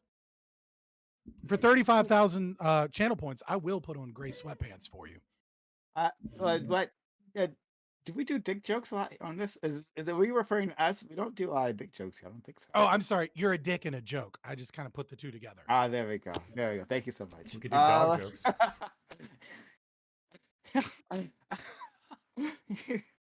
I love the warm. I set it up and I was like, please say something. Fair enough. Okay. Well, I'm glad. Like, I love the warm and fuzzy feelings this man always leaves me with. Okay. I feel loved every time. Let's go to Rezi. Rez, yeah. Well, you were here. So yeah, I mean, I was here. I got in like what I wanted to say. I want to close with I won the second half of this debate because nobody engaged with me properly. The Business Law of 1933 goes ahead and asserts that corporations don't actually give a fuck, and that they did that literally so they could subjugate the worker. If we're going to talk about subjugating the worker, we're going to talk about the commodity value of suffering, especially as we try to go ahead and raise our great Lord Moloch. Then guess what? You can come talk to me, twitch.tv/Resver. I make memes, sometimes have like sort of serious conversations, but I like making jokes and trying to make it understandable for other people. We have fun. That's what I do. Thank you, and I do appreciate it. Hold on. He said his great Lord Moloch. Now I know who made the Ruth Bader Ginsburg statue. Yes, it was me Got it the now. It whole was you. time. You have no idea what it truly means. We're gonna go to our Your friend- your art subjectivist Ah. arguments against Prime 2.5 hours ago were totally wrong. He was right. It was about the merging of humanity with plant forms and ultimately bringing forth that television show that was based off a video game with fungus people and shit. Prime is trying to make us all fungus people. Okay. All right. Thank you so much. All right, Aiko.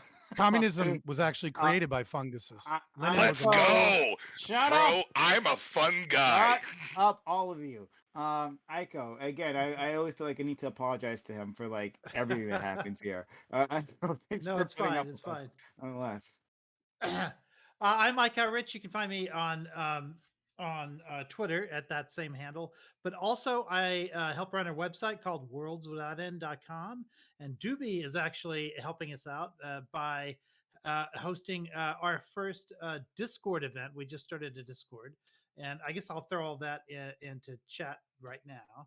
And our first Discord event is going to be about sci-fi books that were been made into films. So you can find Thank us you there. so much. Please, everyone, check it out. I've seen that website that he's talking about, and it's actually really cool. It's a really cool service. So it's a fun place, especially like sci-fi. Go check it out. Like There's a books. lot of political sci-fi on there too. Yeah. Like, But check it out. but do androids dream of electric sheep? That's the question. And is a future with Cyborg Futanari better than the future we Oh my currently god. have? Okay, counterpoints. Last but not least, we have last but best, honestly. We have my man Counterpoints. Look, Counterpoints, I've missed you so freaking much.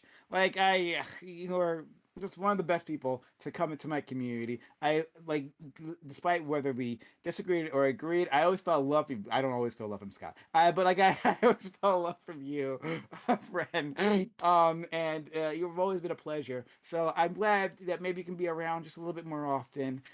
Because you're great. I love you. No, it was great to feel like we were back in the olden times. The only problem is I'm in the wage cage until 8:30. But I would say, yeah, let's just plan on doing the last week of every month. I'll be here, and then if my flexibility gets a little bit better, I'll let you know. I fucking love panels. I love yelling at people. Scott, obviously, like I don't know if you feel this, but it's like the love hatred. So I love to hate It's like you. makeup sex. Right. Yeah, it's like having like a really toxic girlfriend who's like hot as fuck, but like the relationship is terrible, like that kind of shit. Yeah. So that's how I feel about you, where I love to hate you. I had this guy who, if you'll indulge me a quick story, I went to boot camp with this guy, and then I moved on to the combat training, and we fucking hated each other in boot camp. But by the time we got to combat training, we were the only faces that we recognized. So it was like a fraternal hatred love. So it was very weird, very familial. So I feel like we're building that relationship, but brick by brick between you and me. So that being said, I do Warhammer 40K reviews largely. I do media breakdowns. So if you're into really violent, very aggressive, grim, dark science fiction, check out my main channel. You can just type in Counterpoints Common Spelling. Counterpoints 30K is my main channel. Counterpoints Coliseum is my debate channel. I'll be uploading this VOD there. And then also on Friday nights, every other week, I'm trying to do something called the Heated Hippie. Hopefully, eventually, the spiritual successor to the Hippie Dippy, trying to revivify the panel scene, make it a little bit more, free flowing, and get those relationships going again. I think everybody kind of burnt out and started hating each other too much in order to build, panels as frequently as we want to. So if we can get, basically Reverie and Heated Hippie in rotation, I'm going to be a very happy camper. So again, Prime, thank you for having me. The feeling is mutual. I sincerely appreciate you guys and your communities. And y'all have a beautiful night. We should. Okay, so if that's the problem, if it was the relationships, then I think this is a perfect example of how we can make it work, right? Like that, despite the fact that so You have a schizophrenic, an ANCAP, a Canadian, an old man, and then a guy who commodifies suffering, thus proving all my arguments. Indeed, like that. Despite the fact that it seems that we're so far apart ideologically, like I keep calling these people back. I force us all to share the safe space constantly, right? And slowly we start building these relationships, right? Like I don't think these jokes and like these barbs that like we toss at each other would have felt so good the first time around. Like the first one or two times you guys appeared. But we've kept at it, and I don't know. I think it's great. So yeah, you making me interact with Lactoid has made me finally appreciate white people. I'm gonna leave it alone. Good thing. All right. Thank you all white men. Good one.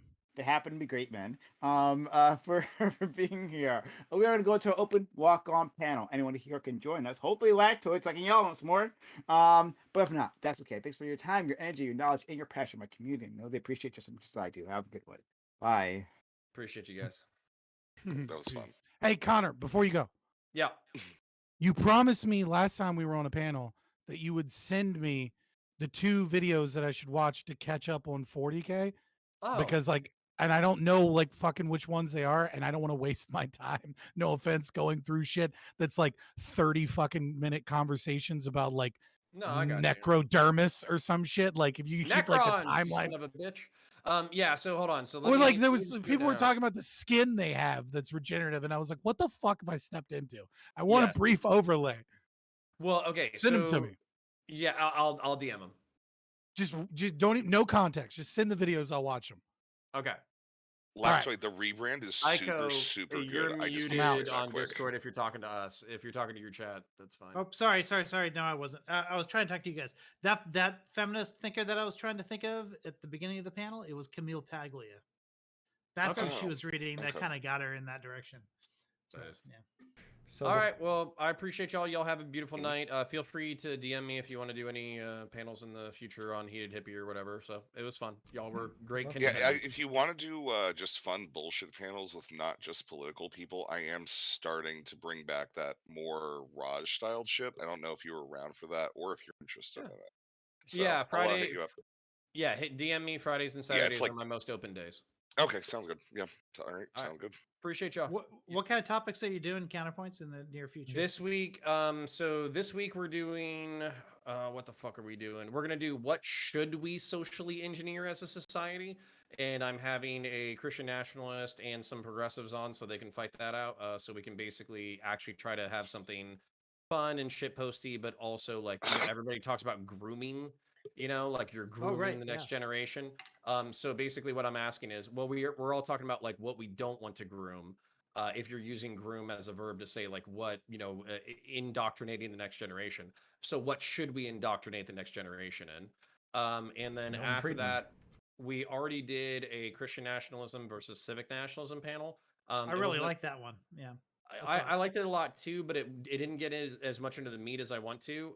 So what I thought would be fun is doing nationalism versus globalism, and then having a bunch of like progressives on who like don't even believe in a fucking nation state, and then forcing the Christian nationalists and the civic nationalists who otherwise fucking hate each other to basically be on the same team to debate globes. I think that'd be all really right, if you fucking want fun. something counterfactual that's going to make people like really challenge the side that they're on, is just bring up Ukraine, right?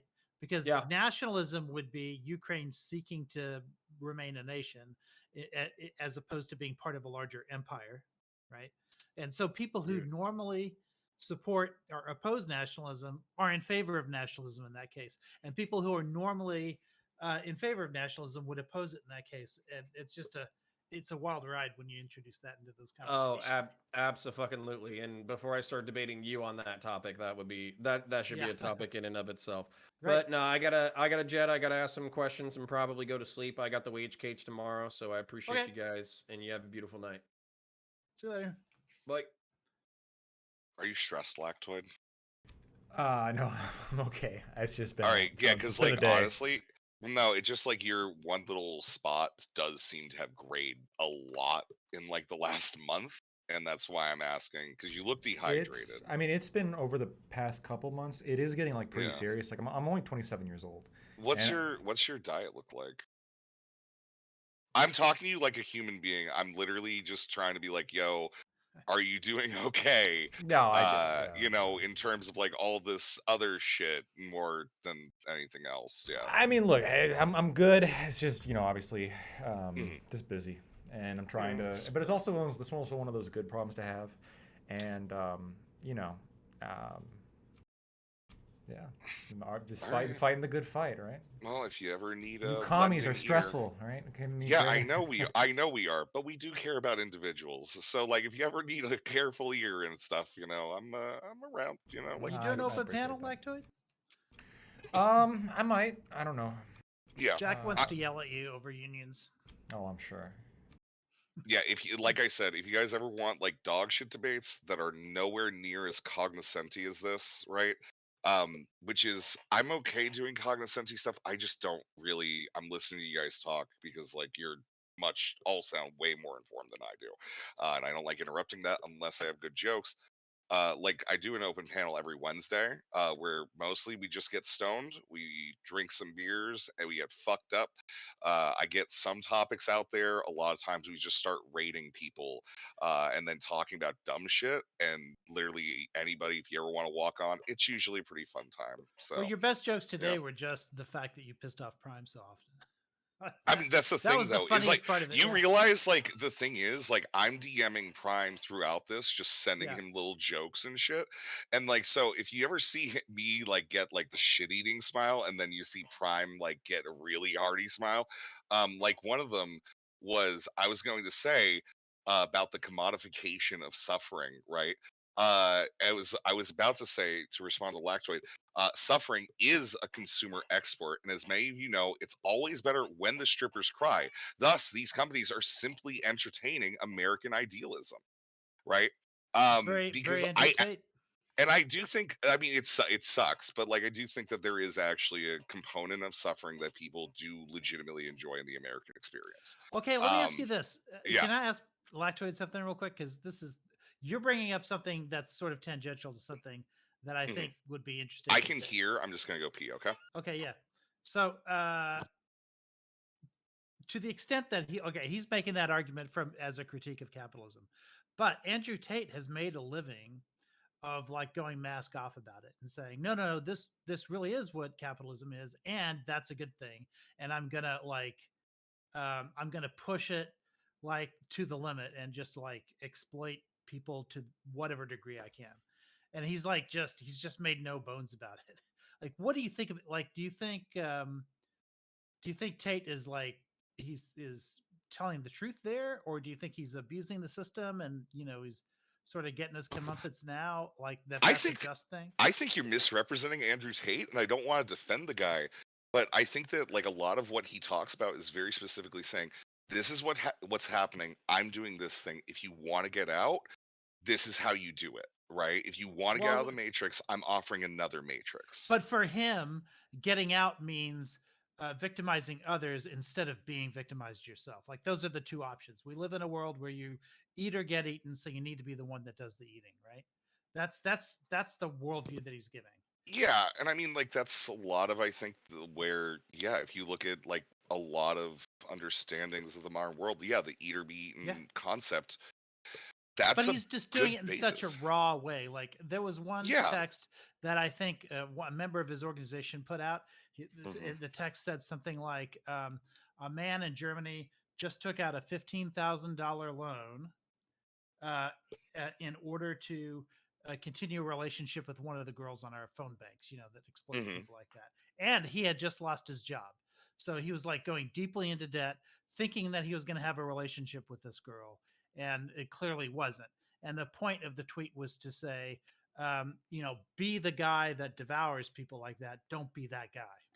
Well, it's the idea that you're either the devourer or you're the food, right? And the thing is, that's kind of how the world works, right? Like just in a simplistic, like rudimentary way, that's how the world works, right? As humans, we don't like that, right? Like that's just like a part of like our humanity. He's almost an accidental truth teller in that sense. So I want to. He's implying he's putting the laws of the jungle above the laws of humanity, and I think that like there is a basis there that there can be value ascribed to the few. However, in larger systems, that isn't going to work well, right? That's why we don't just go wantonly murdering people. It's not sustainable. However, we are at such a large amount of human beings that you can have bad players and still have everything function fine. And the number of bad players that there are, like guess what? Like we see the same shit. This is what happened with a lot of like the Madoff shit, people killing themselves, or like these companies doing that. Guess what? This is happening. This is just how some people play against this because they don't have ascriptions to like doing it's the prisoner's dilemma, right? Where it's just like, guess what? If you can just fuck people over because like it's not going to fuck them over too much, why not? Lactoid, what do you think about that? So my criticism, but I don't know. So Andrew Tate is like somebody put it in my chat. I think it's perfect. It's like 30% right, which is you can identify the problem, or not even necessarily the problem. You can identify the environment that you're in, okay? And you can be very honest about operating in that environment. I don't think that there's anything wrong with doing that so far, right? And because honesty is good, and recognizing the environment you're in is good. You can also recognize that, well, I'm going to do this thing, and stopping me from doing it is wrong, right? And I think this is where like my ideology begins to like depart with the likes of Andrew Tate, because while I agree that you can be like as blood-sucking as possible, blood-sucking term being like trying to get a bunch of money, trying to do this, do that. As long as you're not violating people's rights, I'm not going to stop you. I don't think you should be stopped because again, you're not like infringing upon anybody's rights. But I do think, though, we should be able to recognize, at least like on a social level, we should be able to recognize when somebody's behaving in a way that like we find uncouth or unsavory, or And we can shame it. here's the best term. Actions that would be typified as antisocial. I would apply this to any, and this is going to be part of a much larger discussion that's going to happen later, but I would consider this to be like exploitative. And what I mean by exploitative is both parties are consenting, so I don't think anything wrong is happening, but one party is demonstrably not well off because this action occurred, and one party's very well off. And, so when and Andrew we can Tate, question how well And that's the informed difference between consent is. consent and informed well, consent. no, I'm thinking like you can even like informedly consent to this. Like the best example I can think of is Christopher Hitchens, was one of the smartest people I know, and I've ever watched. And dude was one of the most voracious drinkers and smokers that existed. And the whole time he was perfectly conscious about what he was doing and what was happening to him, and he just didn't want to stop. I think here is somebody who, they consented to doing that. I'm not going to second guess them or play parent and like paternalistically limit them what they can do. But at the same time, like the companies that are manufacturing those goods that this guy's using are exploiting him, right? They are hurting him in exchange for money. And I think that's what Andrew Tate does. And then on the other hand, I think you have much more healthier figures. Now I know he's controversial, but I think like Jordan Peterson, for example, you can criticize some of his stuff, but I think the main theme underlying a lot of Jordan Peterson's ideas was the idea of self-improvement, right? The idea of when you're faced with exploitation, try to like not be exploited, try to improve yourself to the point where you're like not vulnerable to that, as opposed to Andrew Tate, who I think has the opposite mentality of not like don't get exploited. It's more like go exploit somebody else, right? Like this is the system, don't resist it, join it, and we can go fuck over other people too. That's what we should be doing, right? Yeah, I think you're describing the Peterson from years ago. And I think Yes. that's not the Peterson of today. Well, the one That's that I know another of, because I haven't seen conversation. any Yeah, of this recent the shit. thing But- is, like the Pearson from years ago. I'm gonna go try to is- join the panel, but I think yeah, you're right. The Peterson from years ago is fundamentally. He still has issues, and the Peterson from years ago is what led to the Peterson of today. So yeah. I mean, plus the actions taken against him. Right? I think that if he were not kind of like just all around condemned, I don't think it would Yeah. have gotten as I agree. bad as it has gotten. In And I some think ways, that he's there's the some- monster that the left has created. Yeah, exactly. Like all And, like, monsters. yeah, exactly. I mean, monsters are just. Yeah, sure. Yeah. But All right, it was this good. is fun. Yeah, no, good talking with y'all. I appreciate it. Yeah. Yeah. I might jump on the Good. open panel Take care. for a little bit. We'll see. Yeah, I got to go yell at Wick about things. So, yeah.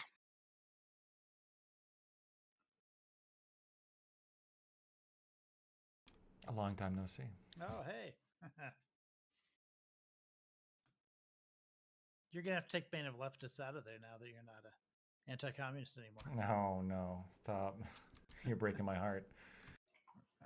This is what I was. Was it a afraid hard of. decision to make that change? Yeah, it was, for sure. It was especially hard because, I mean, I don't got to get into it, but it was there was like some technical issues I was having, and Oh, right. so yeah, and so like it was actually like just a struggle to even get the name change going, and then there's also like there's always the second guessing yourself, but I think overall it's probably a benefit, just because of like consistency, ease of finding me, and being able to, I don't know, all that shit. Hey guys, I was what's up? just wondering, do you guys want to move into the Thousand Sunny or like Yes. the Yeah, that's what we're here yes? for. Okay, that's the only thing I was wondering about. Also, You're like quietly I saw your earlier conversation about capitalism versus communism. I thought that was really good, man. You did a really great job in there. So That guy was yeah. angry. I mean, non-smokers like degenerate. I'll wait for the camera. Let's until we put get it that into way. But yeah, Yeah, do hey, something. I'm gonna move you guys in and have fun. So I'm gonna disconnect. So Thanks. good luck, guys.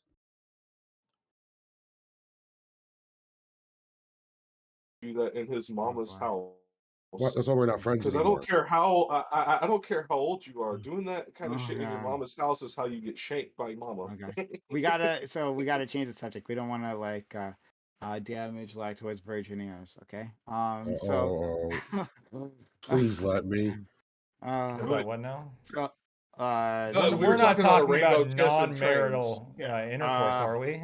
Oh, we Yeah. absolutely are. In the Look, worst I'm of sorry. ways. Tisk tisk. Yeah, we went over airtight. We went over rainbow kiss. Now we we're don't going have over to. trains. We don't have to do any of Lactoid that. only is interested in it if it's a dominant form of non-marital sex. It's true. What did I say? What did I say? I have very strong opinions about this. Let's go before we get him started. Oh boy. Let's talk about business because it's better. It's more PG. Okay, we can have a PG conversation. Something So, that. Lactoid, what's the legality of a brothel? That is a business, after all. Oh boy. Currently it's illegal outside of certain areas of New Mexico, right? It's Or wait, legal in his home country. Nevada, sorry. But No, let's. it's not. In Canada, absolutely. Sorry, that really was. That really was just. I thought you were talking about like Sweden, but it's they have like the most fucking pathetic. The Swedish model, like it's terrible. Like the Scandinavian model is awful. Thank you. And I have argued with women on this platform against that, and I've won the argument. To be sure about that. Because it's it's a power vector for them. They're never going to argue against it. Wait, what? What do you think my side was? Oh, maybe so that's my opinion. I think it's a power vector, but I don't know what your take was. If the take was what do you mean by power vector? I don't know what you mean by that. So, so the Swedish model, the Swedish version is like essentially what happens. Like if we're just like understanding how the dynamics work, is the guy goes to jail and the girl doesn't. Yeah. You can see how this could like entrench like feminine power, matriarchy kind of shit. Oh no. Oh, okay. I don't think that's how they were looking at it, but that's an interesting way of doing that.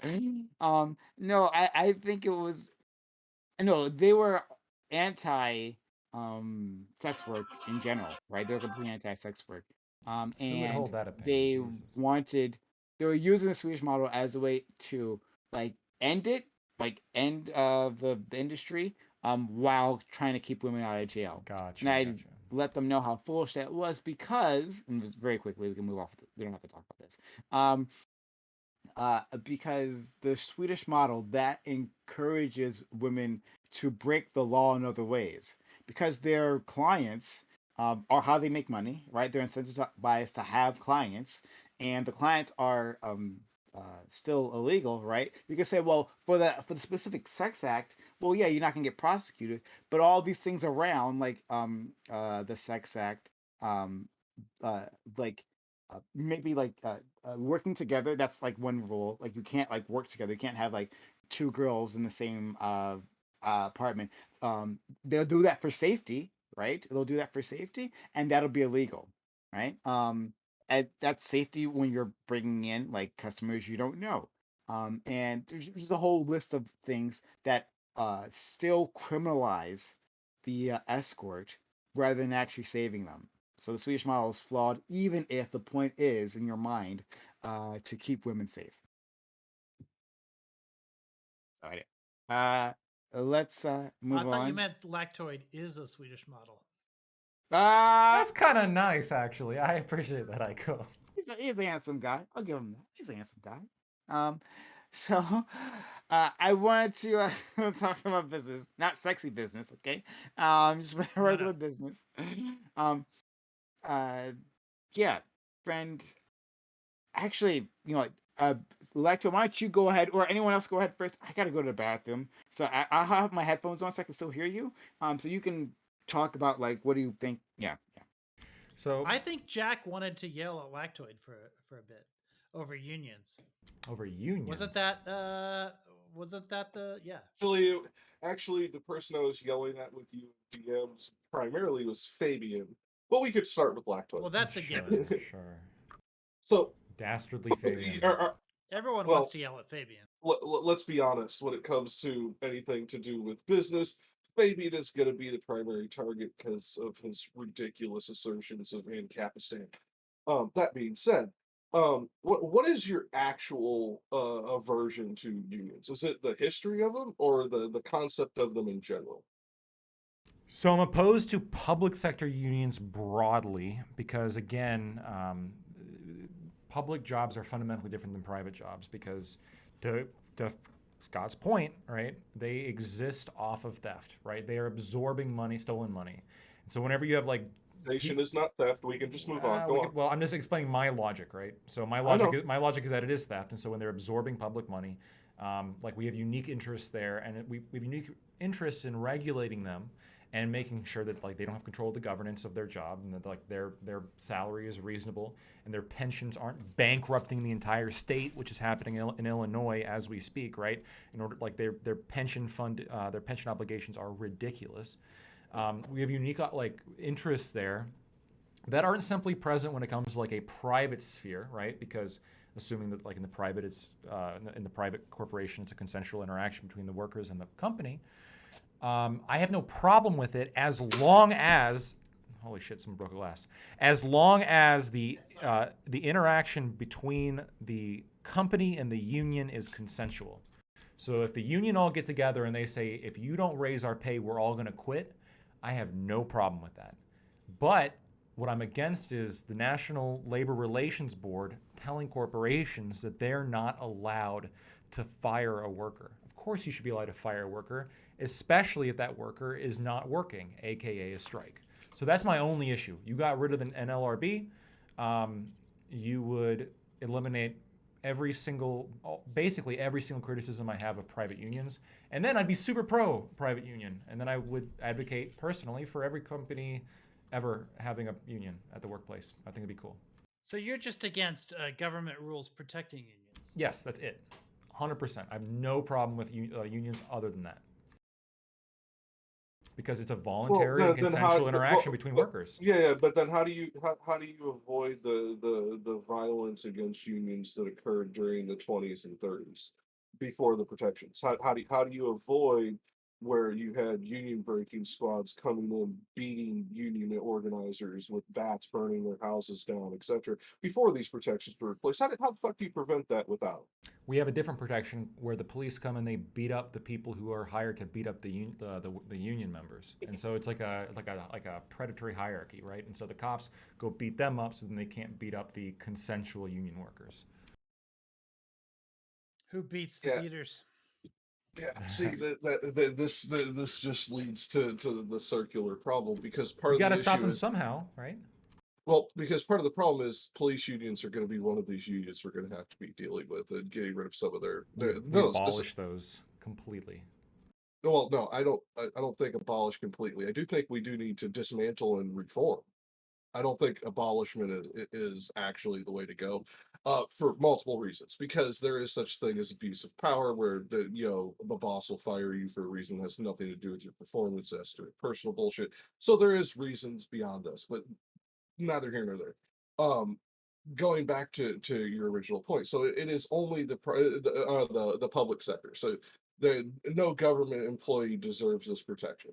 Only private employees. Why no government employee deserves this protection? We should be able to exploit them to the nth degree. I mean, if we're going to use the word exploit here, I mean, no. At this point, if they have no protection, that is what will happen. Is it will lead to exploitation.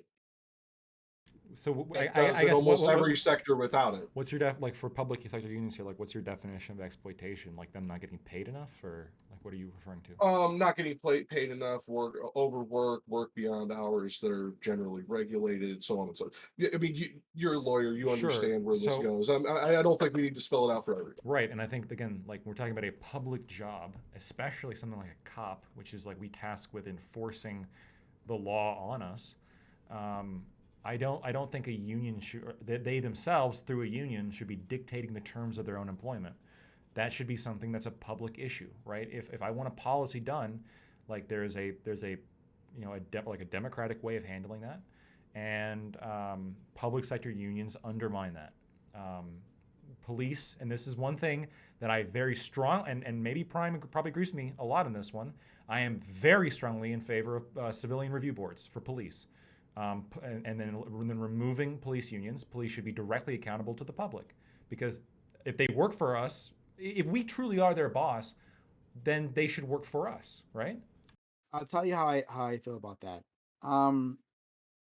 I think that the police and military, any armed group, right, that has the power of the state behind them, I think they are different. They just aren't the same as labor, right? In fact, they're used by capital to like discipline labor oftentimes. So I don't think those they are in the same category. However, within the context of their own like work environment, I want them to have protections. I want them to be able to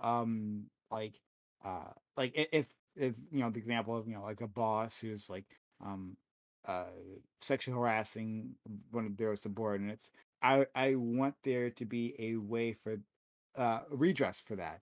And oftentimes the best way for that is through a union. However, as I like unions as they stand for other workers are not acceptable for police officers. I've heard like in the UK they have a special category, which name I always forget, like a fellowship or something. I don't know what it is. That acts like a union, but they lack political power. So like they can't exercise their power within like city hall or whatever. They're barred from that. That's something I would want, right? Restricting police unions from being able to have those political interactions.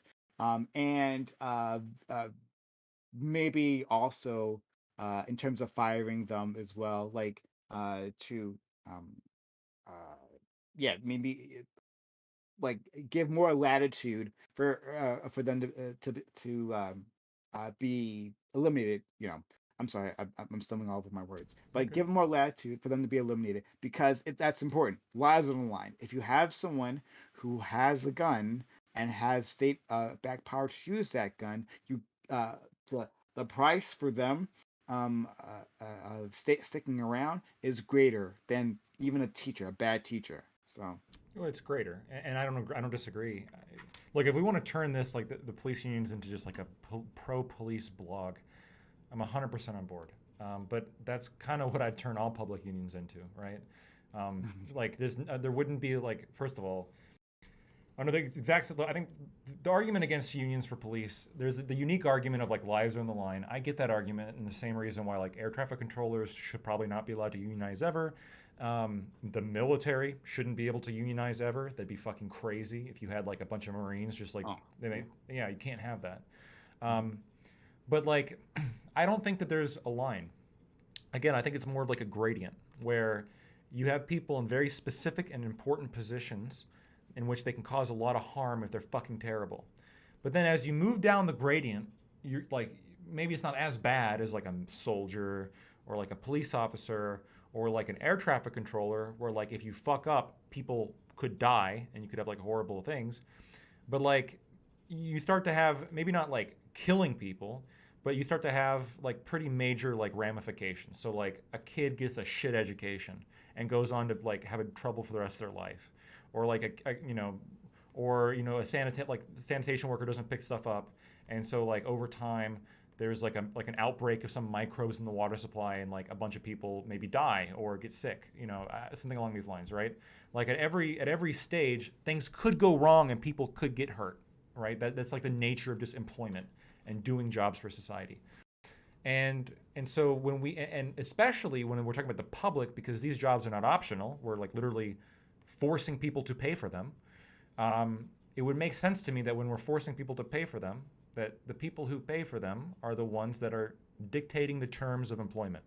Like we are saying, we want this task done. We need somebody to like pull over people for speeding tickets. Here are the rules. and the rules are this. We have dictated the rules here for being a cop.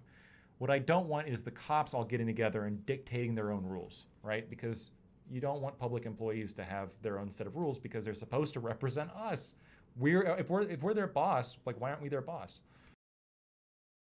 Well, that's a common colloquialism that we're their boss, but we're really not. That's always been we should be bullshit. No, they should be, it's but I don't just think that. Yeah, even the reforms you're talking about wouldn't make them work for us. Like Scott said in the previous panel. I mean, they work for capital. They work for the state. They don't work for. we have a. It's not a good Supreme thing. Court- I we know, have a but the Supreme- unions aren't the cause of that, though. They help Yeah, and entrench it. The Supreme Court decision saying they don't have to risk their life to do their job. The Supreme Court decision saying that they aren't required to meet certain codes of ethics. Police have gotten a lot of boons from the court that have very little to do with the union. So we can't blame this all on the union. The union I agree will with that keep a first lot one, of by the shitty cops out. Yeah.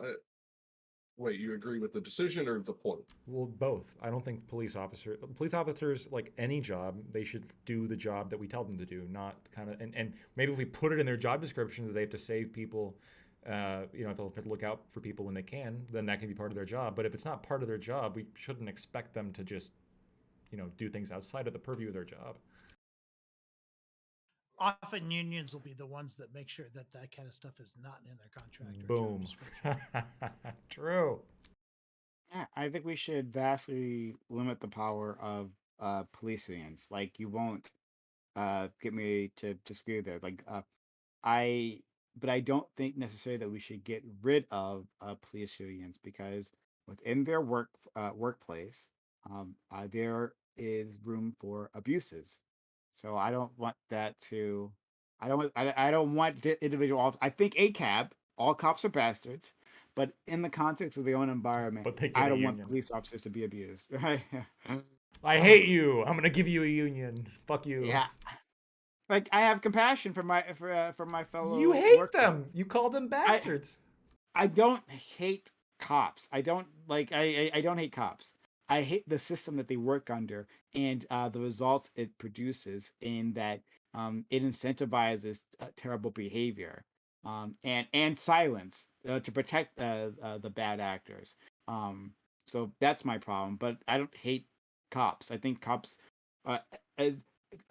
Someone asked me about that. Like, am I one of those people who would say, like, get rid of cops? I don't know what comes after the police. Like, we get rid of the police. Yeah, like, I just don't get it. So I accept the police officers as necessary evil, but I don't think they have to be so evil. I think we can have a better police force than we do. It just takes serious reforms. So I have a question. I guess probably directed at Jack really more than anybody else. But you heard in the panel before all these sort of examples of unions fighting for accountability rules so that they can keep people on who might otherwise get fired. In many of those cases, in my opinion, at least the people that I've seen in the work that I've done over the years, is that it's bad teachers who are unfireable. But we all know that that's true in police forces. We all know that this happens in firefighters, all other kinds of public sector jobs. So if that's one of the sticking points, and if, as people have pointed out in the earlier panel, that's not all unions can fight for, what do you think about that aspect of what unions do? I actually think that Lactoid's bringing up a point I was actually intending to bring up later. I didn't think you were going to go to Citizens Review Board. You beat me to it. Thank you, by the way. But no, Citizens Review Boards for all unions would actually have this solution as well. Like, honestly, because Citizen Review Boards are select committees. They're very easy to form. They could be done literally for every nationalized union. But would they have the expertise to evaluate that sort of, like, if you brought the average parent in and said, should we fire this teacher? I don't think that person would be qualified to make those kind of decisions. It's a review board. They don't have a final decision. They are the voice of the public to the union. That's their job. They don't actually have the final say. For example, in police, a citizens review board gives their recommendation to the mayor, and then the mayor will lay down the law to the police force if the police chief won't do it. That's so there's options. I don't know exactly how to set up the mechanism fully without like actually doing deeper dive and talking deeper about it, but that is actually something we could set up for unions across the board. And that would allow again redress, not overall control. Uh, teachers, like I've, from my understanding, that when you uh set up so that teachers review each other, that teachers within the school like have their own internal review board to judge the performance of the teachers, that they're actually harsher than even management, you know, like the principal and all that stuff. Like they are harsher on other teachers. So if we That might be wanted, an option. yeah, so if we wanted to, you know, keep a union, which we should keep unions, but still have a way of getting rid of bad teachers, then maybe we should rely on teachers, and give that a try. You know, panel of select committee from educators. Maybe Yeah, that would be and a way to do it for teachers specifically, at least. I think that this doesn't work for, uh, well, we can see manifestly it doesn't work for uh, the cops, right? Because cops operate like a gang. Cops commit crimes all the time, And they and they hide protect it. those things. Yeah, and they protect their own. It's different. Like it's a completely different work environment and a complete mentality, and draws different type of people there. So I don't think that works the other way. I think this is. I don't. And I don't know what are other examples of public sector unions. I always could think of cops and teachers, but like Firefighter unions. I brought that up Firefighters. last time. You also have there used to be unions for certain government employees, like freaking postal, all kinds of things like that. So they exist. You just have to kind of think about certain sectors. For example, we had nationalized foundries for a while for steel. That was union, so on and so forth. yeah. But to I'm trying to engage Latoy. I don't want him to fall asleep. He's been working so hard today, you know. So Can't you see? yeah, apparently. I did notice that you had a little white like in the little corner of your hair there. So I'm like, why did he dye his hair that way? I don't know. That's all natural. Yeah, Oh, so yeah. I'm lucky. I don't go gray. I just went bald. And before I guess Chinchilla, thank you for being here, buddy. Yeah, why did you go full racist on Lectoid? That's my real question. I did No? go It full sounds like a racist. fellow Scandinavian here, right? That's what's going on. You are racist as well because you assumed that I was Scandinavian No, sorry. for He's some Dutch. reason. So I'm Dutch. I'm not Scandinavian. So go fuck Nah, yourself. It's all kind of the same. Yeah, Yeah, I call him the this is all loony. banter. This is all banter. This is all fun. I call Don't worry Chinchilla about the loony Dutchman. This man has had me rolling, laughing, and freaking conversations. He's Literally hilarious. Scandinavian adjacent.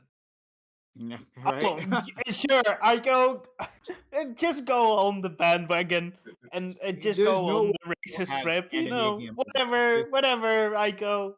There's literally no Well, way you don't have it's Scandinavian privilege blood. plus power, Chinchilla. We can't be racist against you. Oh, yeah. This is the communist chat, right? This is the channel that we joined right now.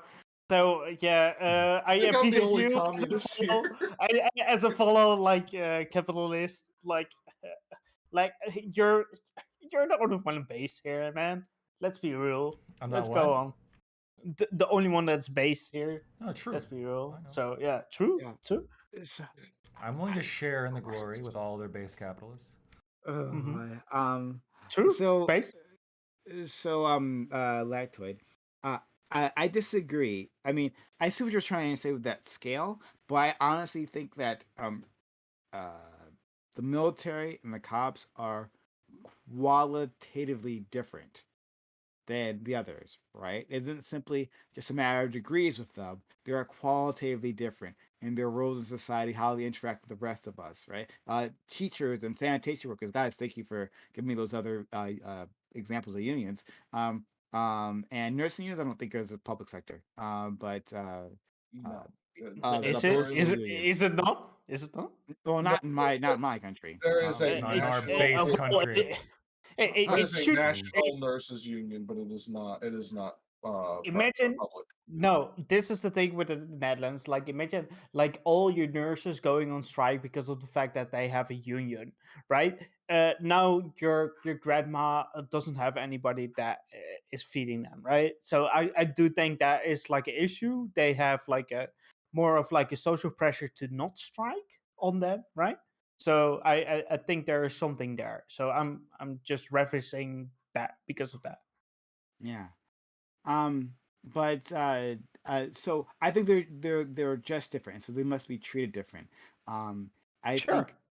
think that other than that, unions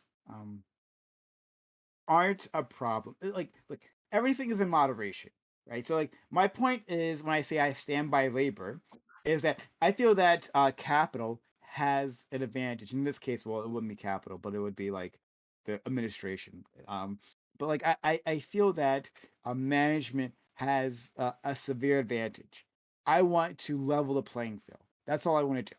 It's not that I want to make labor more powerful, right? So like a person, who invest in their time and effort to create a business, moving back to the private sector just for a moment, but to create a business, who they deserve the fruits of their labor and profits to benefit them for their risk. Absolutely the case. Um, I wouldn't want like labor to be like so powerful that like they make it impossible for them to run their company. I think that's fair. Like I think we can design there's a happy middle here. We can design these contracts where labor is protected from the ravages of capital, from the ravages of government management. And still we create a safe environment and an environment in which people are being paid a proper amount. That's my contention. Yeah, I mean, I think it's difficult because I think there potentially is just like foundational like value things here, because especially when like we're talking about it's qualitatively different. Like I agree with you that it's qualitatively Well, I'm not even sure. one Hold on, I'm not point. even sure I would say that. Hold I on, think, let me finish. Let me finish. I was going Like, to say one point about the military. You actually sign your rights away, so the military is demonstrably qualitatively yeah, we different. could do that with like every public job though, which I mean, I see We public could, jobs. we shouldn't. I disagree, right? I see public jobs, they should be a service, right? I think like you are. I understand like the sort of like left wing commie bullshit when it comes to like you're working for a company with like a bunch of rich shareholders or whatever the fuck, right? But when you look at it from like I think it was said perfectly. Counterpoint said it during the panel, which was, you need something. When he's talking about a private sector union, you need something to go against the corporation, right? You need that counterweight. And when it comes to the public sector workers, we are the corporation, right? The people are the owners. And so the analogy is there. You want something to go against the people, right? There needs to be something there to act as a counterweight to the will of the people. This is what I wanted to address during the panel, but I didn't get a chance to. That's absolutely not the case in real, like, in like the greatest sense of the most broad, vague sense of the term. Then yeah, I guess we are the people and we are in charge or whatever the fuck. That's not actually how these individuals interact within their work environment. In the work environment, they have management, being the in case of teachers, the school administrators. They have a management and they're given a job to do, and within that job, there is no democracy, right? It isn't like this is an extension of the democratic project. There, it's something that's required in terms of the U.S. school system. Like it is like statutorily required that we have these public schools, but it's not as if the vote extends there. We don't vote on the individual raises of teachers. We don't vote on We sometimes we do, like bond proposals address those sorts of things, which are good. Fine, we vote on the individual raises of teachers. So we vote on whether one teacher like gets a raise. No, and sometimes Well, those that's bond just it. We proposals don't. you're talking well, sometimes those bond proposals you're talking about puts money into the schools and then it never makes it to the teachers. So no, this isn't always a Well, the fair bond analogy, proposals. Rich. I mean, I suppose it depends. I mean, bond proposals I've voted in specifically say this per bond proposal is to give a 5% raise to teachers across the board, blah, blah, blah, blah, blah, blah. But we also don't get individual pay raises based on performance. That's one of the things that we don't have because of unions. And so the bond proposal, if it gives 5% raise to all teachers, then all teachers get a 5% raise. Then that's That's just something how that it works. can be discussed. If you're saying that if it has nothing to do with performance, okay, I'm willing to take a look at that. Maybe that's something that should change. But they have an administration, and that administration is capable of abusing their workers. They do it all the goddamn time. The workers deserve protection from that. We cannot simply rely on the government. Someone else said, I forget what it was. It was Ico or maybe Lecture, maybe someone else, who said that we have a certain level of protection now that this isn't like the 1800s or whatever the fuck, right? And we have a level of protection for the workers, and maybe we don't need these unions. That's absolutely not the case. There is nothing, simply no mechanism currently that is as responsive to labor as a union. So we absolutely do need those unions. We don't. Our federal government surely is not. Surely is incapable of it. Our state governments are surely aren't, or are actively hostile to labor. So we need those labor unions. The idea that they should be responsive to the people in terms of these workers. They never worked for them. They worked for the fucking principal. The principal acts just like, well, not exactly like, but can act in a similar manner to capital and especially in its abuses. So you guys. Well, no. And here's the federal example, OSHA. And I will use an example from it's anecdotal, but it's from my own personal history. I was working in a restaurant. I've been hired on to turn a restaurant around up in Pennsylvania. And I came in, there was mold, all kinds of shit. Like it was horrible. Well, OSHA came in about a week after I showed up to try and fix this stuff. When the fines got laid out, they tried fining me. I wasn't the owner. It was a chef who was hired on as kitchen manager to get the shit done. This was not my responsibility. I had no financial stake in this. Yet the fines tried to be levied at me. I had to get a lawyer for those fines to actually be leveled at the owner or levied at the owner. They actually tried fining the employee OSHA for something I was trying to actively fix. I was hired to fix. This is the federal government abusing labor. Yeah. So I just want to say, like, overall, like, I'm again, like, I'm a bit lactoid when it comes to capitalism. I'm a opponent of capitalism overall, and we You have have to sit unions. together. Go ahead. Come on, bro. Come on. uh, but anyways, like when it comes to like unions overall, they can have a detriment as well because of the fact that if you look at like unions within the Netherlands, but like overall they got like infiltrated by the corporations themselves, so they managed to worm their way in and basically like dictate wages and that kind of stuff. So especially like in the hospitality that Chakander was like talking about earlier. So I'm a proponent of like having unions overall, but I'm just saying that having unions overall is not necessarily like benefiting the workers, and so you really need to make sure that you set that up right because it generally it goes wrong. It just generally it fucks up shit, and like I'm from a prosperous country. I'm supposed to have a country that is like no corruption and that kind of stuff. But when it comes to unions, well, they are not necessarily like serving the common man, so to speak. Prime, I think I can make a concession to you in terms of what you just said because it is true that there's I don't really like okay, so specifically on teachers unions, like I'm responding to experiences that I've gone through like in recent decades, throughout my life. But I'm responding to the things that the union did, like in the moment when something like, you know, all of those things that about a teacher that we couldn't fire, or accountability standards that we couldn't put in place, or how high performing teachers couldn't get paid more, or whatever. But I don't know the counterfactual. Like there are a lot of overall, one of the reasons why I love being in that field is because I do feel like I'm treated well in the districts where I work, and I don't know the counterfactual. I don't know how well I would be treated if we didn't have unions for the past century, like working for that sort of thing. So it is absolutely true. Since I don't have the counterfactual, it's really hard for me to like refute what you're saying in terms of because if I'm working for the government and I don't have anybody to represent me, yeah, I mean I can see how that might go south. Like I can understand that argument. But the things that I'm describing to you are like when I see things change as regard because a union got involved.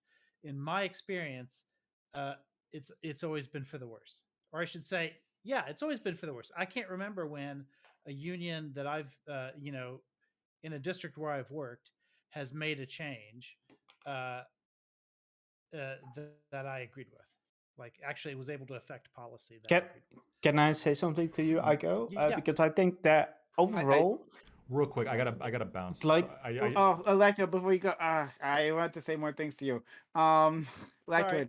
Well, what was no, that's fine. And Tisha, we'll get to you after. Electoid. I'm What did you sure think I'll of what I see said you previously?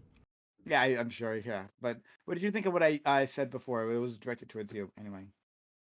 I'm sorry. Could you quickly repeat the last sentence of it? Oh, okay. Well, I was talking about how they're not responsive. Teachers aren't responsive to the voters. They're responsive to like management. Yeah.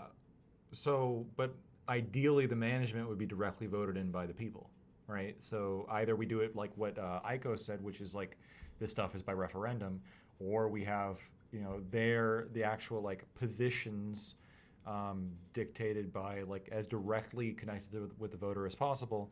And I think public sector unions just get away from that, right? Instead they put an additional barrier where the employees themselves can kind of form this, I think as you put it with police, gangs, but I think this is definitely prominent among other professions as well, where they kind of form this, this brotherhood, this code. They kind of use these terms in order to like justify the fact that they're really looking after themselves as opposed to looking after the public at large, which is who they should be tasked to serve. Teachers want to serve students. A teacher is by and large in the Ideally. profession because they want to serve students. Now there is an incentive, right? If you have the power, and if labor is too powerful, to create an environment so that you can do the least and still get paid the most, right? Like that's absolutely the case. But for the most part, teachers serve students, so they're not like fucking police, right? Like which is a gang. Um, uh, I say that I don't know how the system that you're proposing is necessarily workable in terms of like management. Like we do have a school board. For instance, we have a school board that is like democratically elected. We have that. I'm not sure how much more we can encroach like a direct democracy within like a bureaucracy that's going to function at all efficiently. So it simply makes sense that I mean, unless we're saying that the teachers are now the owners of the schools, right? Then that might be different. But unless we're doing something like that, then we need a labor union to represent them within the context of a hierarchical, uncaring structure. Yeah, look, look, teachers can own a school if they want to. They want to form a workers' co-op and open a private school. That's fine, where they can consensually take people's money.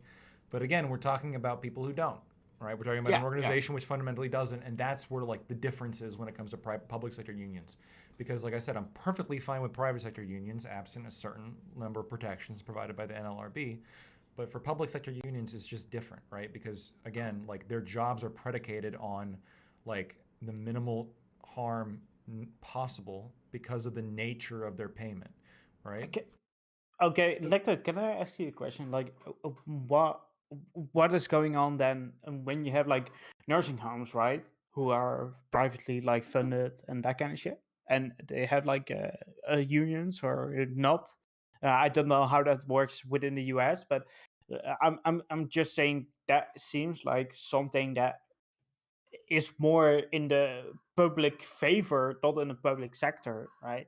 But that's one of those things that you think of like, well, if those people go on strike, that would be like pretty bad. So if they have like a union and the kind of stuff, right? They make demands. Like, do you want that do you want that to be part of like the public sector overall, and Whenever therefore, whenever yeah. anybody goes on strike, it's bad, right? If teachers were to go on strike, you got a bunch of kids that aren't getting education. Assuming we want kids to be educated, that's bad. But at the other end of it is, when you're not working, I'm like very fundamentally like opposed, like absent the most extreme circumstances like the military. I don't want to force people to work, even if unless lives are like directly on the line in like a very extreme circumstance like the military. I'm just saying to you that you're saying that the private sector overall can just go on strike, like probably, but the public sector cannot. And Yes. I'm giving you the argument like, well, there are some certain situations within the private sector, like elderly homes, and are you fine with those people just going on strike? Kinda, yeah. That's ridiculous. Like those people will starve. Like, I mean, that's dumb. they'd be like, the nursing home they're in would have to like hire new workers, or they would go to a different competing nursing home. Do you, that's what do would you happen. actually think that's so easy to just hire like new people just willy nilly? For a nursing home, I'm gonna be honest with you. Yeah. I've represented nursing homes in the past. Their employee, like, I'm not talking shit about their employees. Okay. Okay, whatever. My I'll my stop mom talking. works in a nurs- You my don't want to go mom there. in real life works in a nursing home. Go ahead, finish your So sentence, please. did my mom. So did my You used to mom. work at the nursing home. Look, so go ahead. Look, my mom also worked in a nursing home. I'm not speaking for all of them. I'm just saying there is a disproportionate number you of can felons just here. replace them. There is a Yeah, okay. I wanna hear what you disproportionate said, number of Spike. felons, I think, that work within this industry. I don't think it's that felons, difficult. okay. I don't think it's Mhm. too difficult to find Mhm. workers to fill these jobs, at least based on my experience working with these people. I'm just saying. I'm just if you know, I worked with people that were like they were like their mental process was going behind, so to speak, like dementia, that kind of stuff, and other like mental like problems.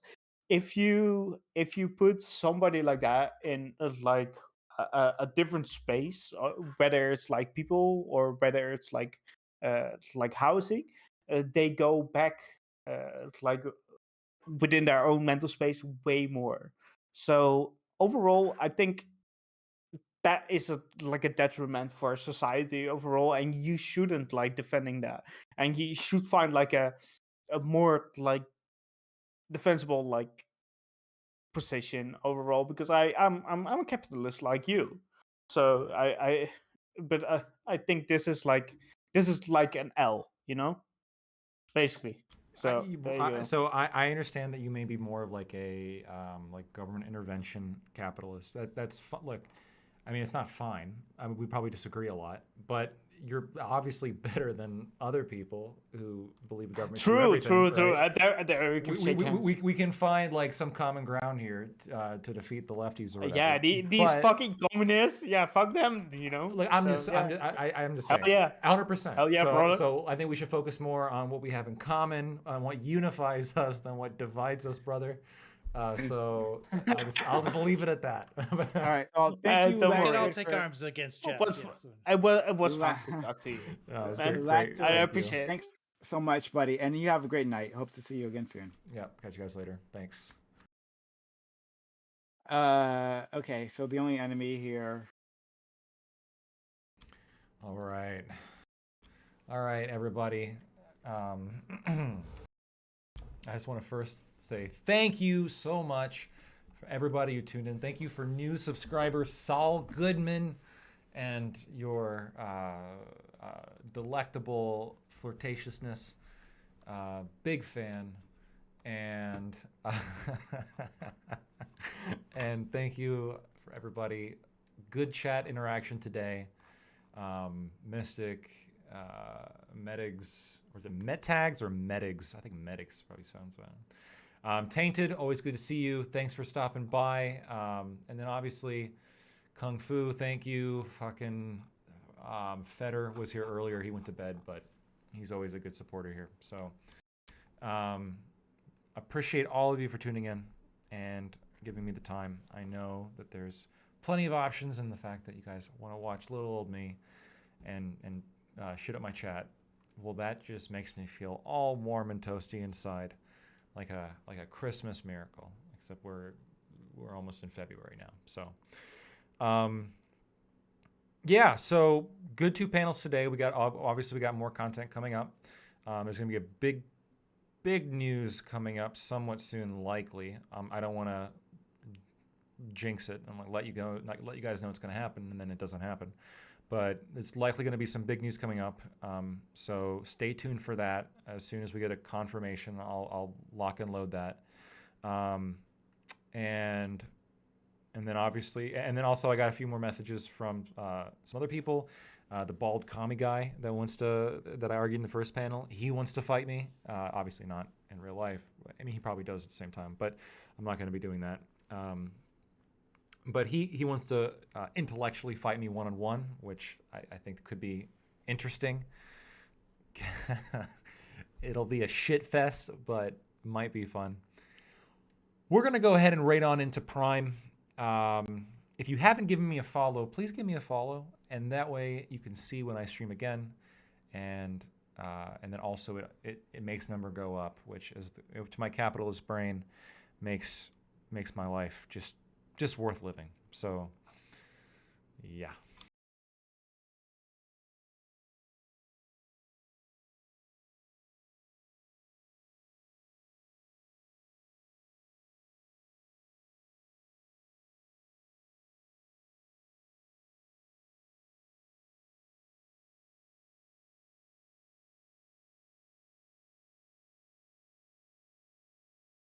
Like expertise overall will probably get elected into